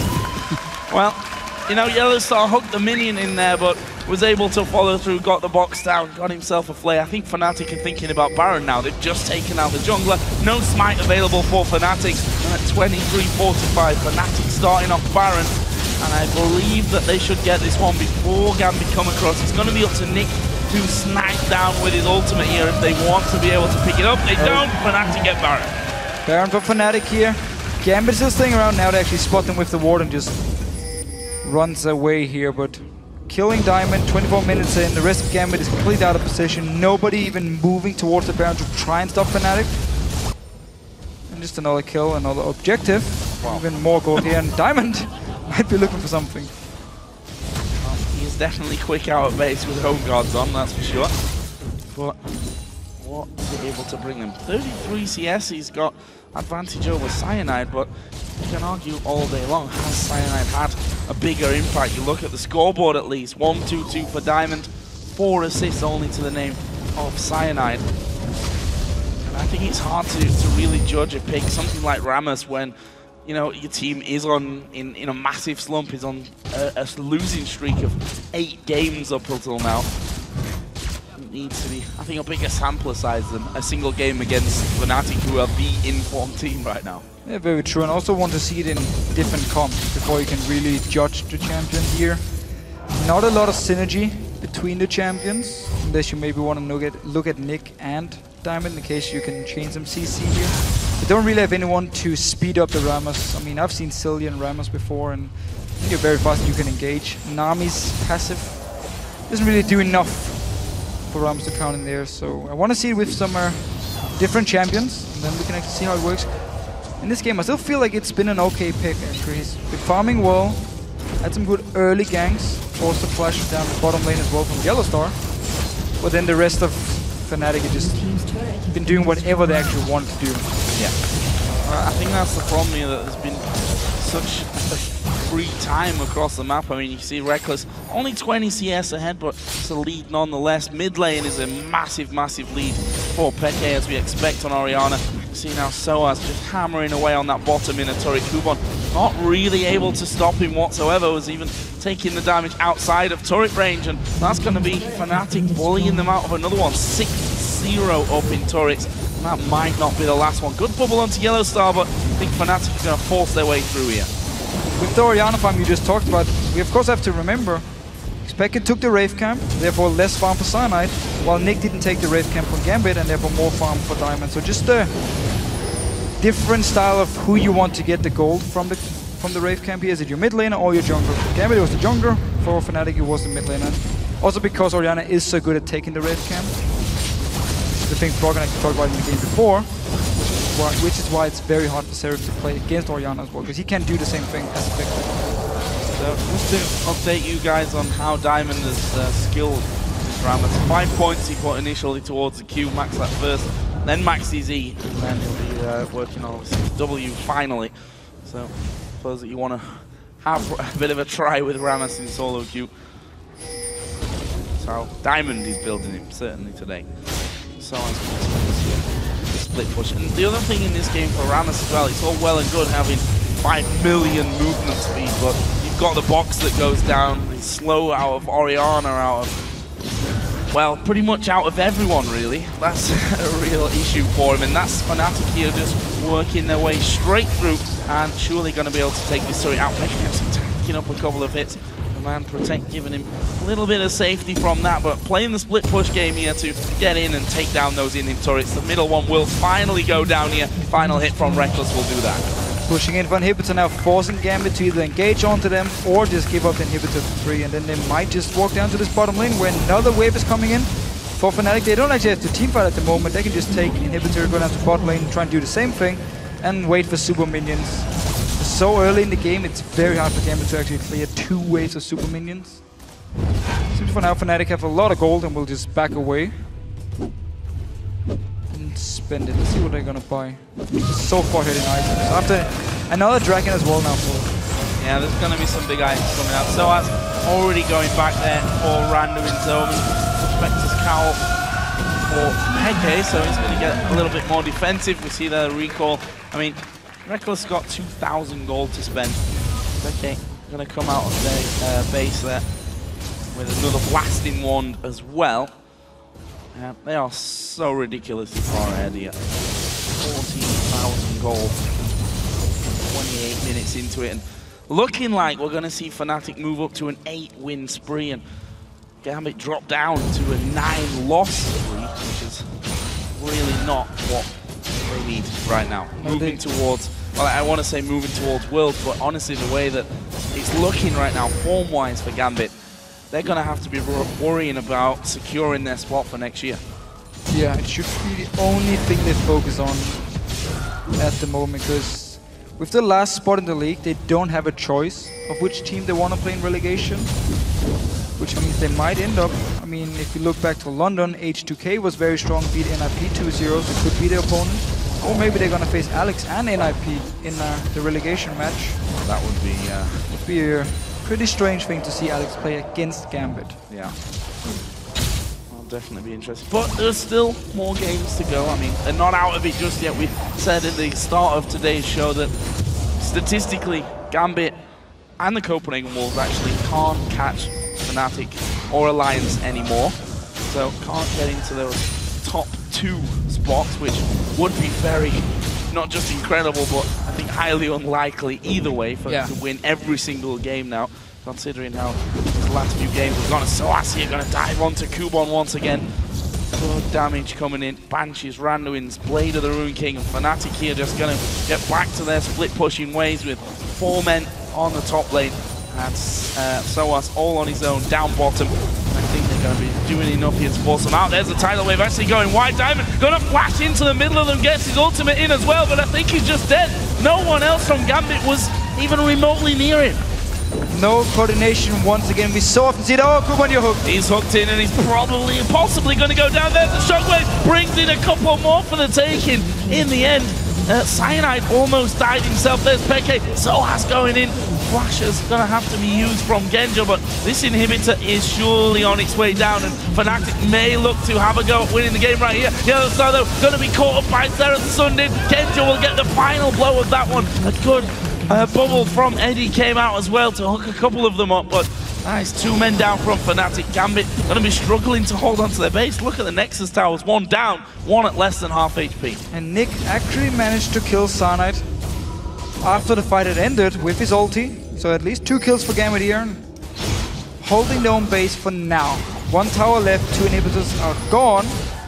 And Fnatic can just go back now, wait for Cyanide and Yellowstar's respawn, go for Baron, pick it up and then walk down the base once again. And Gambit will need to try and do the same thing. Win a team fight, delay the game, and just really try and look for this late game one here, but they're gonna need a lot of items and a lot of time. And a small miracle, I think, as well on top of all that. Fnatic has not been looking like a team who have any problems finishing off games. Generally don't make all that many mistakes, to be honest. As I say that, Soas here being somewhat caught out, but he's got a Randuin. He's going to jump, but he is going to have Diamond coming in here. Taunt will secure him here for a little while. Ultimate running as well, so there is the Bloodwell pop. Edward actually coming in as well. Will bubble straight on top of him. Soas goes down, and it's Diamond to pick up his 2nd kill here on Rammus. But look here, the rest of Fnatic pushing down the base. Inhibitor is open, and everyone from Gambit is trying to recall and come back in time. This inhibitor is gone. Yeah. Still only 1 Nexus tower. 1 Nexus turret left in Gambit's base, and that's double super minions starting to stream in there. Gambit will be able to hold them back. Fnatic actually looking like they may be recalling somewhat. We have a lot of gold again for Fnatic. 2,500 for Soas to spend, 2,200 for Peke, 1,700 for Reckless as well. Diamond is going to come speeding out, and just to get himself the race. Wolves wants to Braves once again. Rest of Fnatic. Now they can just wait for Source to respawn and walk down here and try and look for the last team fight. Gambit might try and set up a trap in their own jungle and hope someone from Fnatic face checks them and they can actually get a kill and then push Fnatic back. They have some good wards in the jungle to actually spot Fnatic moving around. But it's not like they have to move in the jungle. They can just walk down the bottom lane and wait for Super Minions to push in the other lanes. Minions were coming down towards the steps in the top lane and actually sent one back to secure them. And another dragon in 50 seconds. I don't think Fnatic even need to remotely wait around for that one. They're going to go for Reckless. They're going to go for Reckless. He's got his shield up. Diamond does get in there with the stun. Taunt will go in as well. Stun comes out from Nick and Reckless. Is he going to go down? There's a protection from Oriana. He took the lantern. He managed to get away. And they get a shutdown on Nick. Diamond goes down as well. And would you believe it? Reckless there with hardly any health. He punches the air in celebration there. Yellowstar again coming up big to save his life. And Fnatic with those 2 kills, surely going to win the game now. Good guy Yellowstar is always there to babysit Reckless and make sure he doesn't get in too much trouble. and they can just finish the game here. Yeah, using the shields, what they've got, and that won't be a hard task to finish off this Nexus. So you see Kuban and Genja, last two men alive, are pretty much just waiting inside the base. So as going forward, oh, it's going to get knocked in, no, but well, Genja gets that kill, and that will be Fnatic here, finishing out the game, going 8 wins in a row. Gambit, though, their misery continues. That's the 9th match in a row they lose here in week 9. It's very hard to talk about a game like this one because it just seemed too easy for Fnatic to pick up Dragons in the start, get a goal lead. We saw a lot of misplays from Gambit. Kuban went into the mid lane trying to set up a kill unexpected, missed everything, ended up dying to Cyanide who joined in. And Fnatic just played it very slow, didn't really have to take any chances, picked up Dragons, picked up the towers, got some good farm, FLICKR farmed like a monster in the mid lane of course, picked up 5 kills as well. And weird enough, we're just a better team. We're the better team, and well, it's hard to really have seen this game going any other way. I keep mentioning those win and loss streaks that have been happening for both of these teams. And you know, it's the team with the worst form in the league against the team with the best form in the league. And you saw that quite plainly. It was almost 20,000 gold the difference. A similar number to what Gambit lost by yesterday when you looked at their gold totals. By the end of it, you see somber faces all around, to be honest, for Gambit, because, as I said, fighting for their future here, and it's not looking good. They really have to just ignore the losses they have now and just think of it as practice. It's not LCS anymore, it's just a scrim, it's just practice. You can try some new picks. You saw Ramos here, okay, worked out okay in the start, didn't end up doing anything in the end because they fell so far behind. But just go in and try and improve as much as possible. Don't care about winning or losing, doesn't matter anymore because you're not really fighting for anything except for maybe catching Copenhagen Wolves, who are now a few wins ahead of you, so you can choose an opponent. But if you can't even catch Copenhagen Wolves, ignore it, practice, try and find something that really works for you against the LCS teams and try and use it against the challenger team you're going to face in the promotion tournament, and then try and re-qualify for the LCS. And then you can start looking forward and start building, or look at the team and say, okay, do we need to make any changes? What's going on here? What can we actually do to make sure next split Gambit comes back as a strong team? Well, that's the hard thing I think that Gambit have now. Do they practice against the challenger teams? Because a high likelihood is one of those challenger teams is going to be facing them by the end of it. I also want to talk about Diamond here for a little while, because obviously he's come back in for week 9 after being subbed out for week 8 for Lulex. Now, how have they improved this week at all, in your opinion? So it's very hard to judge when you face Alliance and Fnatic, the two best teams. But looking at like team coordination, shot calling, no, it doesn't look like they've improved at all. They give away free dragons constantly, even though there are people around it to try and stop it. And as a team, it looks a lot like solo queue. You try and make your plays by yourself. You want to be the big star and just say, okay, can I do something here? Can I pick up a kill? Awesome, I got a kill for my team. Maybe we can try and snowball from it. Otherwise, it's too easy for the other teams to just take everything and outplay them teamwork-wise. Well, a lot of work to be done in the near future for Gambit, that's for sure. Wow, almost choked there. We're going to head over to Shocks and Quickshot for a close look at that game with Cyanide. Thank you very much, Joe. We're not ready to lose you yet, buddy. Congratulations to Cyanide on that win. First off, did it give any extra anxiety to you going into this game, knowing that it's been Gambit in the past that has stopped these winning streaks time and time again?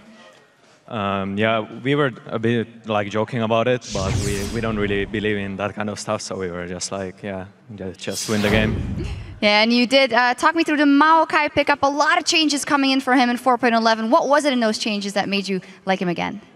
Well, I didn't honestly play him that much yet. Like, I was only playing him in solo queue. I didn't play him in pre-made, but I didn't pick it because I felt really arrogant or something. I just picked it because I think it was really good with our comp.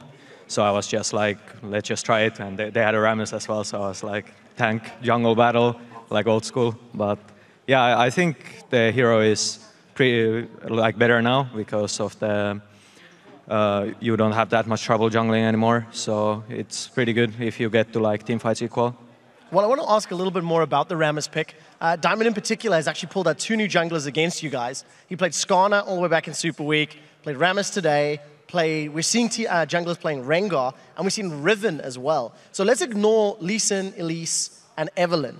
What's your opinion on the rest of the junglers? Are they up to scratch? And why are we seeing them more this week and sort of, this last sort of 10 days than prior? Maybe it's because there are some more jungler bans or people want to try out some new stuff with the new items. But I still think like Elise, Eve, and Lee Sin is like tier 1 and everything else is like tier 2. Does that say something about you guys and your picks, that you're comfortable now picking a Maokai in a matchup like this? Did it say something about the comfort level of Fnatic in general? Yeah, I think we were pretty confident heading into this match. So yeah, we are not afraid to try new stuff even if it's like a serious game. Well, let's talk a little bit about this winning streak, 8-0.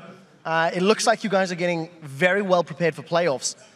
Is there something different in the Fnatic house in terms of preparation or build-up in these last few weeks that has allowed you to pick up these wins that you were not doing at the beginning of the split? I think Alvarez Arena is really helping us to prepare for all the games. Like we are really trying hard to prepare for the games and know our opponents better. So I think that partly contributes to the fact that we are not just like randomly losing sometimes. We are being pretty solid just because I think we are a bit better than most teams now. We will see how it goes to playoffs. Maybe things will change. Yeah, you say you look ahead to playoffs, and obviously it's Alliance that's in that top spot, and maybe will be the team that you'll have to beat. If you had to pick one thing that you think that Alliance is better at than you guys right now and that you might have to work on, what is that? It might be like their late game rotations. At least in the past, we got some trouble with them if we didn't win early too hard. But I think we can like beat them anyway. I think you can beat them anyway. Well, you did beat Gambit here. Congratulations. All right, now let's check in with the duo of Joe Fischio for a look at the standings and the developing playoff picture as we end Week 9. Thank you very much, Shox. And with only 2 weeks left in the split, here's where the teams currently stand. Alliance and Fnatic are the favorites to go to playoffs, possibly to Worlds. They sit comfortably in the 1 and 2 spots after both teams went 2-0 here in Week 9. Tied for third are the Super Hot Crew and Millennium, while SK Gaming have fallen all the way to 5th after losing both of their matches this week. Then we have Rockat, who sits in 6th place, but are only 2 games out of the 3rd and very much alive as well, heading into Week 10 here. And despite a win earlier today, the Copenhagen Wolves are just under Rockat, actually still chasing towards the playoff spots here. And down in the bottom, we have Gambit 8th place, and things are not looking too good. Yeah, indeed. 2 games behind, 2 wins behind the Copenhagen Wolves now. And here are the players who we've selected for our OP team from this week's action, starting in the top lane with Wicked. Really looking good on Gragas here, and we see Alliance put a lot of focus on early picking it, making sure he gets his Gragas, and it's a very strong laner. Wicked. Winning the lane here really means for Alliance, it's something we haven't seen too often from Alliance, and it means the rest of the members now can just relax a little bit, and in the team fights with this Gragas, we just see how strong it is every time. And with that Alliance 2-0, we stick with them as well for the jungle role as we pick Shock, another great win. 2 Riven games this week. Yeah, another new champion for him, Riven Jungle, the first guy to pull it out here in Europe. 18 KDA in these 2 games here, so very strong performance. I'm not even sure if he died in any of the games. And we just see the ganks he can do early game here with Riven, because he has so much early damage, is very powerful, and really used it against Gambit yesterday to snowball. And he did die today. He was the only person on Alliance to die. In the mid lane, we've got the new boy on the Super Hot Crew, Soren. On the Copenhagen Wolves, sorry. On the Copenhagen Wolves, yeah. Soren, yesterday, he actually looked okay on Rise. It was a hard game for him to do anything in. And today on Orianna, 7-1-6. Very, very strong performance against SK Gaming. For some reason, gave him Orianna, his main champion. Not sure why. I think we're going to see it banned next week. And the AD carry role, not really a surprise to anyone, I think.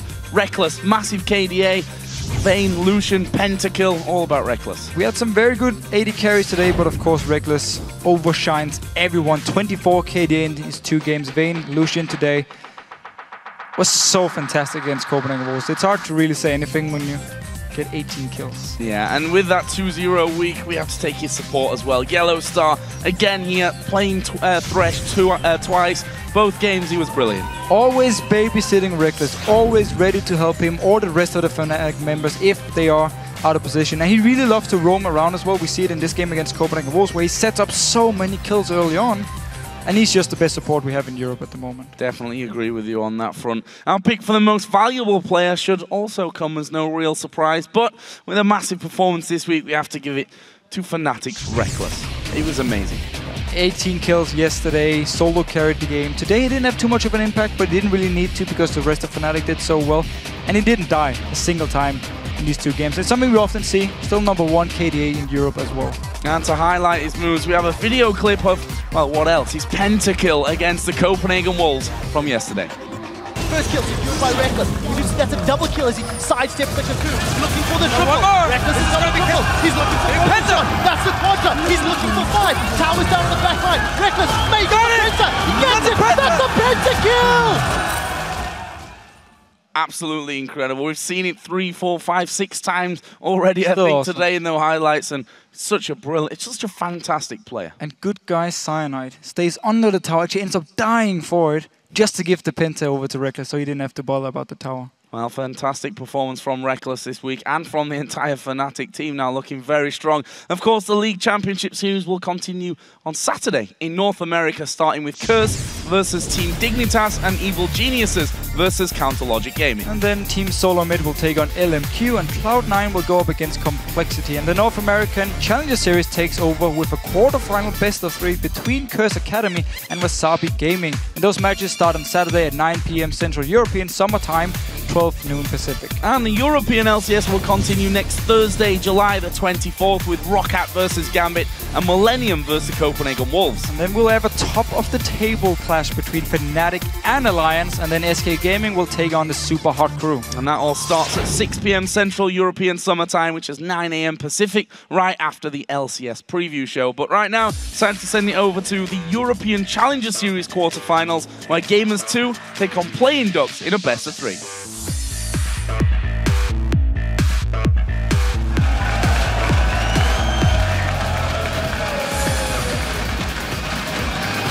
Just a small town girl. No! Living in a lonely world. We can fight. We can fight. We can fight. Just go disrupt them. All 30 seconds. I'm gonna ulti. Get there, get there. Trash. And raid it. Lucian. Kill Lucian. Okay, TP. Shout out. Okay, it's cancelled. Okay, nice. Push mid.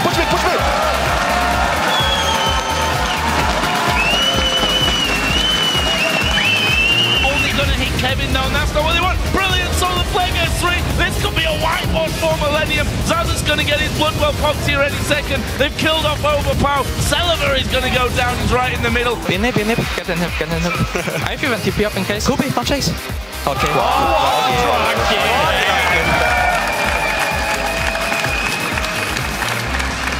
You have the same chair at home. How can you not know? No, it's not the same. It's much closer than us. Agree. We have epic quality IKEA chairs from Sweden. Oh, Sophie needs to be careful. Oh, the hook's coming in. This is going to be first blood. Chunk is going to take it. 27-40 into this game. Mr. Rolls also going low in the back. They need to get away. It's a great ulti out of Wicked, and that will be the second kill. He posted it. The pentakill is for all the ladies out there. And then I check his comments, he had full ladies on the comment. Yes! Stone comes out from Nick and Reckless. Is he going to go down? There's a protection from Oriana. Oh, no! He took the lantern, he managed to get away, and they get a shot down on Nick. Diamond goes down as well.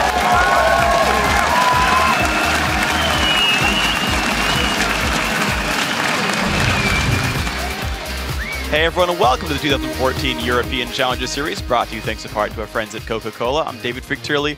Alongside me is the Doombot Deathbringer, Aiden Zyrie Moon. What do you have to be in the game to win? I know. I had the highest kill participation in that game, too. That's good. And I'm still lower than GallioBot in MVP votes. Did you have the highest death participation, too? I think Riv did. Riv did. Okay, that's Riv fine. did. You guys can do that stuff. I, meanwhile, had the most kills, so I'm the best. Today is our last quarterfinal matchup of the Summer 2 tournament, and it's between the 3rd seed Gamers 2 and 6th seed Playing Ducks. Yeah, Gamers 2 is, of course, former SK Gaming mid laner Ocelot's team. As their seed would suggest, they took 3rd place in Summer 1 and have already clinched a playoff spot. From top to bottom, they're very good, but have a new support in Rydal, who will be replacing Dude. Yeah, we'll see if that bot lane synergy is any good in this team, though.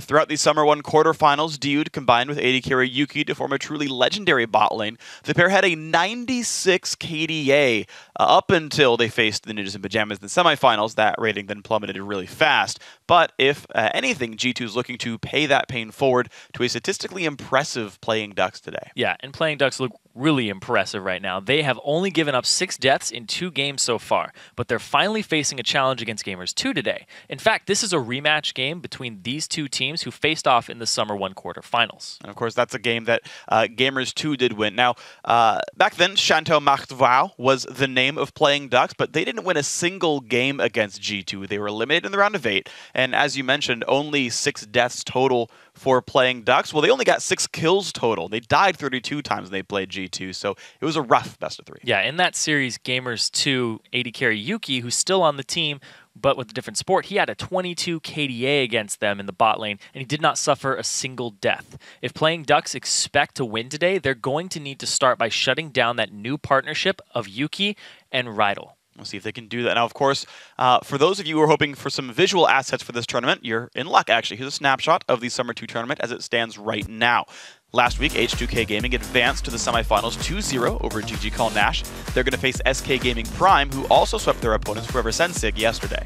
And all the way on the other side of the bracket, it's Ninjas in Pajamas, as also they also advanced due to a semifinal 2-0 over Unicorns of Love. And NIP will face the winner of today's match between Gamers 2 and Playing Ducks. And now in the Challenger Series, whenever you win, you earn points. And at the end of the Summer 2 tournament, the teams with these 6 highest point totals will qualify for the playoffs. Right now, 5 of the 6 spots are actually spoken for. H2K Gaming, Ninjas in Pajamas, SK Gaming Prime, Gamers 2, and Loveland Shore all have spots clinched. There is only 1 spot left, and Playing Ducks and Unicorns of Love both want it. If the Ducks win today, they're in.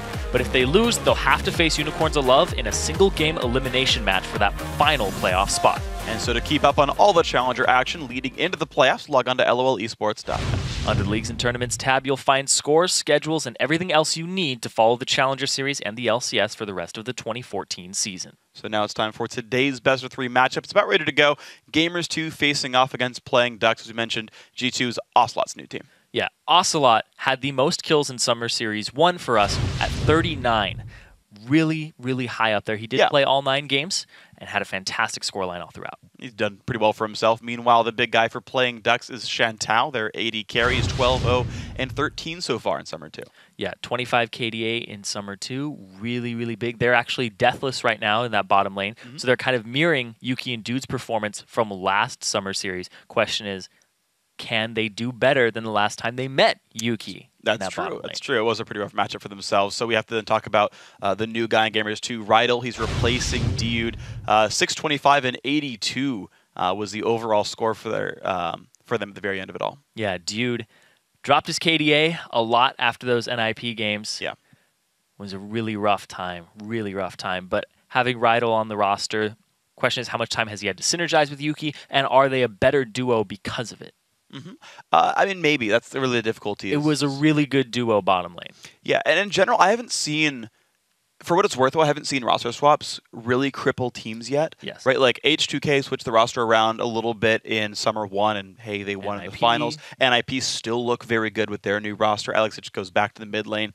They've been winning games since that's happened as well. So and also I think the big one for me as well is when Kikis came in for SK Prime, like they looked really good with him as well. And honestly, I haven't seen a team get crushed by roster swaps yet. So my hopes are still high for G2, and as we talked about, they won last time. Yeah, and that was actually the second roster swap too. They had Broken Shard for a bit. Right. And then they brought in Kikis, and they both looked like improvements every time or changed the team in a positive way. Absolutely. But we're going to see now if these guys actually are going to hold up to that and if their rosters are going to do well for themselves. First picks and bans getting started up in G2. On the blue side is the higher seed. No big surprise for them. JWoww, top laner. We kind of know him as playing the carry top. Aurelia, generally going to be a popular one for him. Yeah, see what he goes with that carry. He likes Shyvana, he likes Aurelia, he likes to duel people. Jack's not as popular anymore. People are kind of going more towards the Gragas more than anything now. True. That is kind of the big one to look for. And also, we talked about champion pools a little bit. You made the observation as we were driving over here today that all the Nidalee players are playing Xerath now. Like, we're seeing Xerath be super popular, and people finally realize poke comps are still good. So Xerath's the new Nidalee. And so even though Nidalee is actually enabled in the LCS, she's actually still disabled this week in the Challenger Series because we're all still in the quarterfinals, and by the beginning of quarterfinals, we weren't within Nidalee's allowed territory, and to keep the quarterfinals consistent, she's just disabled throughout this week extra. So this is one of the very few times Challenger will be out of sync, sort of patch-wise or rules-wise than LCS, but we won't see her till the semis next week. No Nidalee, no Shen. No Nidalee, no Shen. Currently. They will be enabled semifinals. And big thing here is, as the weeks have progressed, people have been picking up new champions in the mid lane, trying to adapt, because champions just keep getting picked from it. It's like Gragas is out, Nidalee's out. What can we find? Xerath is in. TF came back in. Fizz comes in because of that and is the counter, and people are like, all right, we got to play Fizz. Now what counters Fizz? What's good against that? Sure. What holds up against these champions? So you kind of create a whole new paradigm in the mid lane depending on your bans and what gets picked, because people are banning out those priority mid laners like Twisted Fate and Orianna. Sure. Yeah, and when you got the guys even like Lulu who were popular as well, even though they didn't go anywhere, well, they actually went top lane. Yeah, and then you're like, what's good there? Yeah, right, and that's a whole new set of champs as well, and I want to kind of keep seeing how they turn these all around. The Cassidy banning is also, though, no big surprise. Morden's Lee Sin is a really not shocker as well. His Lee Sin is freaking scary. Rydal not going to get Braum here, but everything else left open. And Shantel will get Jinx, which is also no big surprise. I wouldn't be surprised. Yeah, the Gragas insta-locked in. Yeah. Makes complete sense there. One of the best top laners. Lulu will most likely be locked in for Prothana as somebody who can hold his own in that top lane. That's true, and honestly, you were mentioning this as well as we were getting ready for the games today. On paper, playing Ducks is a theoretically stronger team as far as solo queue results are concerned. Pretty much down the line, aside from in the jungle matchup, you've generally got a higher solo queue score. You've got 3 players in Challenger here on playing Ducks, mid laner, AD carry, and support. Whereas, like, I mean, to be fair, it's like D190 LP, but like as far as solo queue is concerned, like these are players that actually hold up very closely, and so we do see games sometimes won just on individual skill. If a bot lane matchup just wins outright, you're like, well, sorry, but you've given up 5 kills, this is over. And it's something to keep in mind. Yeah, last time was a nightmare, though, for Shantou and Sazed versus Yuki and G. Yeah. Now, Yuki and Rydal, got to see how they hold up and if they can take down Shantou and Sazed. Because Shantou is usually the linchpin of this team, and he loves to either bully the lane or play Jinx and get into this hyper-scaling late game. They banned out the Jinx. That's going to force him onto the Lucian, which was one of Yuki's go-to picks all throughout the season. He might fall back onto Caitlyn, which was his second go-to, and he also has things like Twitch in his champion pool, but have since lost in popularity. So they might go with something like a hyper carry. Yeah. But I don't know if he's going to try to match the aggression in lane now of Shantou. Well, he's going to go for the hyper carry, though. And in fact, with Thresh plus Lucian grabbed, of course, playing Ducks have such a strong bottom lane, they could just carry out of that lane by killing everyone.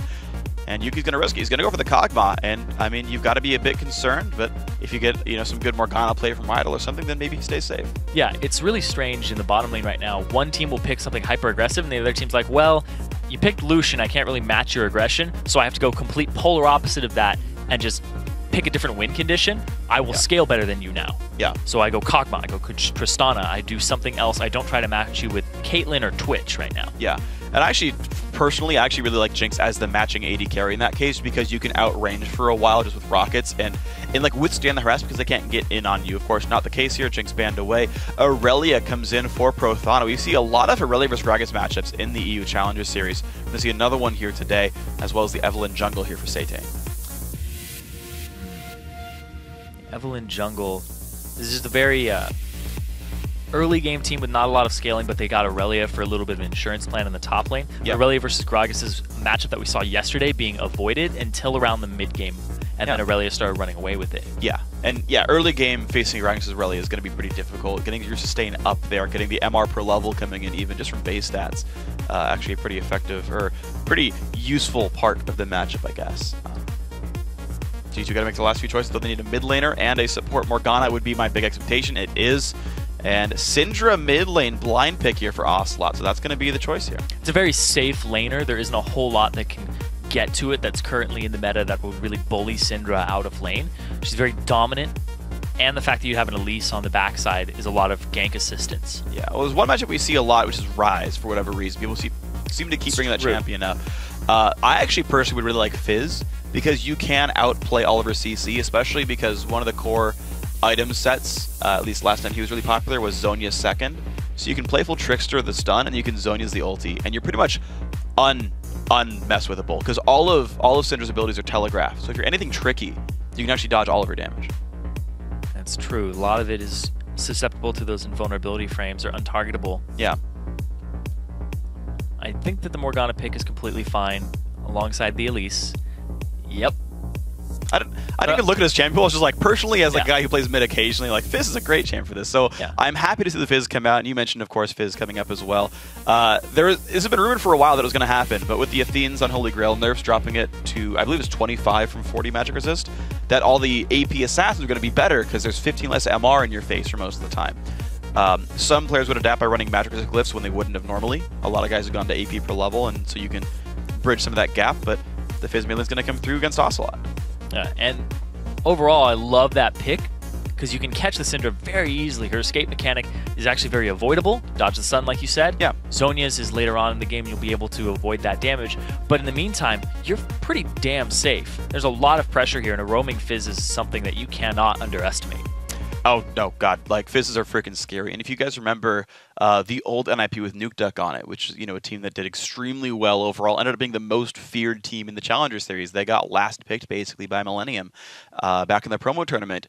One of the big sets, or one of the big strategies for that team was give Nuke Duck a split pusher, someone who cannot be out-dueled like Zed or Fizz, and just go to a side lane.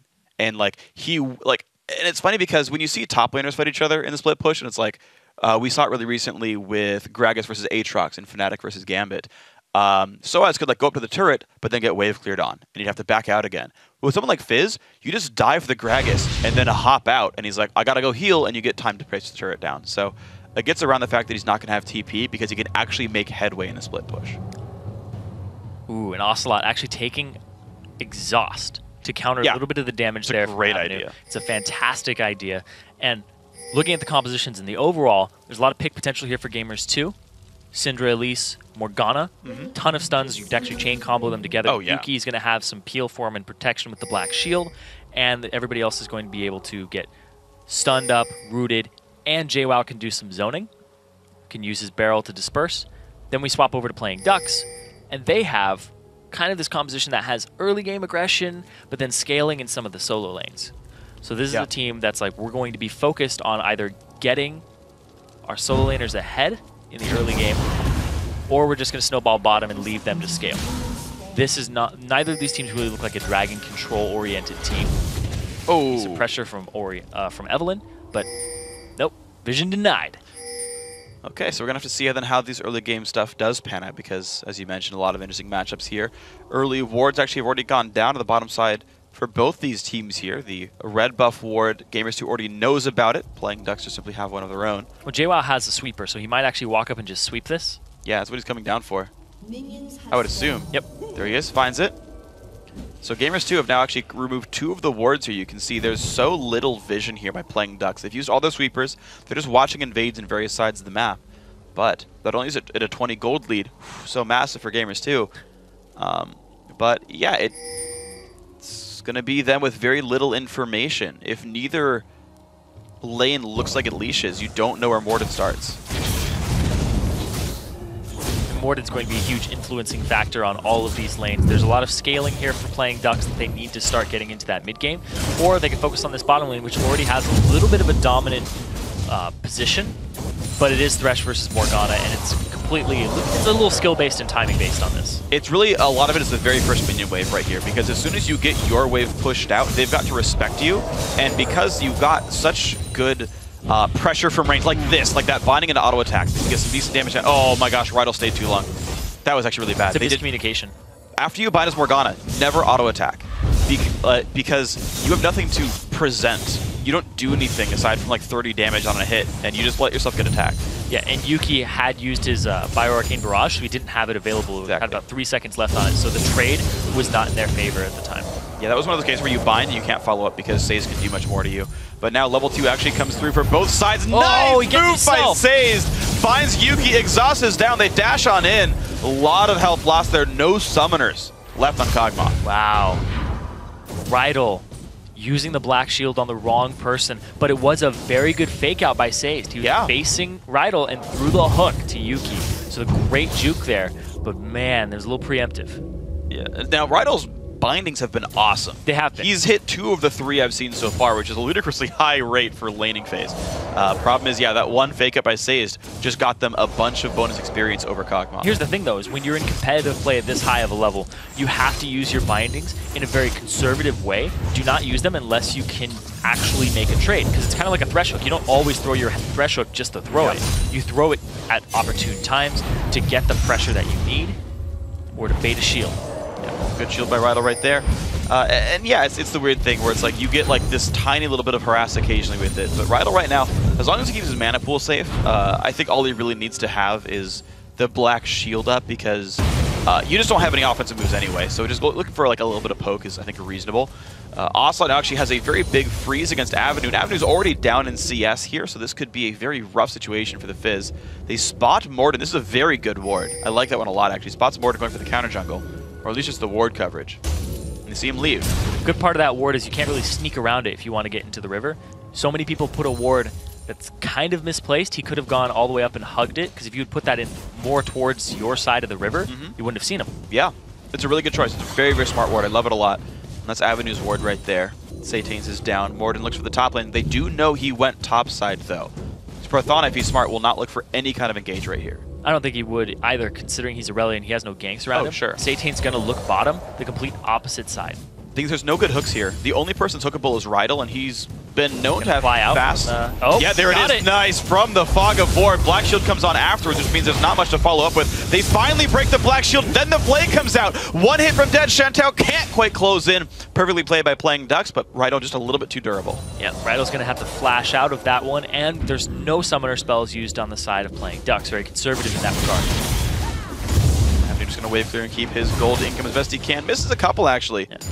It's the one right there. You can see a 10 minion lead right now. Ocelot is doing well against Avenue, and he's very rarely been pushed up to allow that Evelyn gank. So Ocelot playing this lane very well. Yeah, and as soon as he saw the Evelyn bottom, he knew he could clear and try to reset the lane. Good presence of mind, good map awareness. I like this from Morden. Morden's sensing, like he's sniffing out a gank by Satane because Ocelot's suddenly pushing now, and they can't see Satane. They're like, you know, he's likely to come down to the mid lane now that Ocelot's available, now that Fizz level 5 has Ignite. Morden says, okay, it hasn't happened yet, I'll clear a camp, but he's probably going to stick around this mid lane.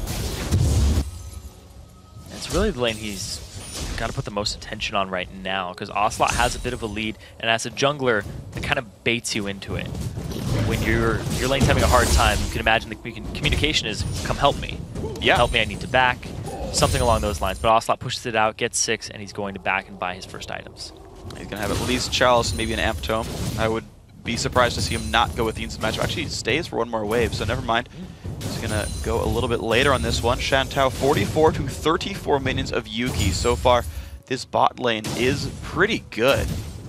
This guy's doing a lot better than last time around when they fought Gamers too. Yeah, Shantou with the early aggression alongside Sazed, doing work right now against Yuki and Rydell, who got to question how much time they've had to synergize, because they look good as individual players. It just, the combination in that duo lane right now is still a little lacking. Just off the first 6 minutes of this game, you can kind of tell. Yeah, absolutely, and it's going to be, the difficulty there is if they can get themselves together either throughout time, because as we talked about, Gamers 2 have actually secured their spot in the postseason, but if you don't win any games there, you're not going to the promo tournament. So even if this game doesn't matter for reaching the postseason, it does matter for seeding. Getting a bye would be nice if they can win the whole thing. But otherwise, yeah, either way, like in the context of them as a team, they've got to get that synergy working a bit better. We see a couple of wards come out from Morden. Once again, that Wraith camp is... This is what I like about warding the Wraith camp. One, it's really easy to reach. It's the easiest to reach camp to ward, but also it's Evelyn's favorite camp because it dies so darn fast. That, like, you're guaranteed to see her a lot of the time by doing this. So right there, Satane gonna not do the camp. He knows it's actually warded. He saw them put it down. Pink ward here too, though. If he hugs the wall, he doesn't get seen. And Yep, not seen. And the thing is, they don't know. I mean, the thing is, he can sneak in from the mid lane as well. Like, there's a lot of ways to sneak into that rush. And plus, like, there's no wards bottom side as well, so it's not like Ocelot can guarantee there's no Evelyn. But he does not overextend right here, and looks like no gank gonna happen yet for Satane. Yeah, Avenue would have to land a fish. Oh, Avenue's trying to force him to the left-hand side. Fish is going to land. Ocelot's going to get ulted there as well. Exhaust goes down to Fizz, but he's taking too much damage. Yes, he is. First blood goes through. Nicely played, playing Dux. JWoww board to show up though. Satan's got to be careful. His flash is down, meaning he is going to die. And the trade kill comes back. Morden claims that one. And looks like Avenue gets to safety. TP from JWoww right in time to help get the counter kill there. They end up getting 2 assists off the back of it. And the red buff, but look at that. Avenue. He actually is like, yeah, I'll fight you. Nothing to lose. He's going to hop over the wall. Except for his HP. Whatever. He's going to recall. You just got to kill. There's, like, at that point, you definitely buy and you go towards your... yeah. I think it's Sheen. I don't think DFG first is the build for Fizz, but yeah, okay, cool. It is going to be the Lich Bane start. I've seen a lot of different builds, but I think the old school of Lich Bane Zone is still the build most people go for. The interesting back time is though on the bottom lane. Because you have Phage on one side versus Pickaxe Dorn on the other. Those are pretty similar cost-wise, to be fair. I'm just surprised that Shantou didn't get a bigger item lead off a 20 CS advantage bottom lane. Like, that's like where you BF Sword back, you know? Like, you wait until you have a 50 AD item to go and be like, I dare you to lane against me now. Speaking of laning against him, Yuki took the blue buff. That was nice. While all of that was happening, Satan having to clean up the little scraps. That's actually going to be really a lot of pressure here because there's not a lot of sustain there. Relic Shield by itself with not a lot of HP 5 back to the team.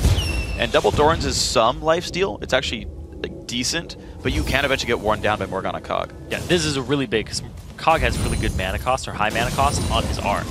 The Living Artillery, and you stack it up, and you want to use it to harass. Yeah. Be able to constantly use it now. 1 every 15 seconds going to be pretty cheap. Saze gets binded up. Rydell lands one of those as well. Ulti comes out. Saze goes to his turret, but has nowhere to go. Hooks in Morden. That could be a trade kill, forced to repel away. To take it for him. And Rydell's going to do so. Beautiful right there by Gamers too, getting the kill and getting out. Looks like he's not done though. Teleport is up for Prothana, but he didn't even try to show up. No, he's too busy dueling in the top lane on JWoww. But at the same time, he's down 17 CS at this moment. Pink Ward's going to be able to spot him out. It's going to be clear. I like the defensive Pink Ward right there. You check a lot of the Evelyn flanks and it guarantees Elise can come through whenever she wants. So Gamers 2 do pull in a gold lead with that kill. Very, very nicely played. Rydell's bindings, again, have been on point. Dragon, though, playing decks think they can sneak this one in.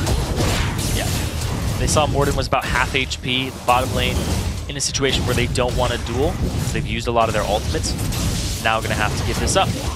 Yeah, they pull Avenue down as well. And look at that, playing Dux. Beautiful stuff right here. Sneak in the Dragon.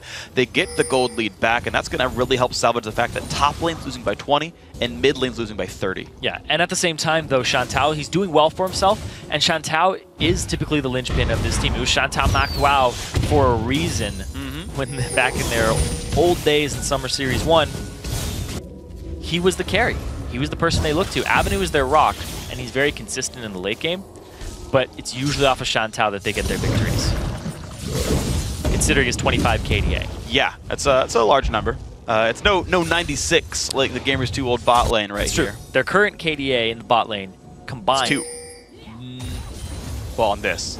On in this Summer one, yes. Sorry, Yes. I know it's trolly, but swap it over to Shantou and Sazed though. They have a 29 on Sazed and a 25 on Shantou. Yeah. So they're sitting at 54, but it's divided by 1 now. Because they was deathless before. That's the first death of the bottom lane. It's on to Sazed. Still in the 50s. Yep. Pretty good number to be at right here. See if they can keep this one going up. Ocelot is staying in this mid lane. We've actually not seen many moves out of lane for either mid laner. Yeah, and these are both actually roam-oriented champions and assassins. Either they duel each other and get some gank assistance to try to just blow the other one up, or they go and roam. And the worst part about their roams is, we'll get to that in a second. But ooh, gets the cocoon, gets a bunch of damage. Ooh. The knockback isn't going to pull Prothana in. He's already flashed away as Aurelia, but that is still a summoner lost and a lot of damage.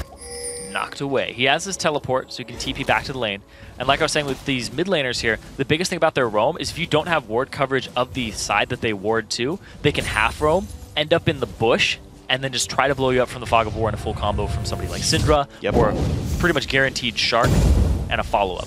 So that's the scary part of being a mid laner in this matchup, is you're very squishy, and if you don't have that coverage, you will just die. Yeah, I'm actually very impressed that Ocelot's doing so well in a lane where like at any time you can just be killed. Like just out of nowhere, Evelyn shows up and a shark comes at you from across the screen. You're just like, well, my life is pain, and so far. Dodge the shark. Dodge the fish. Well, he didn't dodge it the first time, but Ocelot is still holding a almost 40 minion lead here in the mid lane. Bind comes out, hits Avenue. They could do so much damage here. Oh. Yeah, no, you shouldn't ult that one, but the QE was good. A lot of damage there. They have the follow-up on the sides. Hook comes in, 3-on-3, in towards Ocelot they go. The exhaust is down, though, and Ocelot gets out. Nice stun on the Satane. Not good for the Evelyn, and she's going to flash away and stay alive. Prothana's coming in here, but JWoww's the TP. Okay, looks like it's a teleport burn just for the walking, though. No kills come through. A lot of summoners burn, nothing else gained. Very, very low HP on both Satane and Avenue. They're both going to have to back and recharge, but Avenue's not having any of that just yet.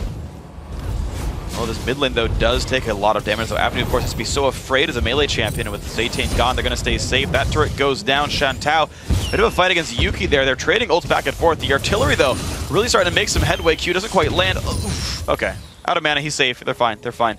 But I do have to point out the items that changed around there, because Shantou finally got his BF sword to Yuki's Zeal, which means this one-on-one, it's like that kind of stuff's going to keep happening. Yuki's got to be real careful. Here come the supports. Morgana's a little far, and Thresh is on the backside, but Evelyn's collapsing too. All right, Voidal and Sage kind of trading blows for now. There comes the Lantern. Doesn't really get much. Whatever. Golden for Rydal. Yep. No hook out to bait the Black Shield. It's pretty much guaranteed, so he didn't even throw it. Yeah, why waste the mana? Satane was seen in the area, but he's still making a repeat visit.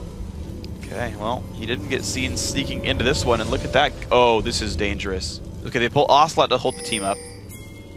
But this is a potential dive. They're asking for assistance here. Satane's going to see that. Satane sees them and says, don't dive. Don't worry, just buy the time. Sage actually gives away his position with that Lantern. I mean, it could have just been a fake Lantern at the same time, but he had his teammates' best interest in mind. And it's going to give a little bit of time for Avenue to shove the mid lane down. That's actually nice. That ward right there that Satane put down, the fact that he ran around behind the turret, saved them from a really crushing 3-death dive. I actually want to have a little conversation about Fizz right now. All right, let's do it. Because every time I talk to somebody who wants to pick up Fizz, they're always like, what do I max first? E. You max E. You're darn right you do. It is your utility, your movement, your wave clear tool, and it does an immense amount of damage. Look at that. If he didn't max E, he wouldn't be able to clear the wave, and now he can go do whatever he wants and roam. You don't max Q, you don't max W. They're very appealing options, but it's the E that you want. Yep. Then you can do that too. Yep. Perfect example. So anybody wanting to play Fizz, perfect key in right there. There you go. Even though the small thing there, you know, he hit the big one once to get the dot from his W passive, then killed the melee guys, and then went back to it. Just saying, little might have saved him an auto attack there at the very end of it all. But hashtag Fizz mechanic. Using the dot, all that fun stuff. Looks like it might just be Zazonia's second item. Like I said, you can go DFG, though I think the fact that he's facing an exhaust means the attempt to burst someone out with a Deathfire Grasp is much lower. Also, the fact that Ocelot's going to be able to one-shot him pretty soon. I feel like the Zonius is the way to go. You have to. You will avoid a ton of damage and squish, and Fizz is very squishy. Look at this lack of wards, though, top lane. Prothana is very alone in a 1v3. Stun comes out, dodges away from the cocoon, but he's got nowhere to go. Kill comes through to JWoww. Nice gank right there. PD have been trying so hard to win the bottom lane with the Thresh Lucian pickup. They haven't spent any effort helping keep Prothana alive. Yeah, even with the increased tenacity from his passive, he can't stand that. They're going to trade turrets top and bottom. Dragon is up in 8 seconds, though, and Gamers 2 gave up a lot of control of that area. They're going to have to rush down there. Well, and he's doing that. You can see Morden just beelining down there as fast as he can. Doesn't counter jungle. It might be gone by the time he gets there. Well, Playnex are going to try. Can they stop it in time, though? Burst coming through. Teammates still going. This is going to be a 4-on-4 and a hectic one. Prothana's back life. He can teleport to that word right there. Here comes JWoww. It's going to go down to the Evelyn, but here comes the fight. Both TPs coming in 5-on-5. Hook lands onto Morden. He takes the Shark. Now Rydal's off on the side. He's got to be careful. Abby's going to blow him up. Now Yuki and JWoww are stuck on the wrong side of this fight, and Yuki has almost nowhere to go. He could maybe recall, but Ocelot's also stuck in here. Gamers 2 limp into the fight, and it's a bad one for them. They were completely split in that fight. They give up the Dragon and 3 members. PD, they can do whatever they want on the map now, group just 5.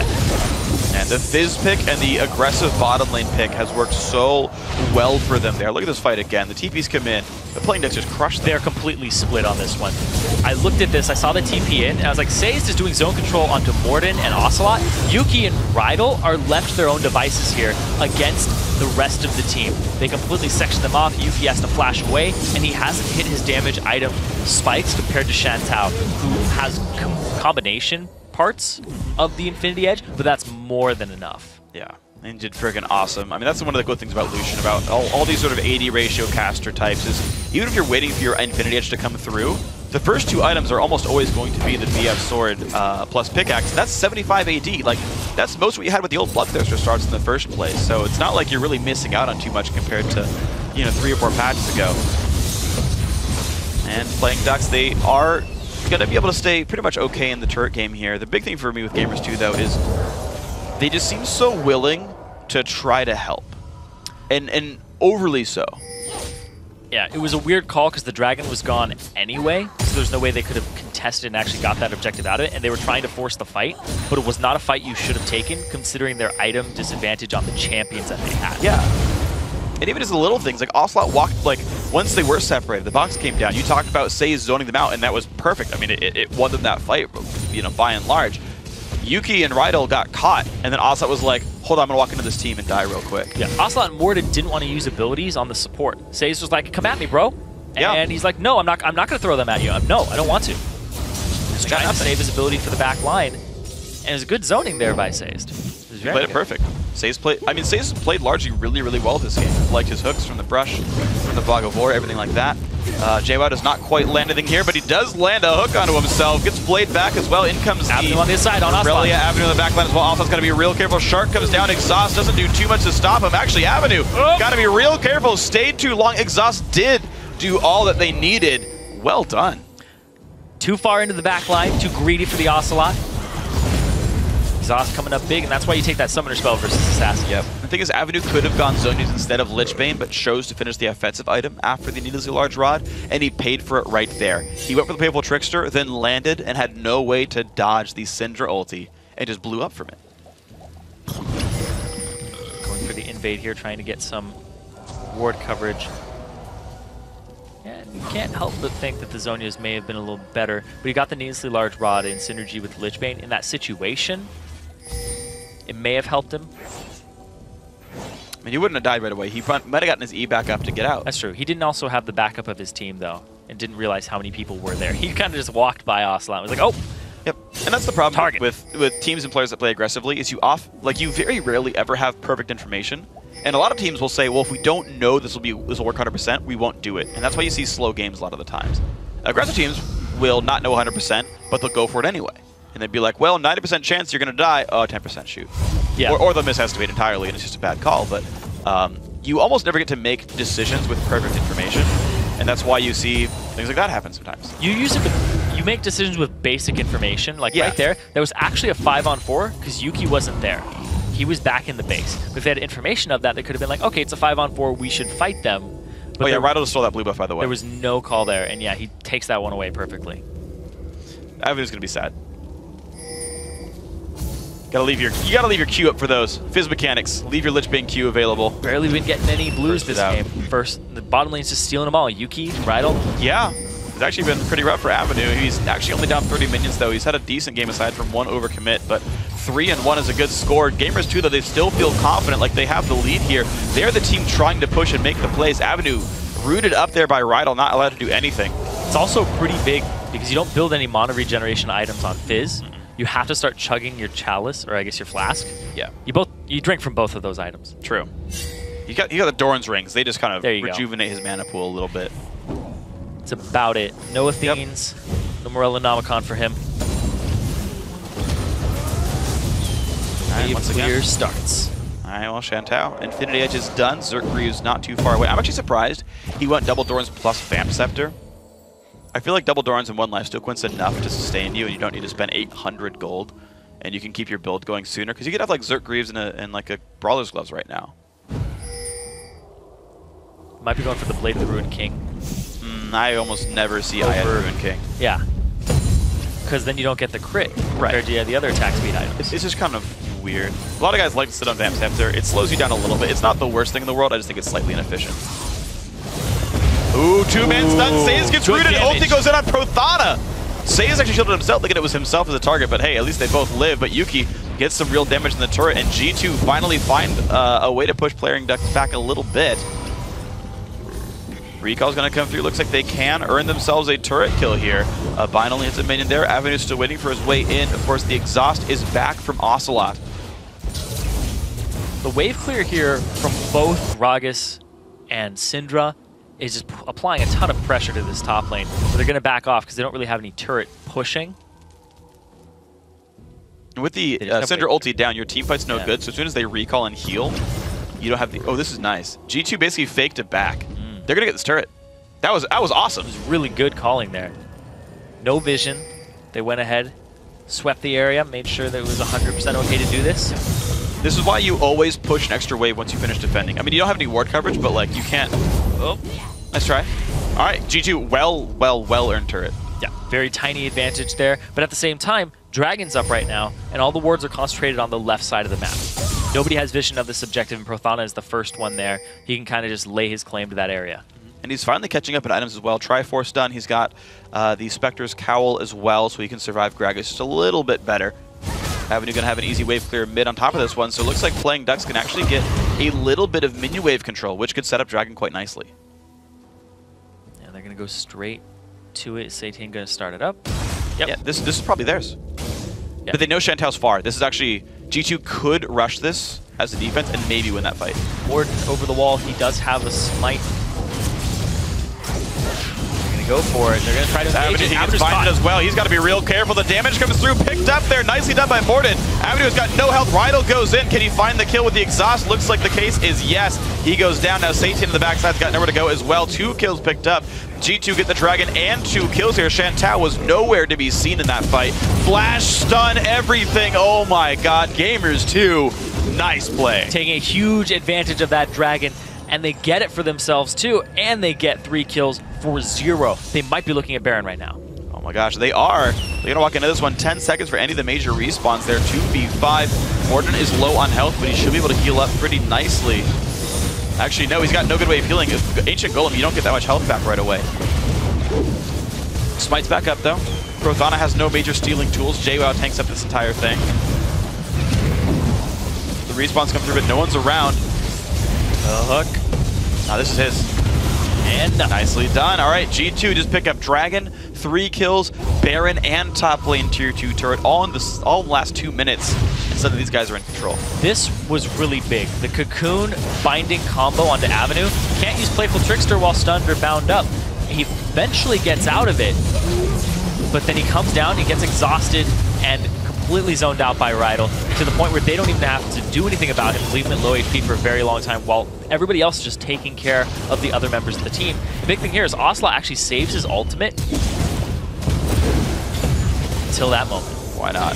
The rest of them were all picked off on the random sides, and very unfortunate here. Playing Ducks had a pretty decent lead for most of this game, and suddenly G2 found their way back in. Their willingness to fight, it worked out that time. Again, they saw Lucian on the wrong side of the map, knew they had the inside track in a 4v5, and of course a great steal and a great initiation onto Avenue got them that whole fight. They got split that time. They completely turned around the situation. Gamers 2 was the one splitting Playing Ducks, and their AD carry was off to the left. Couldn't do anything the entire fight, while Avenue and their mid laner just kept getting destroyed. Yeah. So JWoww's actually doing a lot of work in these fights alongside Morden. And man, Morden, he's tanky, but he's got a lot of damage in his kit. A little more Hexbringer pop. All right. 90 seconds on cooldown for that one. And out they go. Bottom lane out are going to be theirs pretty securely. Playing Ducks forced to play defense here. Prothana pushing the top lane is one way back in, though. If he can create enough pressure to stop this team fighting and get those individual picks again from Fizz. The problem is, we just haven't seen Avenue freed up to make plays without facing an exhaust every time. And he was 3-0, and now he's 3-2. His last 2 deaths, he's just been flopping. JWoww has inside track. He's going to be able to get some damage on this tier 2. Nobody here to respond just yet.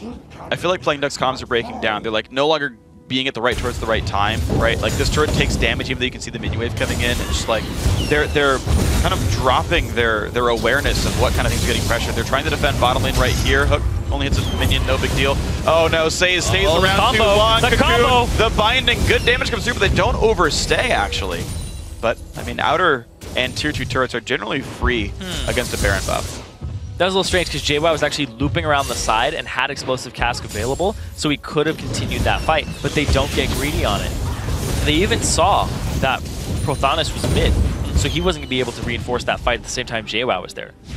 Yeah, but they chose to play a little bit safer option. Now that they have the lead, they're saying, you know, take less risks with Baron buff. We should be always able to get all the tier 2 turrets. Pretty easy stuff there. JY with enough armor to tank this one out, and there we go, 6 turrets. Gamers 2 methodical after the Baron goes down. And they've got themselves a sizable 5,500 gold lead. And the next move for them, they gotta crack the base.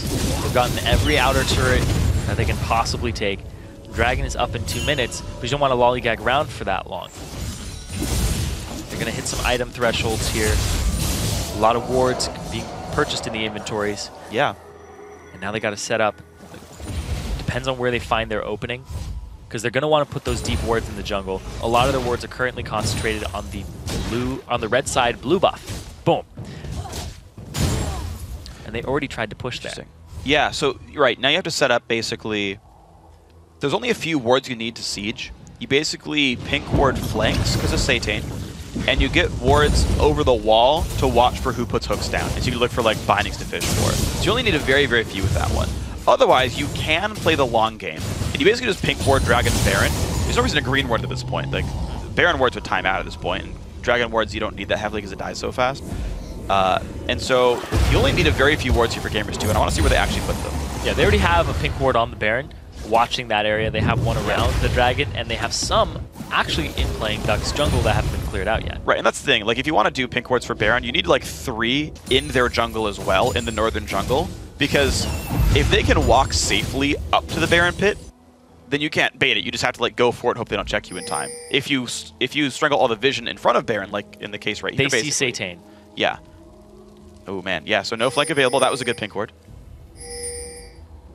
And the thing is, they don't have all the waves under control either, so it's actually going to take some time for G2 to get mid pushing, to get bot pushing, and then set up their real stranglehold on Vision. JY looking for the flank, and again, he doesn't have ward control, so he gets picked off by himself. The damage comes through, he dies to the Shark, and the fight has begun. Exhaust pops, Prothana gets out, Satane has got to be real careful. He gets out of that fight as well, but now in comes Avenue. Big damage, looks for Rydell, will get that kill. His Zonia's is still available, and this is a complete whitewash there. Everybody on G2 is going down. They look for a flank without ward coverage, and Yuki is really about to die right here. How much can playing Ducks pick up? They've got a minion wave right now. That's at least an inhibitor. And they have very healthy members. Exactly. They're going to get at least an inhibitor off of this. They're going to tank up a little bit of it. But that was a fantastic fight through and through for playing Ducks. Prothana has to run past that minion wave. He was taking the turret back a little bit too long. That's going to be an inhibitor, and I believe Dragon, and they can heal in time for Baron. Plus, bot lane's pushing out. They could go tier 2, but I think Dragon's better. Yeah, they have about 10 seconds on it. And I want to watch this again. He walks straight over a pink ward. Stunned first. Stunned, hooked, almost got bindings on the back of it. The black shield eventually comes out, but by that time, JWoww's already dead. Satane causing a lot of pressure and a lot of blown ultimates on him, as Avenue gets that backline. He gets exhausted, but he still gets Rydell. Ocelot gets taken out by Prothana, and Yuki actually stunned up and kept in the fight long enough so that Shantao can keep him locked down with the red buff, and the perfect Blade Surge resets from Prothana to close the distance. Big part of that was their tank. Their frontliner was just obliterated before the fight truly started. Yeah. They blew a lot on him too. They threw the black shield on him, and it could have been useful on somebody else at that point. Oh, absolutely the case. I gotta say, I'm thinking about that fight though, and like, I completely understand Gamers 2 decision making there. Oh yeah, it's like, hey, instead of playing a siege, instead of playing this weird pick around Baron, let's get a flank. And like, that's a freaking cool idea. I like that. But he walked through a ward and didn't respect the fact that the other team wasn't engaged in a fight. They were all in fog of war, meaning he could just be walking in 1v5 and was. His team was not responding, or at least in sync with him and his timing of walking into that. Yeah. G2 wasn't, the rest of G2 wasn't in range to help when he got caught out. You're right. Or he was too early. He might have walked over the pink ward and been like, I have to go now. Absolutely the case, absolutely the case. And you're right, a small miscommunication. Dragon, of course, did go to playing Ducks, bringing them back within a 2,000 gold game, but they are still down those 2 turrets in that 2,000 gold. Satane not getting spotted, sees Ocelot. Of course, mid lane inhibitor going to create some pressure. Not a ton, it's a fairly defensible inhibitor, but hook onto Rydell. He actually goes for it though, flays 3 people, Box comes down, finds Morden. JWoww pushed back after him on the side, no exhaust I believe are up, which means this could be very good for him. There's a Zonia's already popped there, Zaytane forced to run away, Morden very low on health. The damage coming around won't quite kill him though. And not a lot is actually gained. Gamers 2, very, very close there to being in a terrible situation, going through the tiny passage of the bottleneck. They all grouped up for that, but it was the right choice because they would have just trailed off and gotten picked off. So they just stuck together so that they couldn't get picked off by the Fizz. They do blow a couple flashes. No, actually they don't. Nobody flashes. They're all down. All playing Ducks used was ultimates and the teleport of Prothana. It was the ultimates I was thinking of. Yeah, actually, yeah, almost nothing was used. The thing is, that was a fight. Here's the thing, though. That was a fight where both exhaust on Gamers 2 was down. Avenue basically needs exhaust to be down to be able to one-shot someone, or by losing half his damage, it's just so hard for him to make an impact in that fight. He has to outplay them really severely. The last fight the Playing Ducks won, because of that bad flank, they won the even despite 2 exhausts. That fight, no exhaust, they still couldn't win, is a little bit scary. Yeah, I was thinking about flashes because like the next fight that happens, everybody's going to have their flash up. Yeah. Every single person will have their flash available for the next Baron fight, unless it gets engaged, like right now. But you have to set up and prep for it because nobody can bait it. Everybody's on this side of the map and nobody wants to force it without those spells. Here we go. Look at this one though. Shantao still trying to make the plays top lane. I'm actually surprised this turret hasn't gone down, but Prothana just hasn't been given much time to split push later on in this game. You can see his minion score kind of suffering because of it. You have a 100 minion lead there, comparing JWoww to Prothana, which is a pretty massive thing actually. It's a large reason for Gamers 2 actual gold lead here. Yeah. Is just they've been doing a better job killing minions.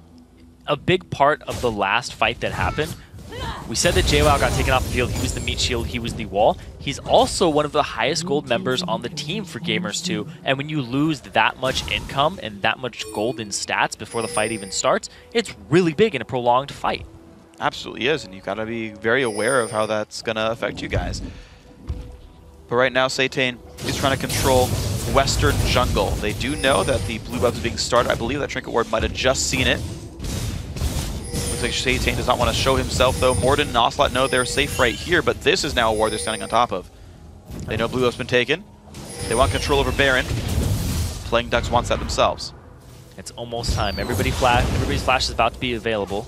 If they can blow some of them before the fight or before the Baron, it sets them up for an even cleaner fight from whichever side.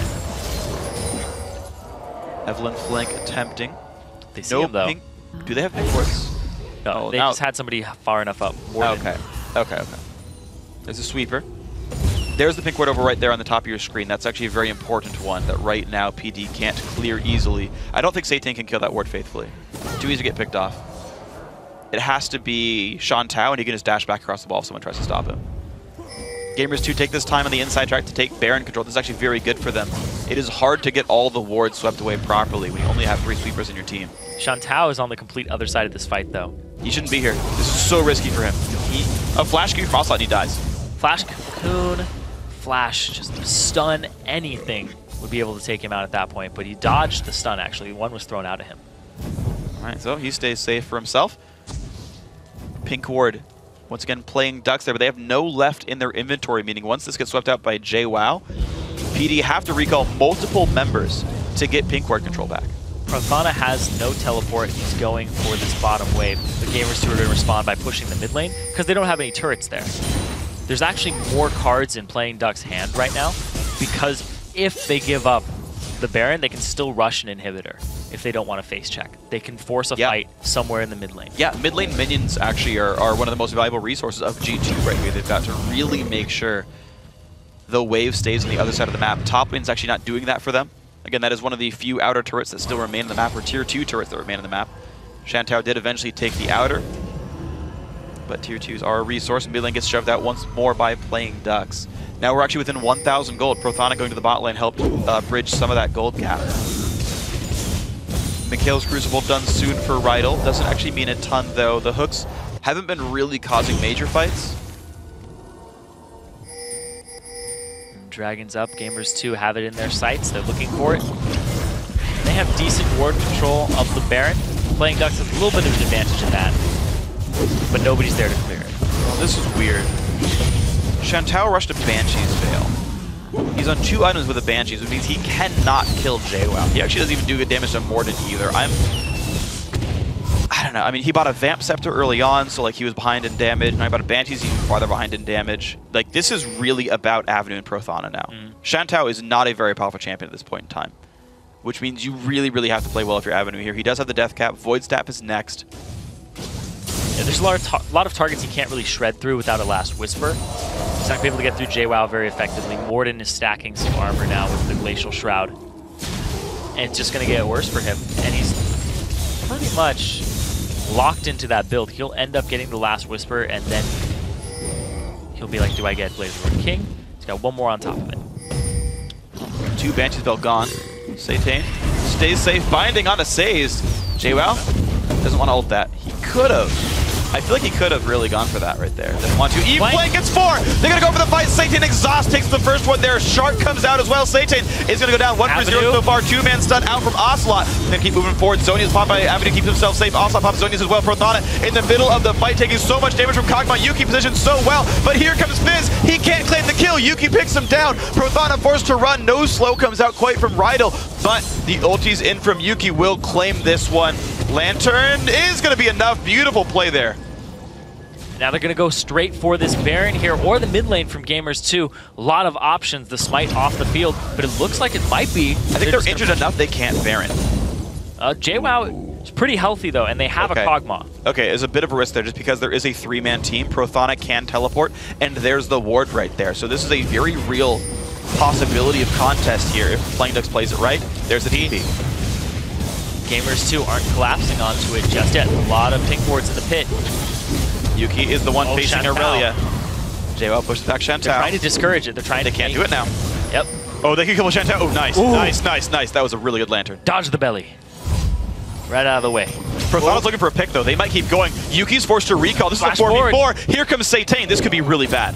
Oh my god, JWoww! That was so good! That was such a great backwards barrel into the belly. The body slam. Well, you deserve that little serenade there for your... Is that an accordion that plays? Yes, it sounded like an accordion. Okay. It was his happy hour dance. Yeah, I mean, I'd be happy the entire game when I did that. That was big. This actually gives them a lot of control right now. Playing Ducks, though, because the recalls do get time to sweep wards, this is good. This is the only chance they get to get Baron control back because their AD carry's dead for half a minute. He doesn't really get any meaningful items off of it either. He just dies and kind of sits there. You could see he was having trouble even shredding through JWoww. Yeah. At this point, who has the Zonias, has the Iceborne Gauntlet, and all of that armor stacked on. It's very difficult to get through that large Gragas. He's going to be happy to tank culling shots the entire time. Like, there we go. He gets himself... I like seeing upsets, but... A pickaxe. Okay, he's going. I enjoy upsets, like they're very fun. And so I'm like, oh, Playing Ducks, you guys could have had this. And maybe they still do. It's a 4,000 gold game. It's not too bad. It's a best of 3, too. It is a best of 3 as well. But and they're looking a lot better now than they did in their previous matches versus Gamers 2. Remember, they only had 6 kills over 2 games. Yeah, that's true. Versus Gamers 2 previously. They've already beaten that. That's true. So they're doing better. The game's not even over. Yeah. Evelyn looking for 80 minutes. Evelyn's looking for another flank right now. His flanks have been good. Yes. It's just the follow-up and the target prioritization that has been a little lacking. Avenue, their main source of damage. Can he get on the right people? I think it's G2. They don't realize that Baron's revealed. Prothana, he has no reason to be there. He knows they're all waiting for him right there. Nice knockback. They catch him out. And down goes Prothana. Why were you in front of that brush, though? He stood there for a second. The binding just locked onto him. And his feet locked, too. He didn't know what to do with himself. It's fight or flight, or just sit there like a deer in the headlights. And that's the one he chose. He's a vertical takeoff and landing champion, so his flight was to go straight up in the air and die. Exactly. I don't know. Hook. Ooh. Could have been on a Morden. Doesn't quite land, though. This is going to be at least the inhibitor turret. I don't see Gamers 2 getting pushed back. Satan gets stunned up. They don't go for the commit on this one, though. Morden gets a couple attacks down. They're very close to killing this turret off. They have to go for it now. They're going to go ahead and get the damage down. Yuki claims that.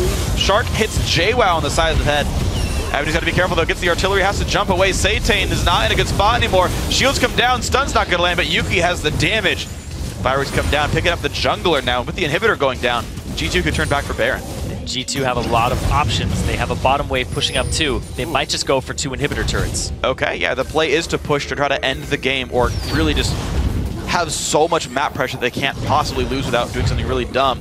And they are going to look for this turret right here. Prothana's respawn, 30 seconds on the Evelynn.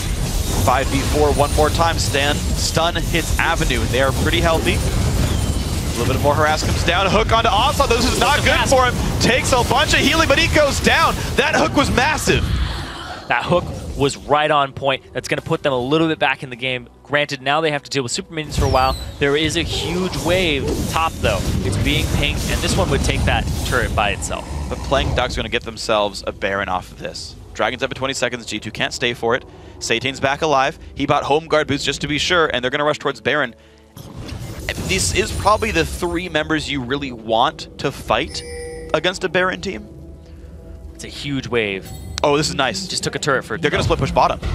No, they're going to do as much time as they can with the safest member of Morgana. And Prothana's going to have to recall defend 1v2. He's going to get his recall stop. There's going to be a Torrent of Soil to stop his recall. There it is. And it's going to be an inhibitor for G2. He has no TP either. They're going to go after Rydal. He'll die. Good exhaust. Good flash. Oh, okay, you got him anyway. Flash out of Avenue, though. But there we go. That's Baron for a bottom inhibitor plus the turret. Satane and Shantou force to duo this, and they're going to actually pull someone back in. But you've got another sort of situation where you've got another 4-on-5. The support is dead. You've got Baron buff. There's a pretty real chance to push as Playing Ducks. And Joe was saying it in one of those last games that when you lose 2 inhibitors, statistically, your chances of coming back are very, very low. It's a tough situation to be in. Granted, they got the Baron, but you just stall until it's back up. Yeah. And G2, look at that. Yeah, so JWoww and Yuki, they push bottom against Baron. Perfect play right there. They took the Dragon on the way back. Also a great choice. This actually keeps Gamers 2 up 5,000 gold. To me, I think the Playing Ducks play here is you defend. You're down 2 inhibs. You make 1 misplay, the game ends for you. You know G2 won't really try to fight you against Baron buff. They know the game is fairly close, and they've had some bad engages before. You're likely able to just defend these 2 waves, get a level lead, and get a gold lead. Like Sazed and Satane specifically should be sharing XP on these waves and getting to level 18. Prothana has no more levels to gain. Avenue has no more levels to gain. They have very few items to buy as well, at least in the case of Avenue. Get those guys to 16. Get them the tank stats from leveling up. And it's going to be a much better situation then for the Playing Ducks front line. Wait out the inhibitor respawns. Be closer in gold when that's all said and done. And then get ready to push. It is going to be very difficult for them, though, because the top lane is what's going to be pressured now from Gamers 2. And I like the Playing Ducks aren't actually overextending out of their base. Because, man, have Gamers 2 been making picks to get back into this game. They've been using JWoww and Gragas to full potential this game. Well, look at this. They are really trying to make these flank plays happen. G2 actually want to press the issue. If they can get a pick, they end the game. Oh, flank from Satane. He's looking for a play. You know, I actually like this from G2. They're looking for plays so heavily on the G2 side because even though you lose a fight, you lose a bunch of gold. You win a fight, you gain a bunch of gold. If they win a fight, they win the game. If they lose a fight, PD can't pick anything up against the dead inhibitors that they have. So it's a pretty low-risk play, even if they face a Baron buff, because there's nothing of substantial value that can be lost. I think the most damage that they could do is they could run straight up the mid lane and get that inhib. They could probably get that. Yeah, and actually the inhibs are coming back right now. So mid inhib is, this is the last big wave. I think just got cleared in the mid lane. So it's back to equal in the mid lane here. This inhib's back now. Bottom lane is going to come back around the time Baron despawns, a little bit before. Maybe like 1 or 2 waves left. That means there's no Baron buff time with equal map position. And JWoww's farm this game, highest in the game, and his participation in these fights, also the highest in this game. He's 11 of 12. Yep, he's been doing work all series long. Here we go. 47 minutes in, Gamers 2 look for the top lane, which actually has a turret, so it's an interesting choice for them. Prothana clears out the drags in the mid lane. Bot lane, there is a minion wave coming in that's got to require a little bit of attention. You have to clear that last couple of waves. If there's a super, you have to clear it. If there's not a super, it's okay. I think it would hold.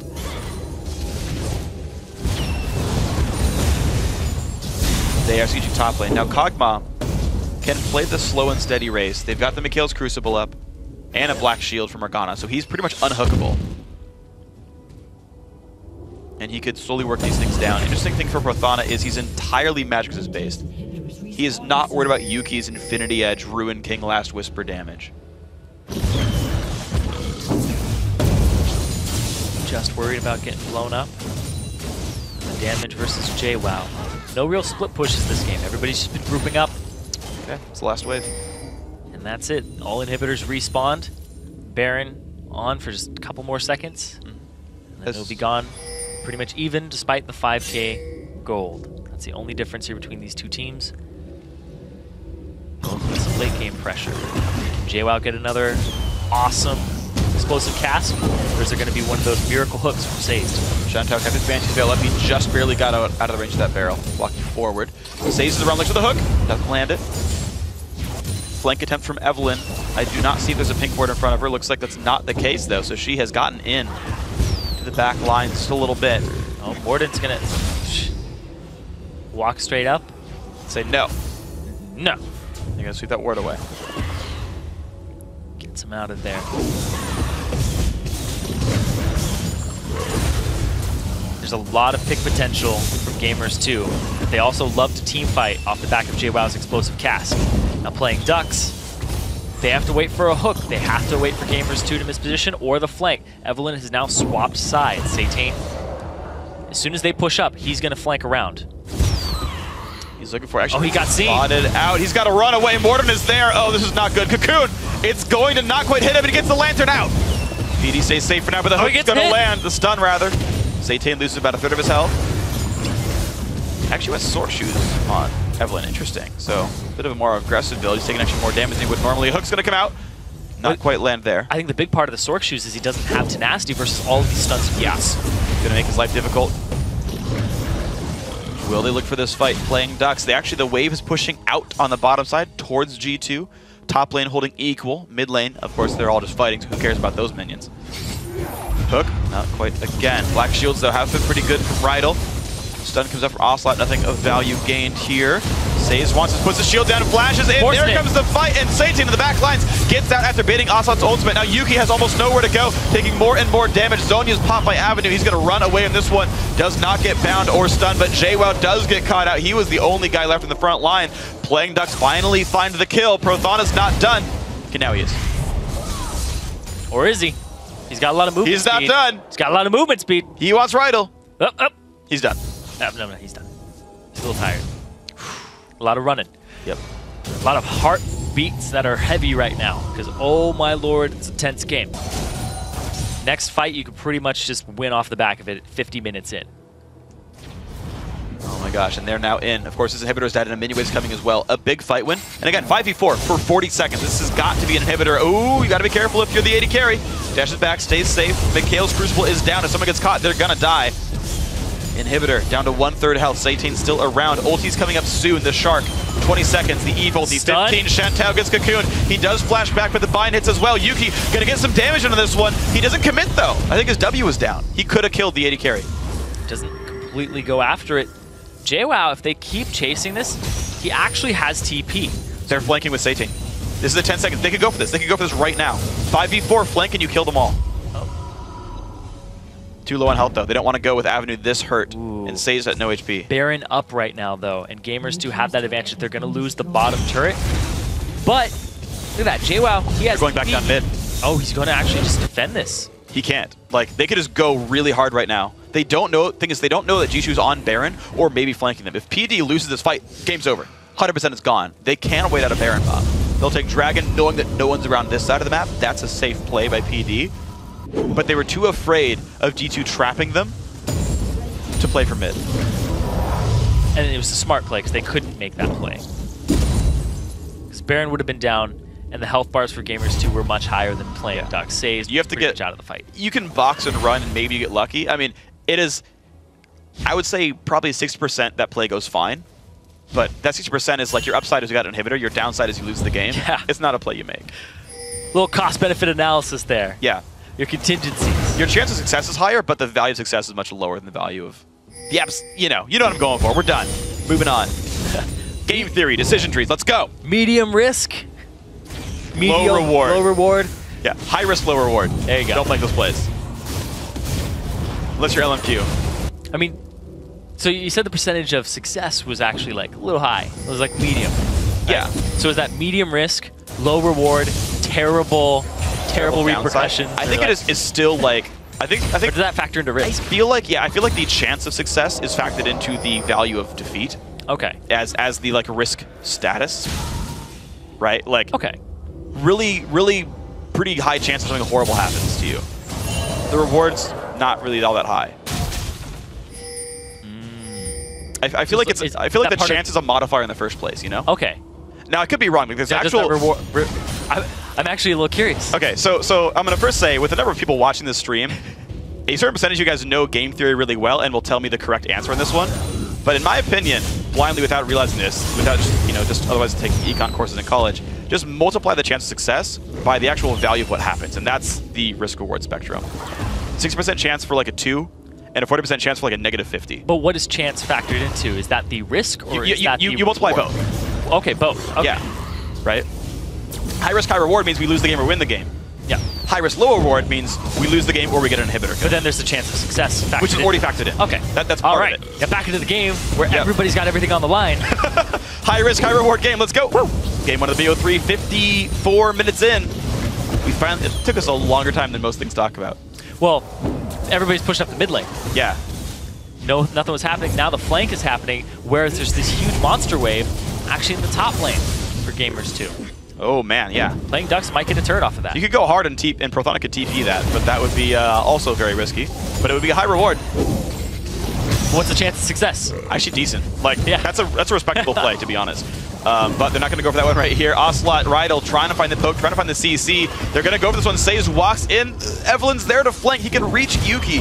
He can smell him. As soon as the black shield is down, they might go for it. It's down. Ooh. A lot of Banshees, though, is the if thing. that hook had landed on Ocelot. They need to use Aurelion to break Banshees, and then they can go into Evelyn.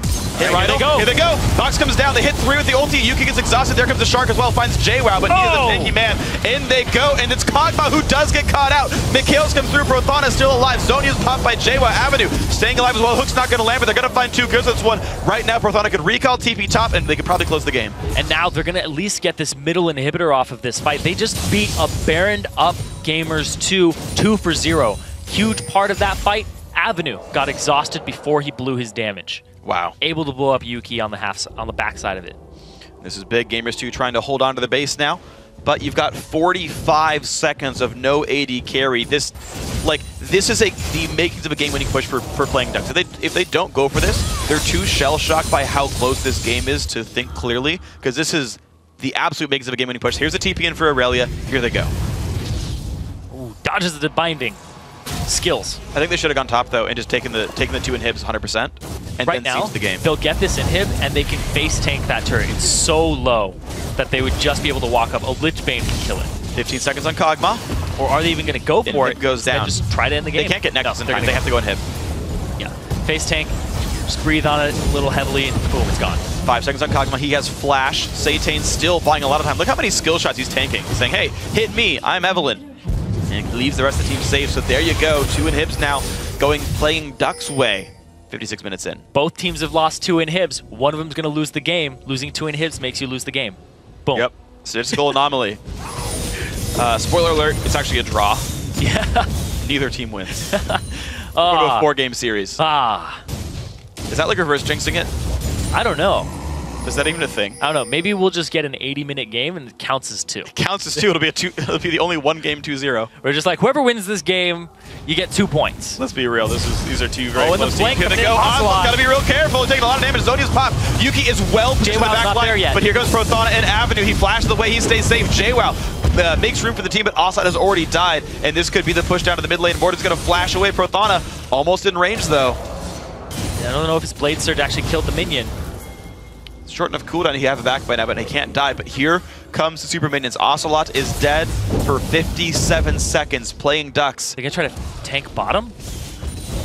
The wave is not even close. By the time that they actually get the turret there, Ocelot will have a couple seconds back on his respawn. Now you send Prothana top and push the wave down. You ride double super minions into the base. They're gonna recall back, and they're gonna play for Dragon and Baron ward control. Dragon in 20 seconds. Baron in 1 minute and 10. And the ward's very, very scarce on the map right now. Pretty much non-existent for either side. You just have some stray pink wards. And then all those wards in the mid lane for playing Ducks. Wow. Nothing in the jungle. Everybody's blind. I do like that ward coverage though by PD out on the mid line.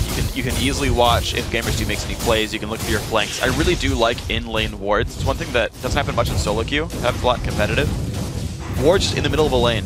Because once the turrets go down, once the mini waves are so sparse, you actually need that vision back. It's a very high traffic area. Especially in mid lane, if you put one during the laning phase in front of tier 1 turret, just out of turret range so they can't see it. You see if the person ever roams and what side they roam to. It's a very, very useful ward. You don't see the incoming ganks, but if they're a roam heavy champion, definitely worth it. Now, playing to the side of the map that has the Baron, they're getting the ward control here from playing Ducks because there's so much pressure from the super minions. Can't push out of your bases, Gamers2, you'd get picked off. Yep, and they know nothing's going to happen here. So this is Baron now going to playing Ducks. Now, when G2 had Baron, they did lose the team fight, but I just feel like PD, they've just gotten into the back line better. The Aurelia, Fizz, and Evelynn just keep finding ways to reach Kog'Maw or reach the Syndra and get rid of them in the battles. We don't have enough pink wards watching flanks from G2, or enough just go in and crush the front line to start the fight anyway and ignore flanks. I'm thinking about these fights, and JWoww, huge part of the fights for Gamers2. Satane's flanks, huge part of the fights for playing Ducks. Yeah. Those are the two things that are going to be game-winning. Just if they happen, conditions, the fight will most likely go that team's way. If there's a good follow-up on Satane's flank, or if JWoww is able to isolate somebody, get targets off of his squishies, they can capitalize very heavily. So the inhibitor's coming back up really soon. They're playing for this turret, but there's so much wave clear on Kog, Syndra. And there's not a big enough armor tank to just dive the turret and ignore that defensive structure here. So, one Banshee's Veil gone. There's so many Banshees on G2, it's hard for them to make their way in. Shantou went for the Bloodthirster a while ago. Yeah. Instead of Rune King. Rune King. I like it. I actually really like the Bursty. Yeah, if you're not going in for first item, like Rune King first item, I actually like BT over Rune King. Even though it's a significant damage loss, the proc is just so valuable. This shield is just incredible. Yeah, it's a better late game item. If you're going a defensive item, it's kind of the mixture. Yeah. Okay, both inhibs looks like they're going to be back up right now. All waves pushing and playing Duck's favor right now.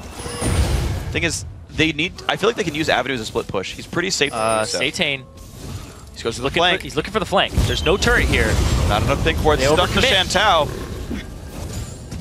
Yuki, they want to Hook hits Morden. This could be the fight. They're going to go in for the Elise. Here comes Satane. He finds Yuki, gets the 2-man ulti on Ocelot as well. And they're going to chase on down. Shark comes in, finds JWoww every single time. He pops Zonya. Satane loses a lot of health. The hook on but Yuki. They hook Yuki. Black Shield comes in, but he stays safe. He backs on out. Ignite his arm. That's not going to be too bad for them. Morgana ulti going to catch Avenue. Oh, he gets stunned. Flashes out. Tries to run. Can't get away from that one. Kill picked up. But can they chase down anyway? The repel comes in from Elise. Sazed is around. Morden.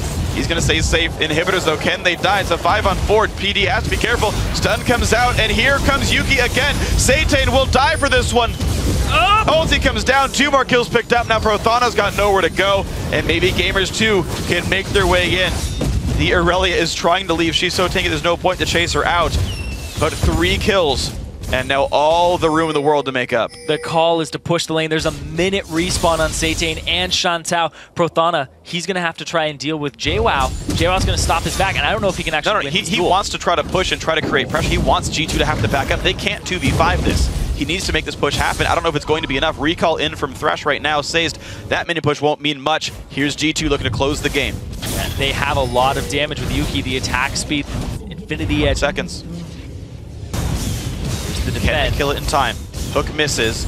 They have to back up till they have the minion waves. 14 seconds on Fizz. He could be enough to keep them safe. They go in for the turret one more time. Morden actually quite low on health. Prothana does not have ulti to break Banshee just yet, and the other go for turret number 2. He's going in for Yuki, but Black Shield is on. They go now for the Nexus. Here comes Fizz. Can they kill them in time? Looks like it will be Gamers 2. 62 minutes in, they finally find the fight to close the game out, and that is just game 1 of maybe 3. An over-hour game there. Huge performance from both teams. Playing Ducks looked a lot better than they did in the previous matchup versus Gamers 2, and Gamers 2 eventually just won a team fight that was very, very long. Yeah. Those team fights are very mentally taxing because you're constantly swapping targets. You're constantly panicking about, did I finish that guy? Can he get back into the fight? Was it worth my ultimate? Was it worth my ability on that player because he was close enough? And it was just this huge back and forth, and both teams played it really well.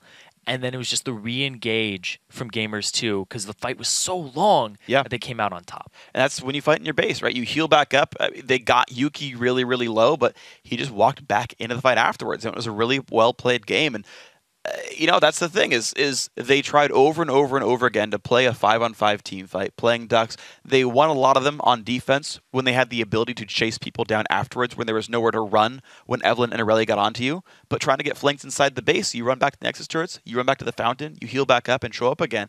And suddenly that's a much more difficult situation. Playing Ducks, I really feel like they needed to play the old NIP style. You've got a late game Fizz. No one in that game could handle him, could handle Avenue in a one-on-one. Nobody. There is a 100% chance he wins that fight. If he goes just himself bottom lane, the rest of the team plays safe and looks for the engage, because there's no good hard engage for Gamers 2, by the way. Morgana binds, Elise Cocoon's like, there's stuns, but like, it's not a Malphite, it's not a Nautilus. It's all combination stuns, too, on a single person. Sure. I mean, you can hit multiple people with the Syndra, but Morgana Elise combo was just, we have to single out one person. Right. That's the thing. You've got Mikhail's Crucible, and you've got Thresh.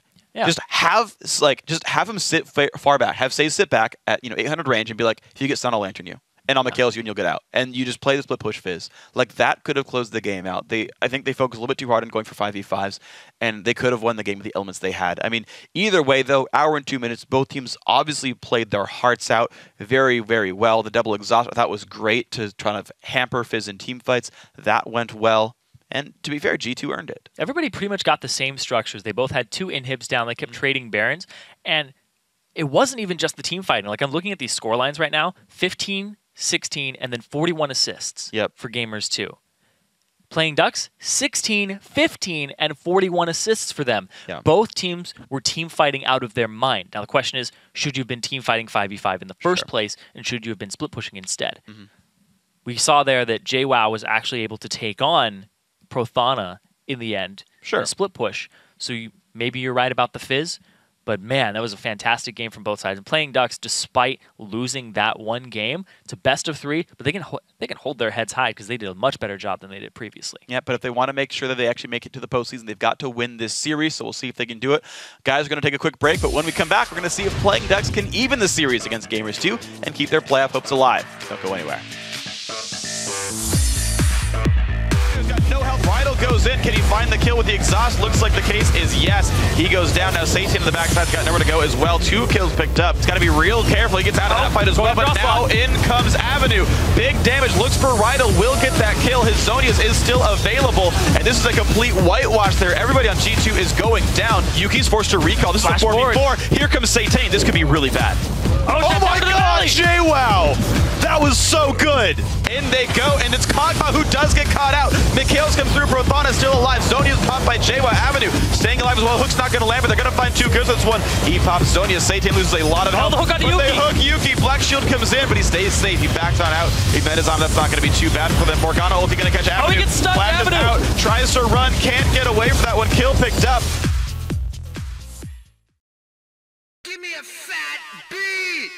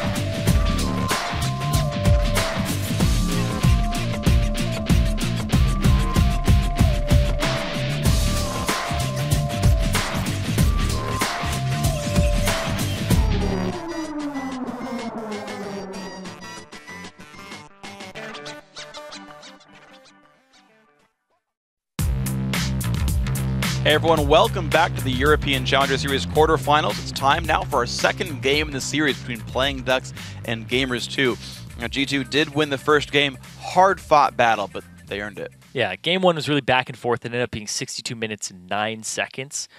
Right over an hour. Yep. Huge back and forth team fights. Said both teams had 41 assists. Everybody was just fighting for their lives in that one. Gamers2, you know they've already clinched a playoff spot. Yeah. So they're playing to just get higher in the seeds. Yeah. But also, Playing Ducks, they're playing to completely just lock in their playoff spot. Because if they lose, they still have a chance. Because they have to play a tiebreaker versus Unicorns of Love in a best of one. Right. But you don't want to do that. No. That's more risks of you not making it. I mean, it also just kind of speaks to the strength of your team, Yeah. right? Like if they lost to Gamers2, who are only the third place team. Like Gamers2, their route was lost to NIP. Okay, they won third place. They're maybe the third best team in Challenge. You lose to them, you're kind of falling.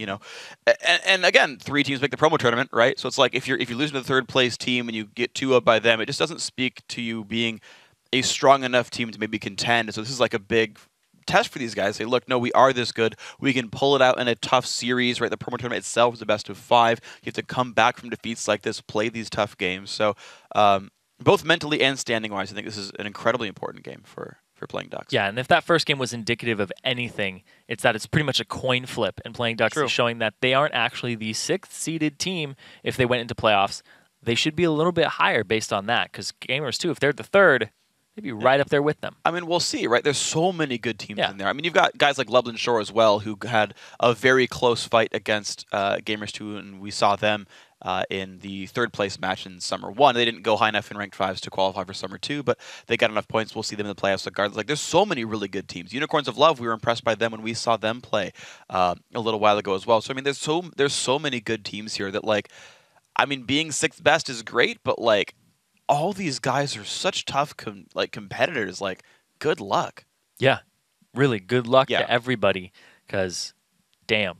Yeah, because damn, it's like that is the tagline for the EU Challenger Series, by the way. I mean, and the thing is, it's interesting because I know there've been like discussions around like how strong is the Challenger season, like how strong is the Challenger Series really? Like all the EU Challenger teams failed to qualify for the summer split of the EULCS, and yet I was like, okay, well then, NIP and H2K kind of like steal some of each other's players, but like the teams past that tier 2, like right behind those 2 guys that were in the finals last time, like these guys are all incredibly good, and like they're getting better. They're getting better and better and better. And there's talks about extending the season to 10 teams as well. And it's like a lot of these guys like would fit in. You are looking, when you're watching the Challenger Series, you're looking at least 2 teams that will be in the LCS next season. Probably, yeah. Most likely.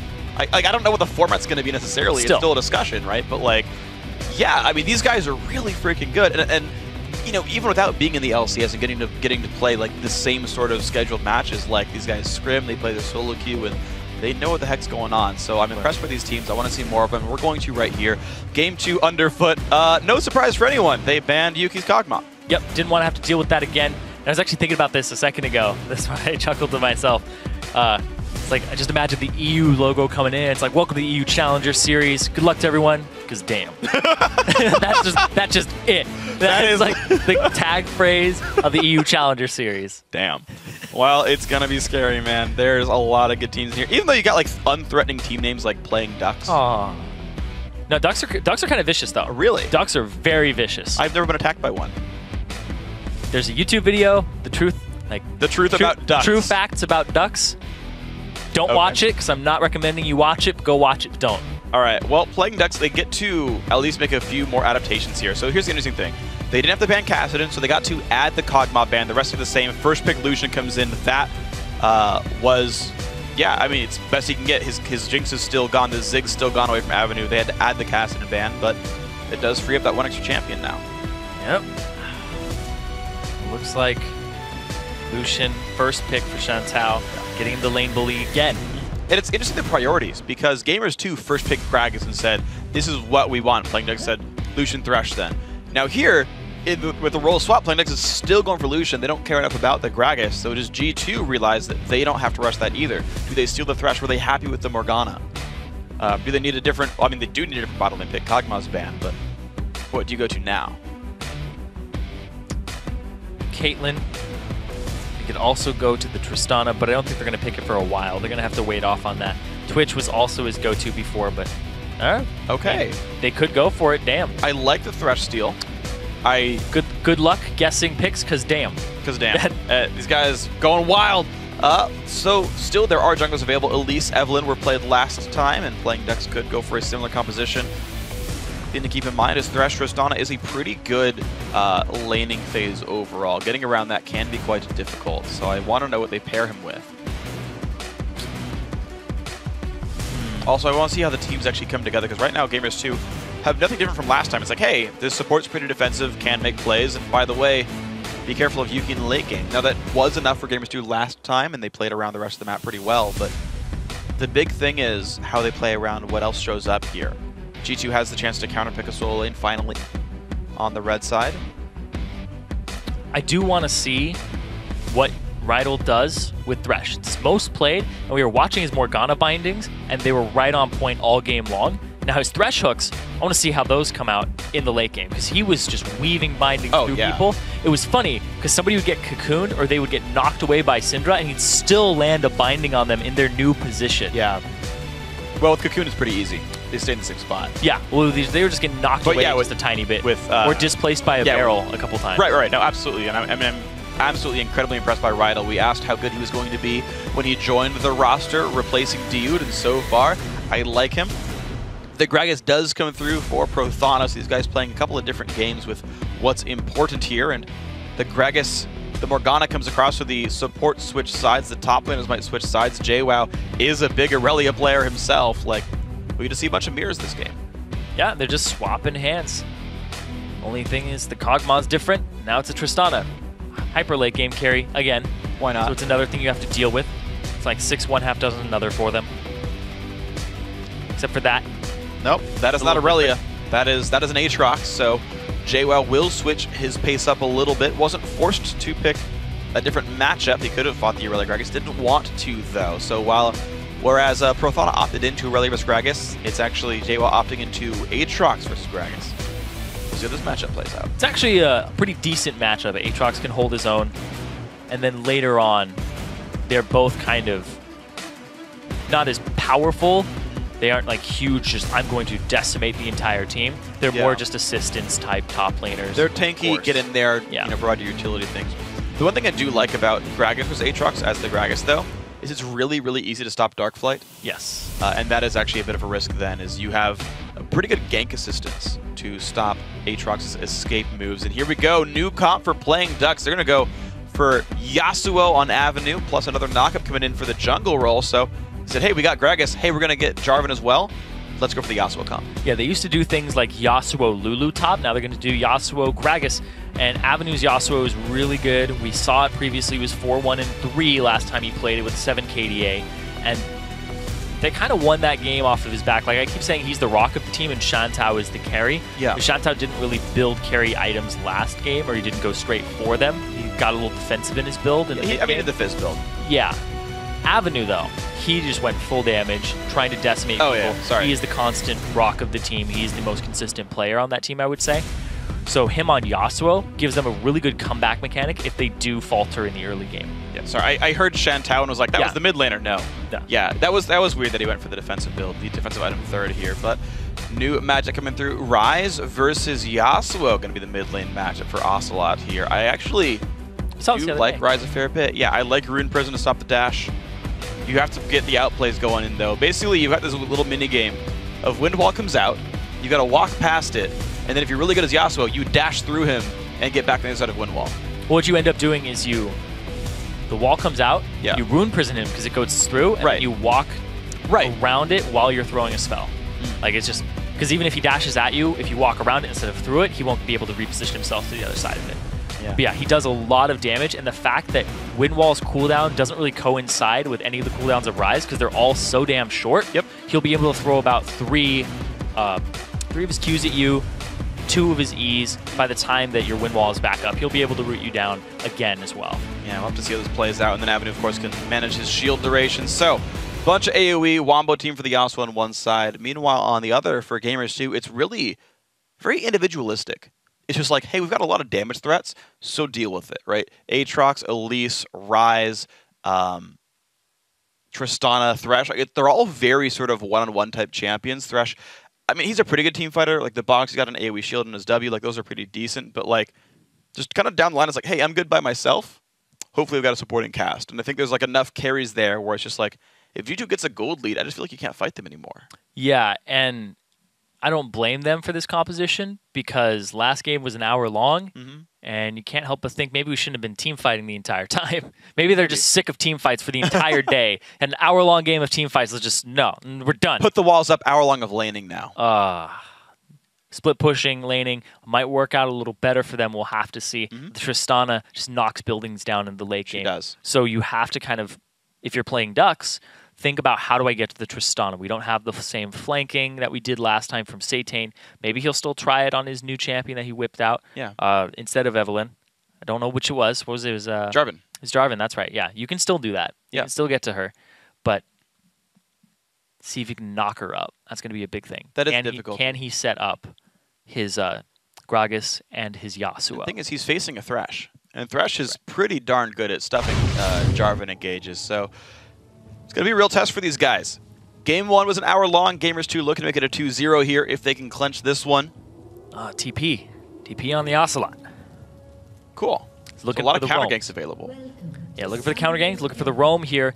That's the thing about Ryze is he's not a very good split pusher. I would actually argue he's the worst split pusher in the game because you build mana, and mana doesn't give you anything against turrets. Nope. Even AP champions get extra damage against turrets. I mean, at least he builds Archangel, so there's like some. It kind of does give him damage to turrets when he buys mana just because of the unique passive. Yeah. I actually like TP on Ocelot, not just because it'll help him fight Avenue, but what I think will happen is playing Ducks will send Avenue to split push this game. I think they will make that adaptation. And Ocelot, I think late game can handle the matchup and then TP into his team. Like he'll just play defensively in like the one-on-one and hold up. And then his team can make plays. Ocelot can join with the TP. And you've got 5-on-4s that can't be met. Yeah, seeing Ryzes with teleport is always one of those situations where you're not quite sure when you're going to get ganked. It's like we went forward a little bit, but we're expecting the mid lane to roam. Oh, he's already here. These teleports will set him up to get through these mid-game power spikes and get to that late game as Ryze. See if he can get his way there. Playing Duck sitting on the bottom side. I don't believe they saw the trinket come down. Maybe it has. It's timed out, though. PD, they are going for a late invade bottom side. Yeah, and actually Prothana is down here with them. Yep. You can just TP. It's not a big problem.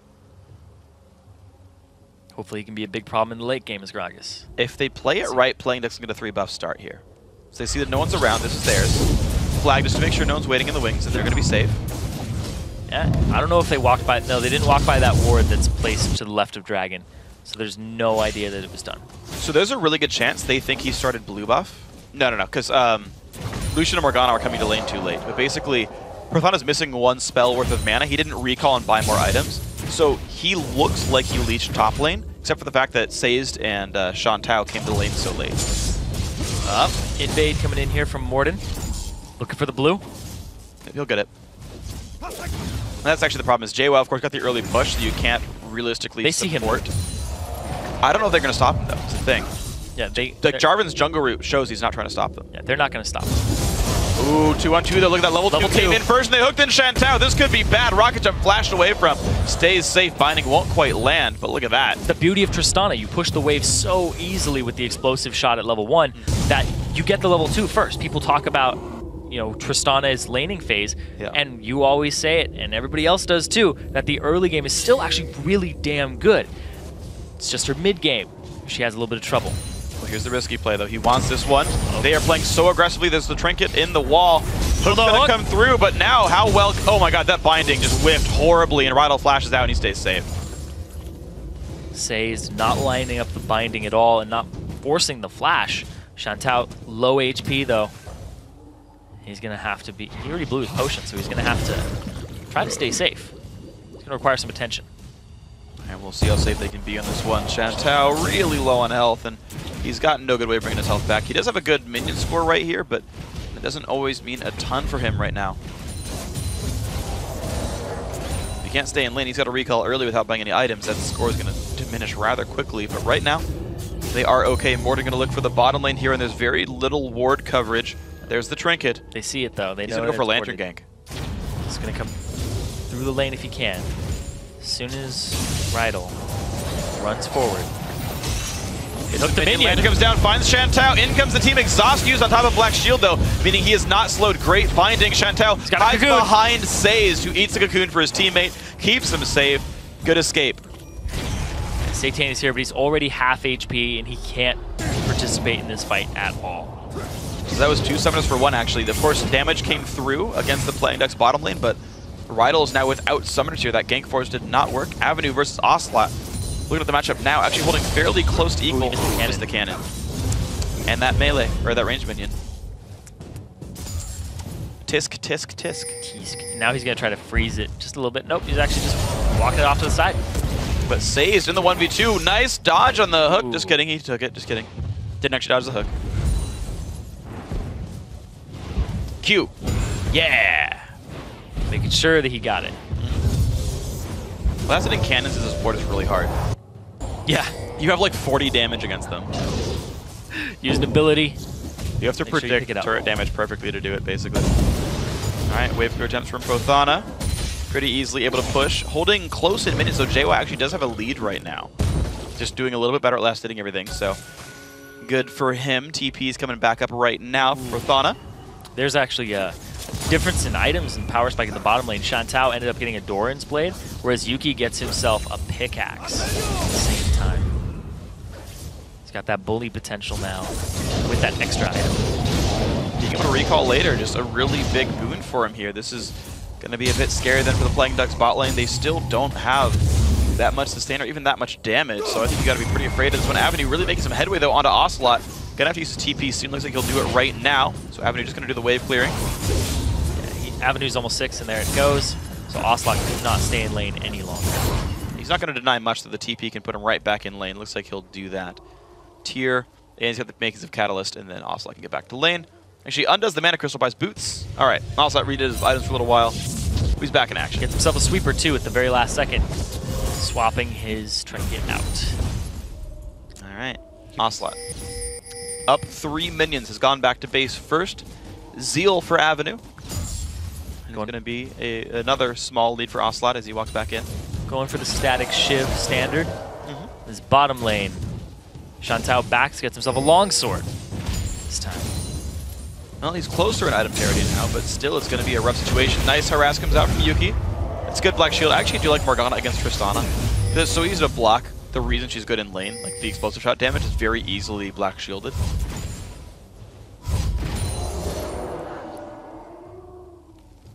And Satan, looking for a gank up top, has not been seen out by a ward just yet. Damage comes through. Avenue does not want to wind wall this. He's actually on the right side of the jungle for the red buff. Yeah. Just respawned. And Morden is on his way over there right now. He's gonna see it pretty much right as it's smited away. My camp's gone. Puts the ward down. Smite fight goes to Satan. Yeah. You put the ward down, you have no idea what HP it's at. You have to be ready for it. But clicking on it and then figuring it out, you don't want to miss smite. Nope. Just embarrassing when you do. So now he ends up getting the blue or the red buff away. He's gonna continue to invade it, but they know where Satan is. Yeah, but also at the same time, JWoww starting to get some really good pressure in this top lane. Satan forced a little bit more defensive there. Looks at the mid lane, doesn't see much to do with the Wraith camp, but JWoww, as you got to point out, is starting to do a lot better in that top lane matchup, continually pushing up against Prothana. Avenue maybe goes for a push here against Ocelot, just kind of loses his shield. He's playing defensively enough, he's not really taking any meaningful damage. Yeah, he's trying to bait out wind walls on Ocelot's side, so that the next time he can just root him and get a full combo. But you get 1 wind wall per wave, as long as you're conscious of that. Yeah. Which right now Avenue is not actually. He's actually pushed up. Link in from Elise, but the push in the bottom lane with their Rydal's going to go in. Avenue's got to be real careful. Dashes through Morden, flashes the cocoon. Is there another spell coming up in time? Looks like no. Avenue gets away with just a summoner spell lost. Yeah, he doesn't have teleport himself, so he's going to have to walk back after he heals, and that's going to leave Satan off on the side of the jungle alone. He's going to see Morden. He is 6th, though, but he doesn't have the help of his mid laner, whereas Morden does. And so it's the Jarvan being a little bit careful in this one. The bot lane treading water, but that's good for the Tristana right here. So you got to be a bit afraid right now if you're Shantou. Looks like he's going to go for the Ruined King opening build. Different one this time for him. Although he did rush a Vamp Scepter last time, so maybe he I have no idea. Vamped BF. I don't know. I'm still not a fan, but you know, whatever. He's a better player than I am. Wards come down looking for release lane ganks. None there. Level 6 comes in first for the Gamers 2 bot lane. Nice hook onto Shantou. Sazed. Asleep at the wheel, though. Doesn't even Black Shield until after it lands there. Rydal here comes really big damage, though. Knockback from Yuki. The flash EQ, and now the Cataclysm. Rydal's got nowhere to go. Surely to be a kill. He breaks the Cataclysm. He breaks it early, and they don't get the kill. Satan's got to be careful because here comes the teleports, though. JWoww is going to complete, and he gets the knockup onto 2. Shantou gets saved by the explosive cask of Prothana. The binding keeping him safe as well. Cocoon's going to miss. Meanwhile, Ocelot and Avenue are actually fighting back and forth. Last breath. Not activated just yet, but man, huge fight down bottom. Yeah, huge fights everywhere. All 5 champs were in combat in the last 20 seconds right here. Playing Dutch is going to walk back towards their mid lanes and their normal spots here, but nothing happened. Everybody just go back to your business. A lot of excitement. No kills just yet. A lot of that bottom lane was just because the Cataclysm was ended early and Satan didn't want to die. He blew his flash EQ combo to blow the flash before he blew his Cataclysm, but it just put him too far up and he's taking too much damage from Yuki in comparison to the damage that Shantou was dealing to Rydal. So he breaks it, walks away, but there's a whole bunch of threats coming in. There are plenty of them, and you got to be real careful, so I want to see who makes like the first sort of next big move, really. Like I want to see who gets first blood. Yeah, it's like wow. It's true. I'm like, it's weird. It's hard to cast a game after casting the last game because they're making all these moves all the time, and it was like, oh, these rotations and all these item builds things going on. I'm like, wait, they're just trading damage in lane. I'm not used to this. It's been so long since my last laning phase. Yeah, it's been. There's the walk through. Ocelot getting plenty of damage, and Avenue, of course, can't dash through because there's too many minions. He couldn't play that one and get across. So nice done by Ocelot, pushes him back, and this mid lane matchup starting to get really scary as Ocelot powers up. That's the thing. Ocelot gets another binding, another rune prison. Be able to contest this. Sazed. Looking for a steal. Ooh. Nice try. No. Gets 5 gold from Rydal. Can't walk past that one to be turret range. Yeah. But you can see just how rough life is for Avenue right now. He's getting closer to Static Shiv. I'm not sure if he quite has the money for it on this recall.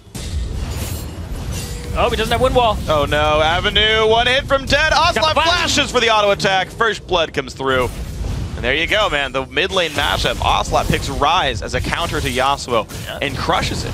It's a solo kill there too. The rune prison going through the wind wall. And he's actually maxing it second so that he gets the increased duration on it. So it gives him more time to walk around.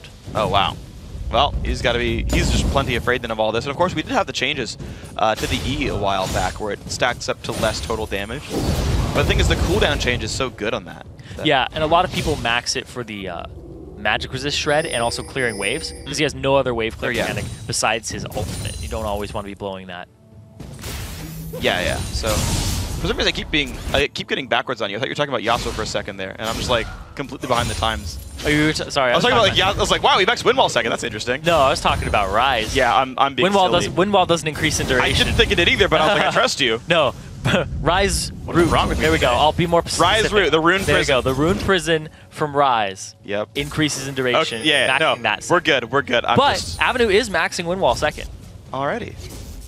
Ha! Yes! I'm not wrong. I'm not crazy. Avenue, though, forced to run away. Down a full level under Ocelot. Satan, level 8 right here. Blue buff. Of course, he doesn't need to give this to Avenue. Thing is, even still, I like maxing E second on Yasuo because the cooldown between dashes is such a useful thing to reduce. Yeah, he's more worried about the flow generation for the shield and also the fact that the wind wall has a lower cooldown. Yeah, and we mentioned the sort of gates on that one. So Avenue trying to stay safe. Actually bought a Vamp Step to do so. So playing Duck's really playing for a bit of a later situation. BF Sword does come through for Shantou, who still wants that IE build, it seems. 23-second cooldown right now on the wind wall. Knock up, but he can't fight Ocelot right now. The thing is, Ocelot already has his Rod of Ages started. He's got so much health, he's really hard to kill, and it only gets worse. Yeah, he'll eventually get the very cheap Glacial Shroud. Yeah. It'll just be a nightmare for Avenue. And he'll spell vamp up in a fight. And he's so fast, too. He can close this distance. Look at 405 movement speed with just boots one. Uh-oh, Shantao's gonna get hooked again. The Black Shield is late. Exhaust is on. He's trying to run away, but in comes the Tristana. Exhaust late as well, and Yuki gets stunned. And here comes the Jarvan. Can they claim the kill? Teleport comes in. Knockup's there. There's the dunk, and Satane makes him die for it, but still, Gamers 2 making better plays. Ocelot ends up using his teleport. The previous Dragon, you know, we saw it was taken by Morden. That's why they have this gold lead right now. But also the fact that actually every lane is winning in CS. Uh-oh, this is not good for Avenue. He's suddenly going to get trapped out by 2 extra members. Flashes away, but doesn't have anything to do for it. At least he runs away successfully. Yeah, no follow by Morden. Rido's going to try to zone off the J4 on the side. And push up the mid. A lot of this is just, oh, he hooks him. Nope, doesn't get the lantern in time though. Satan's got to be careful. EQ's over, but finds Ocelot right in front of him. He flashes. Does he have the durability? There's the wind wall. Saves Satane just barely. Wow, and now Sazed is coming up the side. I don't know how much they can defend this turret. They don't really have the damage output to take it, but man, if they start fighting this. With Chantal, they have enough to defend this though. Knockup does not land in a Rydal. He jukes away to the side successfully. Ocelot's there. Still wants this, gets hooked up though. This is not good. Black Shield comes out. He's running. He's one hit from dead. They actually claim Rydal, but here comes JWoww. Finds the kill. Chantal is also going to go down though. They overextended for those kills. Man, Gamers 2, since the last game, you put a Rise inside the fight, it's so much persistent damage and durability that the longer the team fight goes, the better Rise is. And it's just getting harsher and harsher now. Gamers 2 taking a lot more advantage than they did in game 1. Here we are 16 minutes in. They've got almost 2 turret kills. In addition to all this dragon pressure they've got, plus the 2-kill lead. This looks much better. Yeah, everybody winning in CS as well across the lanes. There's a 40 CS lead in the mid for Ocelot, who last game was actually, I believe, down in CS most of the game. Actually, no, he was up a little bit, and then Avenue it was an easier started matchup. coming up. Yeah, it's easier matchup for him. He still had the counter pick for this match, and he's just decimating it. Yeah, that Black Shield coming in a little bit late. He was out of range, to be fair, but the wind wall also not being up was pretty rough. He could have blocked so much there. Went really hard for that kill. And like I said, though, it's not over, or even close to over, because comeback mechanics, Yasuo, are real. Prothana on the wrong side of this fight, though. Body slam, flash the slow, nice. Yeah, just lost a flash, it's not bad. Not bad at all, as long as he doesn't lose his life. He's good. 35 seconds on the Dragon. The TP is up for the top laners, not Ocelot. It's okay, it's pretty quick to walk there. I feel like he'll make it to the Dragon fight. Yeah, it's just a little bit away, and I don't see him dying soon. Yeah, and besides, Ocelot's run fast naturally, so I feel like, you know, no big problem for him. Ward goes back down. I always love it when you sweep a ward out. Oh, they go in for it anyway. Hook comes through. Black Shield is there, but Satane just goes down too fast. The rest of G2 was already there. They've got to run away. Windwall comes down, doesn't do a single thing. Rune Prison and the attack damage, and Yuki isn't even done. Saves flashes away. The late game scaling of this competition for Gamers 2, and they're winning the early mid game. Yeah. Won the lanes, now winning this mid game and getting all the dragons. They're setting themselves up for a pretty easy game here. I gotta say, the new pickup, Rydal, is doing pretty freaking great overall. His hooks have been awesome. Sazed honestly looks way less comfortable on Morgana than he did on Thresh. The Black Shields, you compare them to ones of Rydal. Okay, sometimes he got faked out and he chose the wrong targets, but Rydal was always there in time. Ooh, the cocoon. That's cute. Hitting the wind wall. And again, just more wave clear from this Rise there. 2 turrets already gone. Gamers 2, I feel like, can make a play for top lane before too long. There's no flash in Prothana for a few more minutes. No real plays here from Satane for the most part. He had about 1 or 2, but 18 minutes. Oh, that was nice. Ooh. That was perfect. That's why I like Gragas against Aatrox sometimes. You can just knock him back. Got him out of the dark flight.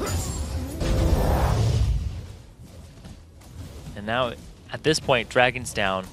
2 turrets are down, playing Ducks. They're sitting basically on their hands like, okay, let's not do anything that causes us to lose more. But they aren't really making any aggressive moves. You see one that's being attempted now. Sazed, Satane, top lane. But this would be reliant on JWoww diving.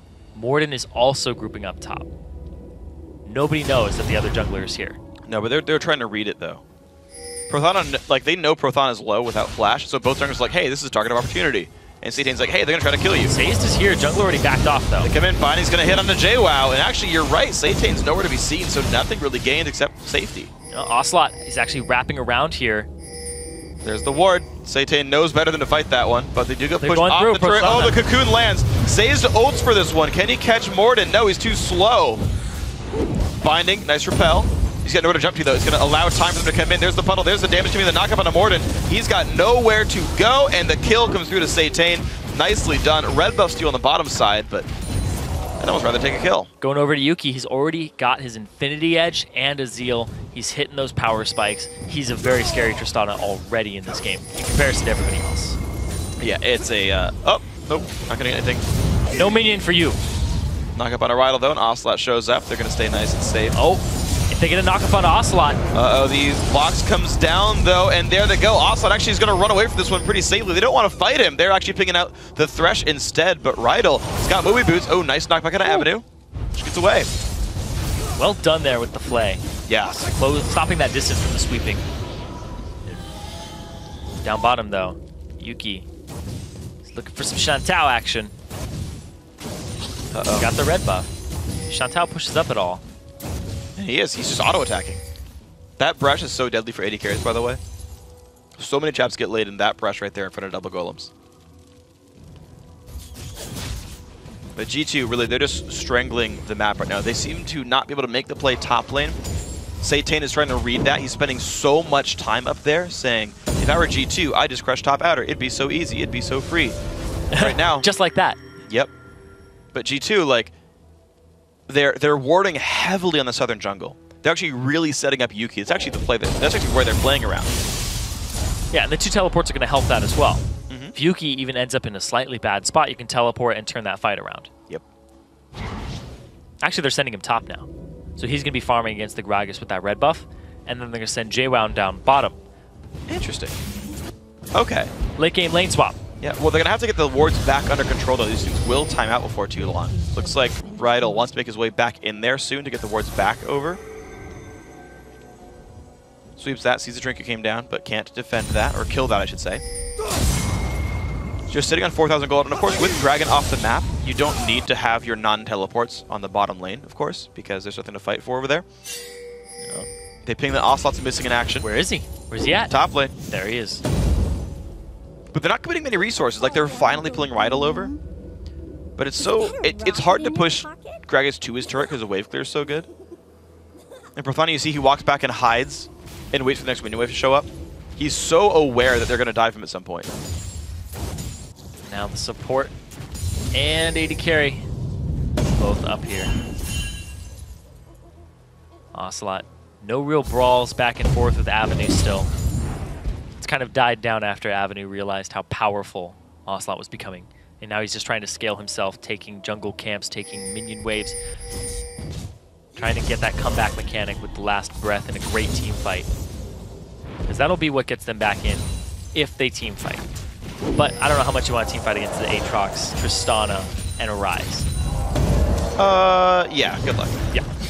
Kind of don't want to, unless you're very confident in your ability to get an explosive cask and combo that into the last breath. I mean, that's the thing, is like you have to get something going on, right? Like they're like most of them are all durable and damage dealers. They just like the weird thing is they're all individually very threatening, right?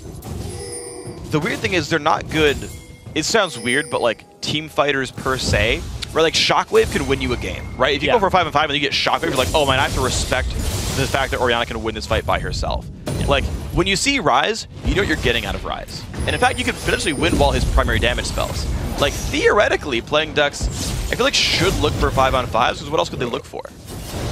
Yeah, because they're not going to be able to 1v1 a lot of people. These are very 1v1-oriented champions on gamers, too.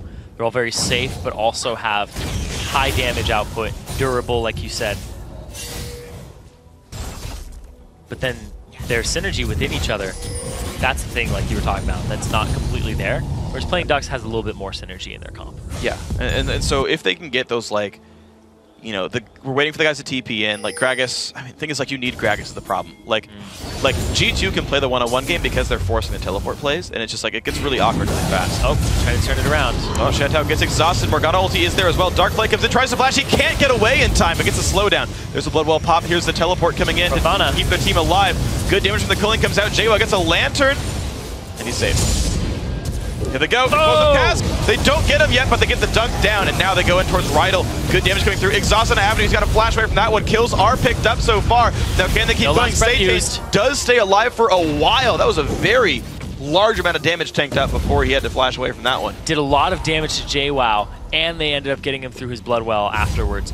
Getting 2 for 0 right there. Nobody can really do the Dragon at this point, though. Gamers, too, if they get some control, they'll be able to, though, because they saw Satan low. Okay, well, Recall's going to come through. Looks like Playing Ducks will stay safe, and they finally find their first glimmer of hope here. The problem is, Millenium under fire. Now Avenue can windwall that and keep these minion waves safe. Buy time for his team, but the fact that they win a fight but can't get anything off of it means their road back in this game is incredibly slow. Morden starting against the Dragon. TP available for JWoww. Can they get into the fight? Explosive cast not up yet, but if they get a flag and drag. Attempted go. Nah, picked up there by Gamers2, and the fight has begun, and Sazed goes down first. TP comes in. Satan's got to be real careful. There comes JWoww. Satan explodes, does not have the shields available, and they're still going to chase down. Shantou forced to run away. 2 kills plus Dragon for Gamers2, and this is the Gamers2 that's winning early game. So you went 2-0 for Playing Ducks in the previous fight. Now Gamers2 goes 2 for nothing. And they get a Dragon off of it. They profit a lot more, and they're going for this middle turret. Yeah. Waveler comes out, knocked back there, doesn't matter though, and another turret falls. G2 doing a much better job of winning fights with high health bars, and then just going back to the objectives. And that's kind of the thing is, you get these picks, and if you're smart about it, you know exactly how many kills you can pick up, and you don't overextend and take extra damage. For example, Playing Ducks that last fight, the one that they won, Satan, as part of the fight to be fair, but was in the very front lines, took a whole bunch of damage, and they couldn't fight for Dragon anymore. The 5v3, but they took so much damage cleaning up the battle, they couldn't grab anything. Yeah. Whereas G2 had health bars. That's actually a very important trait, is what your health bars look like afterwards. Yeah, and what you can capitalize with. Like, they got that turret for themselves because of it. And now, we basically take a look at those fights again. Think about it. Tristana, Yuki ended up being the one who killed the Dragon. So 50-50 chance there. And Satan, he trickled into the fight late, walked on top of teleport, and was like, oh, nope, I gotta get out, and ended up getting dropped. Yeah. It's kind of really strange trickle in, very desperate move from Playing Ducks. And now they're trying bush camping to try and get back into this game. They're trying different tactics. Well, now Avenue split pushing, like you called. Yeah, and the thing is, the pick on Aatrox was how they got in, like looking for these like weird oddball battles where they just like, they have such good hard engage because of Explosive Cask and Jarvan. They can pick these fights out. Good flag and drag, he's going to stay safe. And by split pushing this heavily, as long as they can play around the teleports well, they actually create a lot of landscape for these picks, right? Satan can just show up and be like, knock up, and then Avenue kills the person. And that's like a really good situation for Playing Ducks. But it's just hard to find them if G2 is aware of their plans. Mid lane siege coming in here from Playing Ducks. All 5 members here, only 3 for Gamers2. The other 2 are on the left side. Oh, this flank could be deadly though. Windwall is down. Satan's got to get away from this one. Rune Person's there. There's Cocoon. Nice black shield for the flash. The slow from Gragas. I don't know how much more G2 can get. Ocelot is actually pushed into range, and here comes everyone else. Satan goes down. That was not the explosive cast they wanted. More chasing coming through. No slow quite on a Prothana. But the 1 for 0, still good. He's still so durable, though, despite the fact that Ocelot got launched into the fight. Nobody was really committed to turning it. Yeah, if you Yasuo ult that, he doesn't die, and you just get sad again. So this is going to be another turret picked up there, Sazed. I actually haven't seen a single Yasuo ult this entire game. There hasn't been a single one. Just hasn't been able to set it up, and Gragas, Prothana, has been using his ultimate in a very defensive manner. That's not setting up the team fight. And Satan is actually getting dropped before he's able to get another EQ combo off after the one he uses to close the distance. And that's really the problem, is he's trying to tank as best he can, but the problem is he just doesn't have the items out just yet. He's got decent farm, he's got 3 kills, he's about as well set up as you could expect to be, I feel. The problem is there's no global gold to feed him that extra little bit of item to finish that Locket, to finish that Merc Treads. And he's just falling farther and farther behind because of it. Over the play here, Avenue does not hit the knockup, but doesn't quite find them. Rydell gonna be on one side of this one, Binding gonna get dodged away from it. Here comes the box, here's the exhaust as well. There it is. And he goes for the knockup there. Can he pick up Rydell? One hit from the kill, yes he does, the black shield holds. And now Morden does not have flash, he has nowhere to go, but he has a teammate. Is that gonna be enough? No, it is not, and that's gonna be the kill with the Dark Binding. Now, will they go for Baron here? Yes, maybe. Well, here's the thing, you have a Tristana and a Ryze. Prothana. Oh! Yeah, that's not good. He almost gets taken out there after dancing a little bit for missing his ultimate. Keeps missing. The EQ comes out. Satan trying to stay alive. Prothana low on health. It's 3 members of Gamers too. Yeah, it's a 3v5, and they're forced to run away from this one. Yuki maybe overextended. No, flashes back over. Here comes JY. Here comes Ocelot. 2 kills picked up so far. Now for Avenue. Has the shield. Has the knockup. Stays safe. Ooh, he stops the rocket jump actually. But G2 just won a 3v5. Oh, the... Nah, he's got a shield. He's fine. Blades of Torment doesn't even connect. Man, stopping the Baron, stopping the attempt. Prothana missing the barrel, and now Gamers 2 going to try and get Dominion for this pit. Wow. You can just see how more well-controlled Gamers 2 is. It's not like PD had no health last time. Like, at the Dragon fight, it's like, okay, well, you know, one guy overextended, he had low health, they had to back up. This one was like a clean 5-on-3, and they just misplayed it horribly. Yeah, it was the 3 damage dealers of the team, though. You had the very durable Ryze, you had the Blade of the Ruin King, JWoww, Aatrox, and then you also had the high damage Yuki on Tristana. Look at the difference in items. He is up on an entire Laugh Whisper right now over Shantou. That's difficult to hear, is that Gamers 2 just seem to, when they get in the same kind of fights, have more stats and it makes them win the battles, but playing Ducks, you just gotta feel like there were a couple things they could have done to not let that happen here. And it's really cost them there in this game too. First one looked so close and it could have gone either way, but G2 seemed to not be relinquishing control, even if they give up a couple of kills. Even if there's that one misstep and someone's in the wrong place, there's just not much punished for it. Good luck, shield. They go for the engage on the Ocelot. They go hard as they possibly can. The knockback out of the back line, but Yuki is safe to deal all the damage he wants. Everyone's going to be dying right here. Says gets a nice couple of stuns out, but it's still a 2 for 0. And we said it earlier, if you get the last breath onto Ryze and he still doesn't die, you're in a terrible spot. 3-0-8 on Ocelot. Oh, goodbye. He's just going hard. Yep, this is going to be game right here, or at least the makings of it. Top inhibitor going to be falling, 3 members dead for another 15 to 30 seconds here. G2 don't have many minions left, so they will back out on this one, but they are in such control right now with Baron buff and a dead inhibitor. This is their game to lose. Yeah, it really is, and you have to get picked off if you're playing somebody like Ryze, who's so durable. You're not going to blow him up in a team fight with this composition that you have from playing Ducks and the items that you've built. The way back in for playing Ducks, though, is do we get the Infinity Edge completed and the 100% crit on Avenue? Then can we blow up a squishy? Then can we continue the fight, block some priority damage with Wind Wall? It would have to be played perfectly. And that's going to be the hard thing. There's actually one thing to point out as well with the Yasuo build. So normally, players buy Ruin King because it's a source of 40% attack speed. And there's basically the way Yasuo works is there's a cap on so that the cast time and cooldown of the Q go down to the attack speed, down to a cap. Yep. And I forget the exact number. It's 1.33 on Steel. Well, yeah, so I know the number of what it goes down to, but the amount of attack speed required to do so. Now, that amount of attack speed is basically either Berserker Greaves and Static Shiv, or Static Shiv, not Berserker Greaves, and Blade of the Ruin King. Those are the 2 builds. You don't need any other attack speed. The fact that he went Ruin King and Berserker Greaves, those Greaves are fairly useless. They don't do very much. And they're looking for a pick here, though, on a Morden. And that's going to be Morden going down, so those random picks are working for playing Ducks. Good read. After the Dragon was completed, checks the bush. Rydell's going to throw one in there. Ocelot coming around the right side, but everybody's just backing up from it. Like you're saying, yes, the Greaves maybe could help him if they were Merc Treads against the Ryze. Or Ninja Tabby against Tristana. Both those would be good options. It does multiply his Blade of the Ruin King damage if he gets close, though, and the number of attacks he gets. Yeah, but you just don't get that many, to be honest. It's true. It's true. You use a lot of auto attacks, but from the Steel Tempest more than anything. spam that ability. Like, it's not literally useless, to be completely fair, but when his problem right now is even getting into the fights and staying alive, like...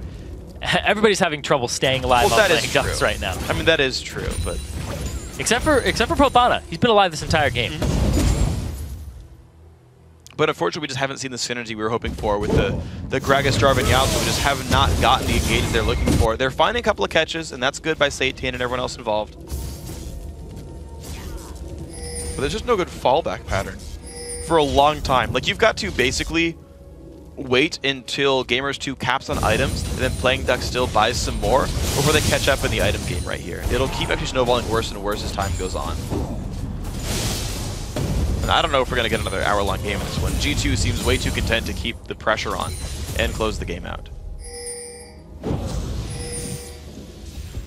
You're right, the pressure is really high. That top inhibitor is pushing in with minions, and they have that late game Tristana with the range. They're able to wave clear very quickly and get to these turrets. And they have multiple people who can dive. As soon as that Bloodwell is ready to go, he's ready to dive.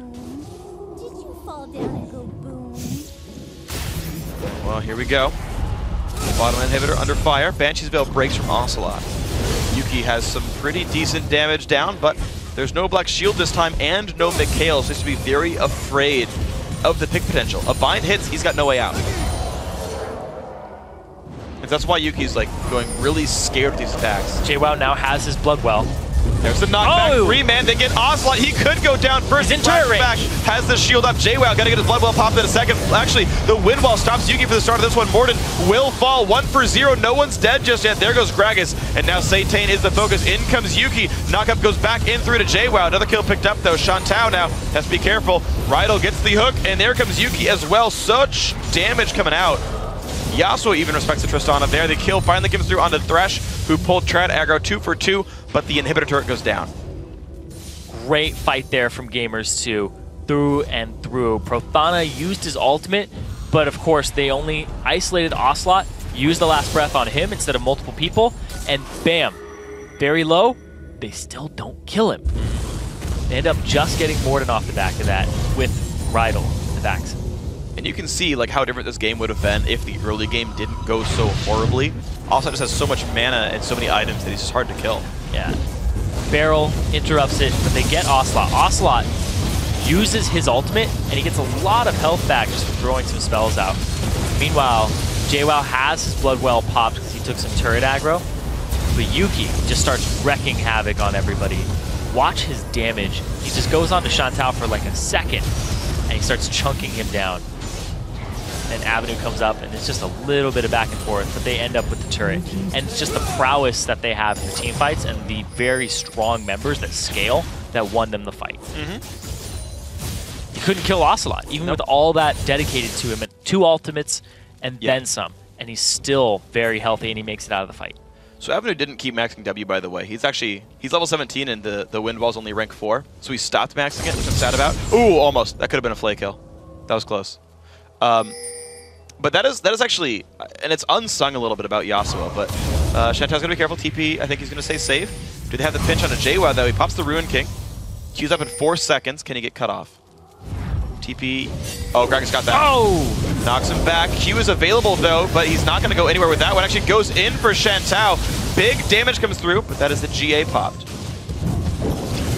Q comes out. Damage comes through. Baron Nashor picked up by Gamers 2. But a 5-on-4 if these guys... blood. Oh, that flay, it stopped Satan. He's got flash. He doesn't use it, though. And down he goes. A little bit too late. Over the wall comes Yuki into a bind. Shantao stays safe. Both teams now 4v4. This could easily be the game for Gamers 2. 2 open inhibitors. Satan got crit on that last flying particle after the flash for about 600, I thought I saw. Hasn't really prioritized armor at all against Tristana. It's a big thing. He's just got magic resistance. Yeah. That's part of the reason I don't like Hextrigger so much on Jarvan, is just like it delays your ability to buy something like a Randuin's by so much, but it is the build that all the pros use, so they do want to mix the damage in there anyway and be that slightly bigger threat. Avenue is split pushing. The team is actually holding the base pretty nicely, so he'll get this turret, I believe. I think I was... Oh, never mind. Just kidding. TP. And Ocelot shows up. And it's gone. Yep, never mind. He's good. The one way in, though, that like is maybe okay for playing Ducks. It's really hard, but it could work.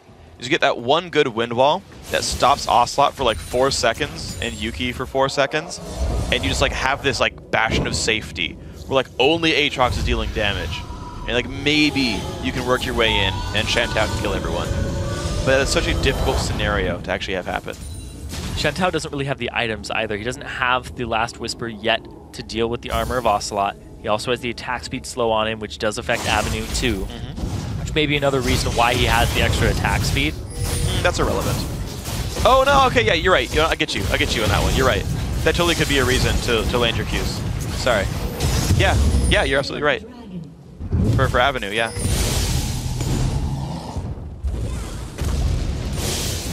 They just don't have the damage output, is the big thing here for playing Ducks. They don't have the damage output or the durability to match Gamers 2 right now. And even if you keep scaling up, it's really just, can Avenue destroy a squishy like Yuki?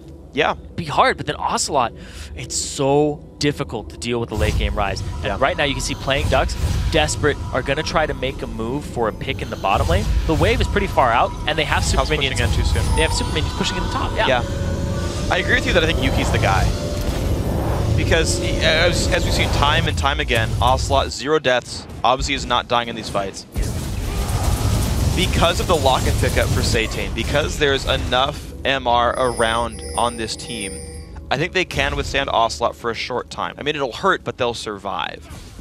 With Yuki gone, there isn't that much damage output left, and they can maybe turn the fight. Problem is that it's really hard to get rid of this guy. They've got to break the Banshee's Veil. He actually almost walked into that barrel. It's hard to get rid of anybody on this team. Look at how tanky everybody has gotten. Yeah. Warmogs, Sunfire Cape, Spirit of the Ancient Golem, Merc Treads on Morden. He's not going spell penalties, he's going full tank, full durability here. And they're just trying to be a big wall for Ocelot and Yuki. And like I said, the longer the fight goes on, the better it is for Rise. And that's what they're trying to do, make long fights. And they're doing a good job of making it a long game as well, 41 minutes in. Jumps over the wall, good safety here by G2, and there's now 2 dead inhibitors. Mid lane wave can come down, they can make that a 3rd. And G2 are very cautious to take the exact right kinds of fights, to not overcommit, to not get caught out, and make sure they're in the right place. And it looks really grim for playing Ducks right now. Yeah. They have very little chances to get back into this game. And Gamers 2 really have to just reveal the chances to them, reveal the opportunities with somebody out of position. They're doing a very good job of not opening those up. Yeah, flag goes down, it breaks the Banshee's Veil. Prothana, can he get the explosive cast? It is just all about how good Gragas and Yasuo get in on this fight. This is the way in for playing Ducks. Still no kills from Rydell. He actually is going to just tank for himself so he can dive in. He will not be able to save Yuki. Yuki's maxed out on items. 1 slot to go until Shantou reaches him.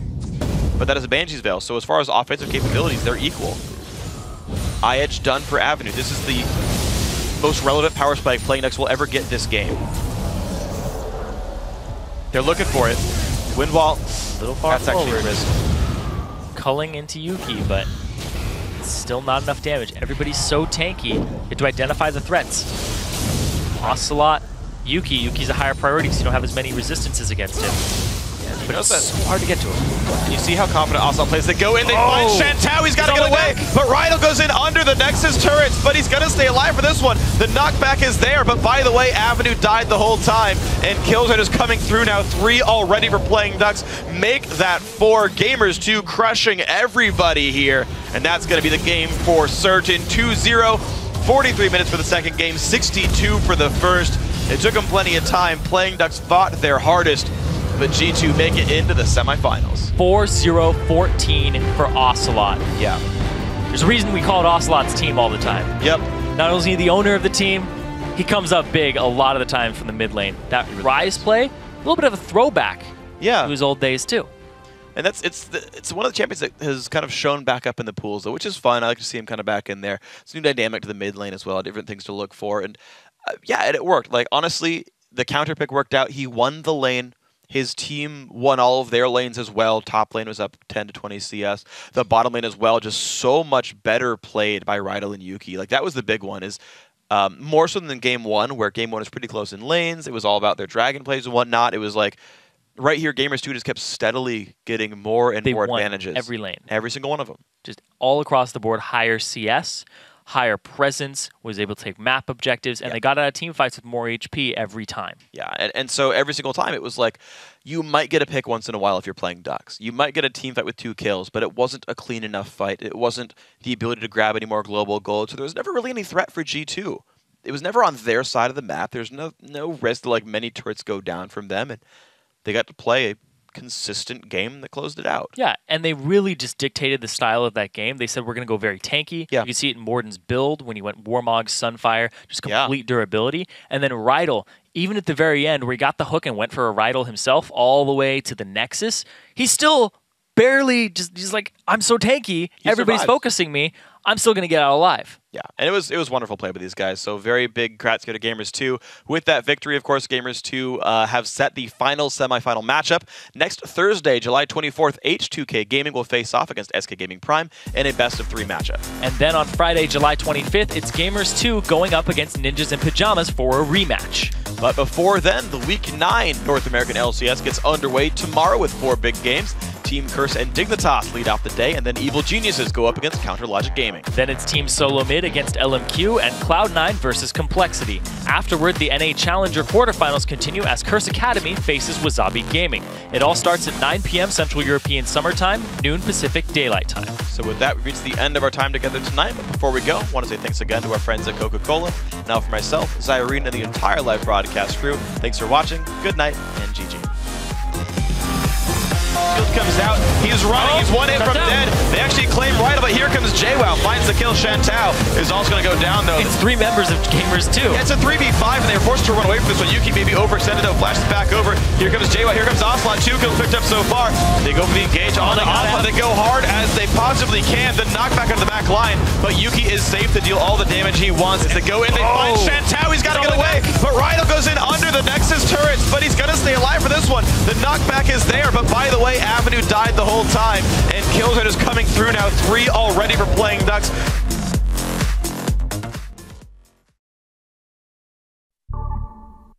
Yo, man, look at me, man. I got all the jewels. Look at my shoes, man. I'm sharp, man. I look good, I look good, I look exactly the way you wish you could. I look good, I look good, come on. I'm in love with a girl that I call old school. Sipping on my brandy, I'm feeling brand new. Got the feather in my hat because I'm just that cool. You peeping at my alligators bent kinda slew. They peeping at me pimping cause I got all the game. And even if the day changed, it's all the same. You rolling up the block, but you in the wrong lane. You hating on a brother, man, you must be insane. I look good, I look good, I look exactly the way you wish you could. I look good, I look good, come on. I look good, I look good, I look exactly the way you wish you could. I look good, I look good, come on. Joe said that I'm the best in the West. I got the girls singing, damn, look at how he dressed. No need to guess, just bless my finesse. I keep him in a mess, all up in this caress. Jeans, fitted, shirt, knitted. Man, she need to quit it, she already did it. She gotta be Latina cause she look mixed with it. She all up on me, so I guess she gonna get it. I look good, I look good, I look exactly the way you wish you could. I look good, I look good, come on. I look good, I look good, I look exactly the way you wish you could. I look good, I look good, come on. Right, yeah.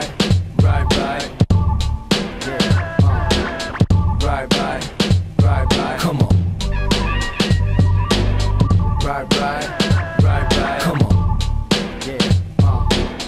Right, come on. I look good, right.